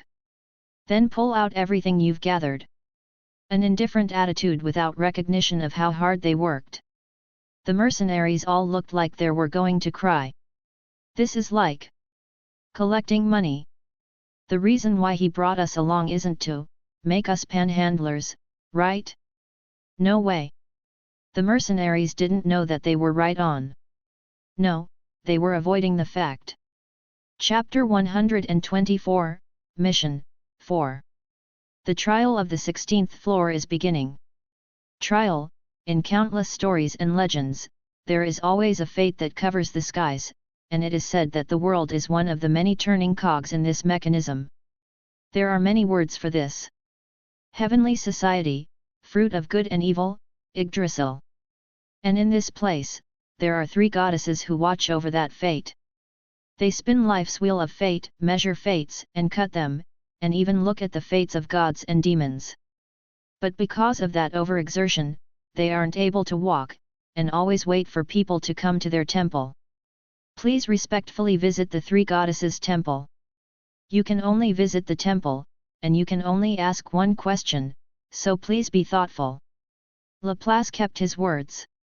On the way to the 16th floor, Yeon-woo didn't see a single person or a guardian. Like someone had interfered so no one could bother him.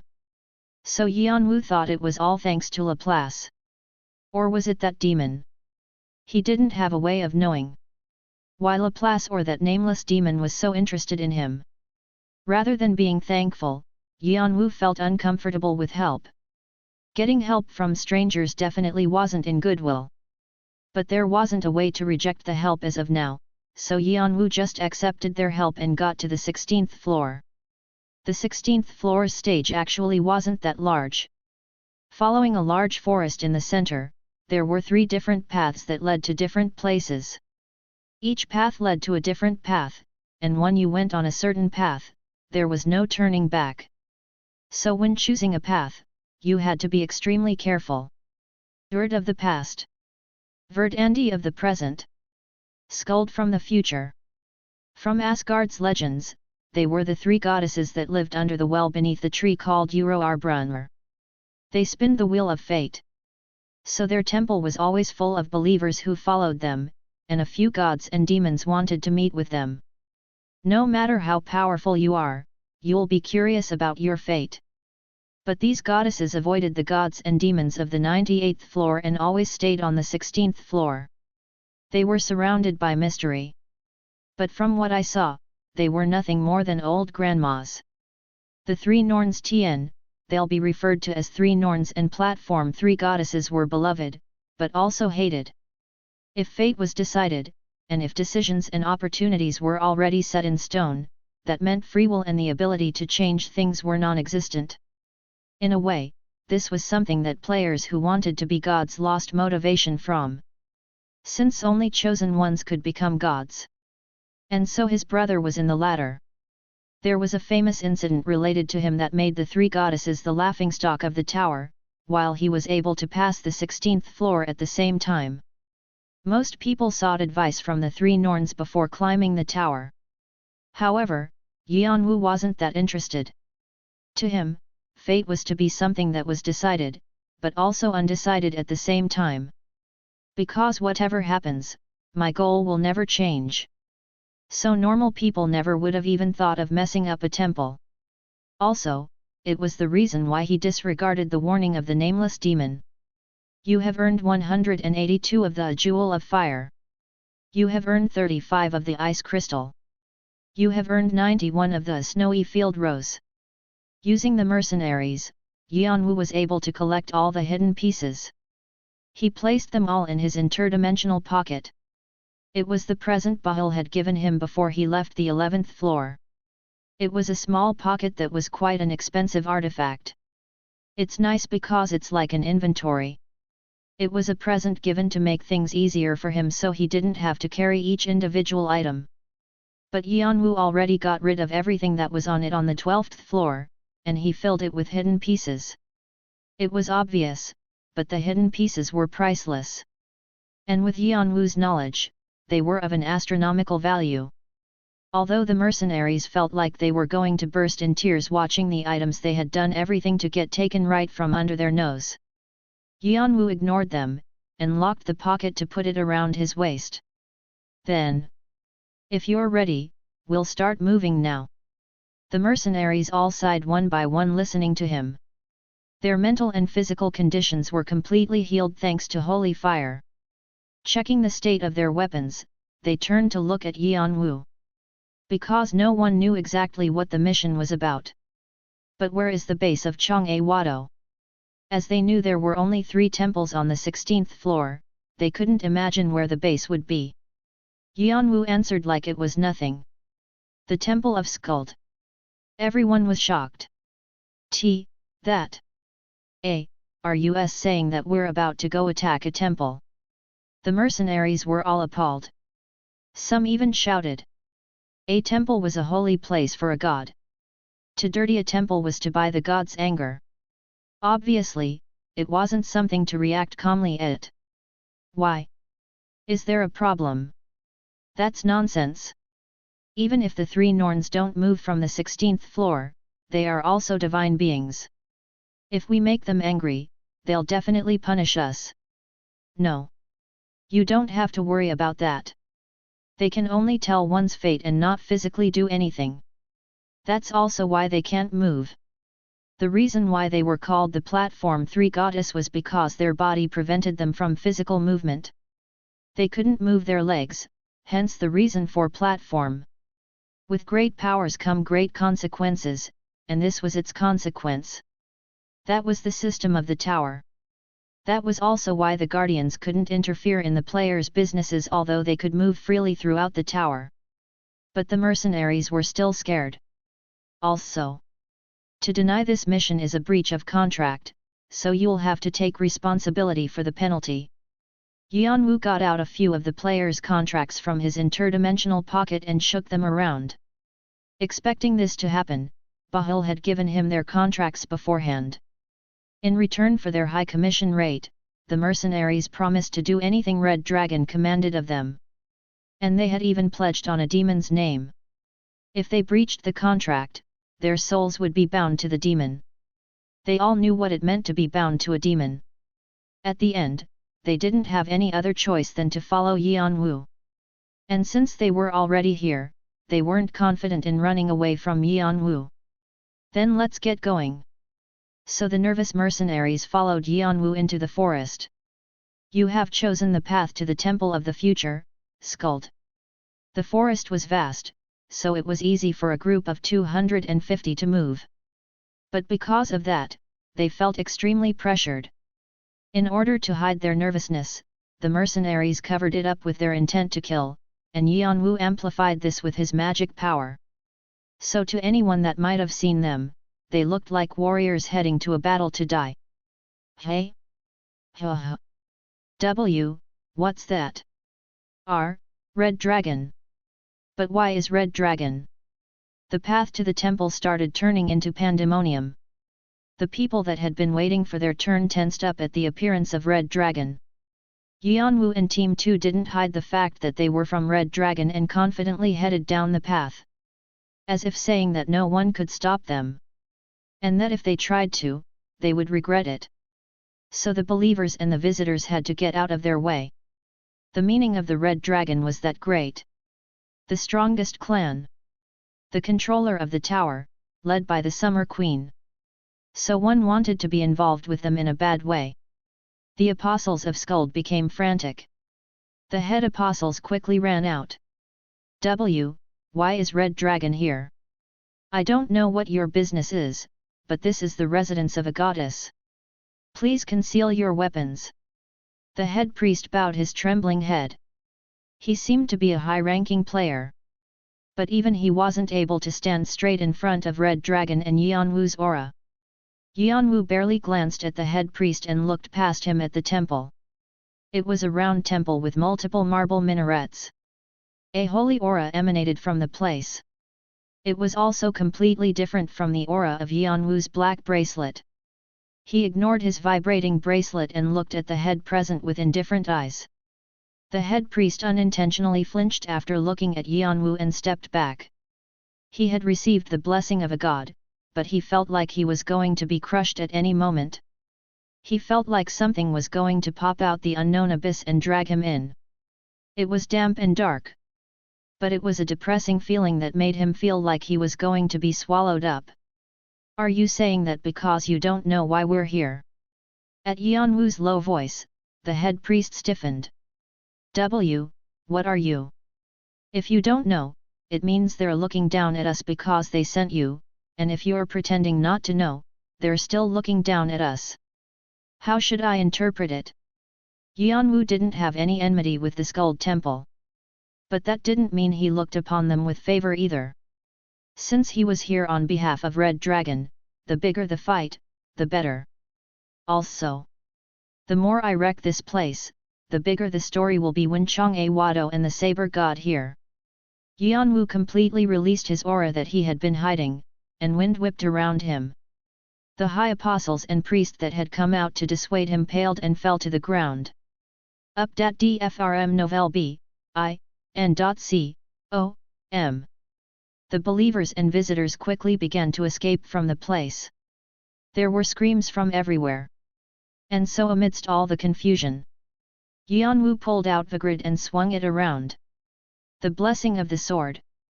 Yeon-woo chose the temple as his enemy, and so the sword became stronger as the apostles, priests, visitors, and believers were all recognized as his enemies as well.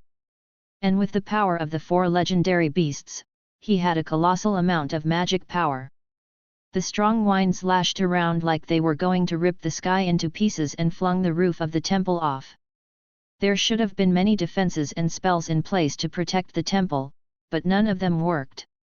Seeing the broken temple, the apostles, priests, and all the visitors that were running away looked at it with their mouths hung open. They were so surprised that they couldn't move. And during that time, the mercenaries acted on orders given beforehand to enter the destroyed building. They disarmed the soldiers of the temple with ease and entered. Yeon-woo followed them, walking through the path they had made. The high priests and apostles ran at him saying he shouldn't do that, but he ignored them and stood in front of the 13th room. He burst the door open to where the Saber God was. And it was then. Chapter 125, Mission 5. As if they had been waiting, a group of soldiers attacked him. They were soldiers the Saber God placed there to protect his son. But Yeon-woo already realized their presence and lightly used Shunpo to escape them, and simultaneously used Heaven Wing Mana Control to input magic power into Vigrid.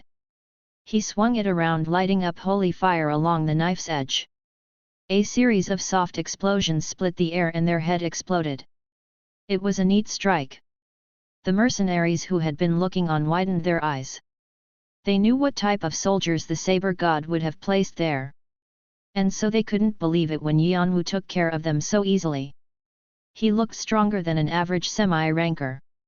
But in a way, that was to be expected. He had absorbed the power of 4 legendary beasts at once, and he had almost finished his draconic body. With his 8 extreme fists and Heaven Wing Mana Control improved, it would be weirder if he wasn't that powerful. Yeon-woo carelessly looked away and entered the 13th room. Beyond the burnt black corpses, there was another door inside. He flung it open. And at that moment, a scent entered his nose. Yeon-woo frowned. Drugs. Hum. Laplace hummed a song and entered through a portal. The gazes of multiple guardians turned towards him, but they just turned back towards their jobs thinking he was being himself again. The Laplace they knew was always in that state of excitement, and his subordinates struggled because of it often. When he was excited, it was better to just avoid his eyes. Laplace walked past the guardians into his own office. But as soon as he did, he stopped humming. Instead, he narrowed his eyes at the person who was sitting in his chair. Ivilka. What are you doing here? If Laplace had to pick the one person in the world he struggled with most, that would be Ivilka. Ivilka pushed his glasses up and lightly chuckled. Ohio here. I was passing by. Our Laplace's office was here. So I came. And I heard a fun rumor. Laplace internally tsked. That old geezer. He would never skip over things. There were rumors he didn't interfere with business outside of the tutorial and the beginners sections. But it seemed like Ivilka had eyes everywhere. The old man that didn't take interest in anything. The old man who didn't blink an eye when something big happened. Why was he interested in this? Laplace had to hide his emotions and calmly fix his face. So that Monocle wouldn't catch anything suspicious. And then Ivilka slowly opened his mouth. I heard some demon was interested in the lower floors, and our fellow Laplace was involved. Can I ask what you think of this?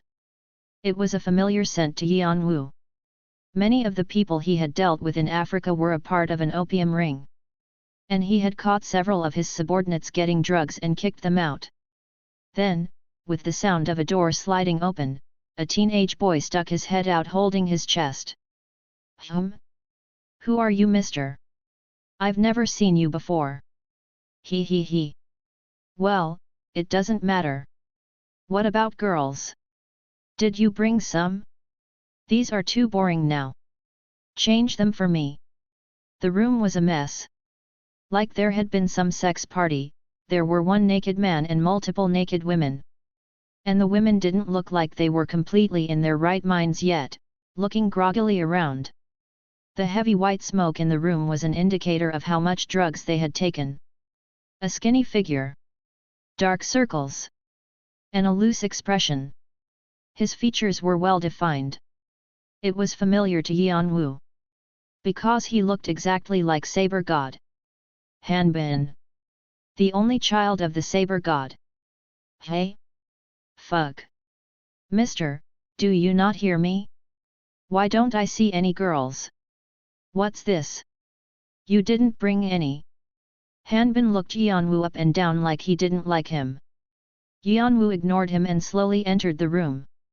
And he crouched to observe the condition of the girl.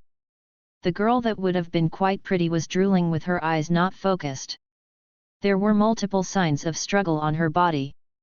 You tied her up and forced her into it. And you made her take the drugs too. Did you kidnap her or something? Yeon-woo's cold gaze turned towards the door. The frantic priests and apostles had come running. Their faces were pale. Wait, there's an explanation. Block the door so no one can enter. Just a chance. The mercenaries kicked the apostles that were trying to enter. They growled like they were going to cut them with their swords any moment. Before, they didn't strike, because they probably didn't feel too comfortable attacking the temple. But now, they didn't hold back. They didn't feel the need to. Unless you were a fool, you could easily tell what had happened here. There were torturing devices and signs of intercourse everywhere, and looking at the marks left on the girls,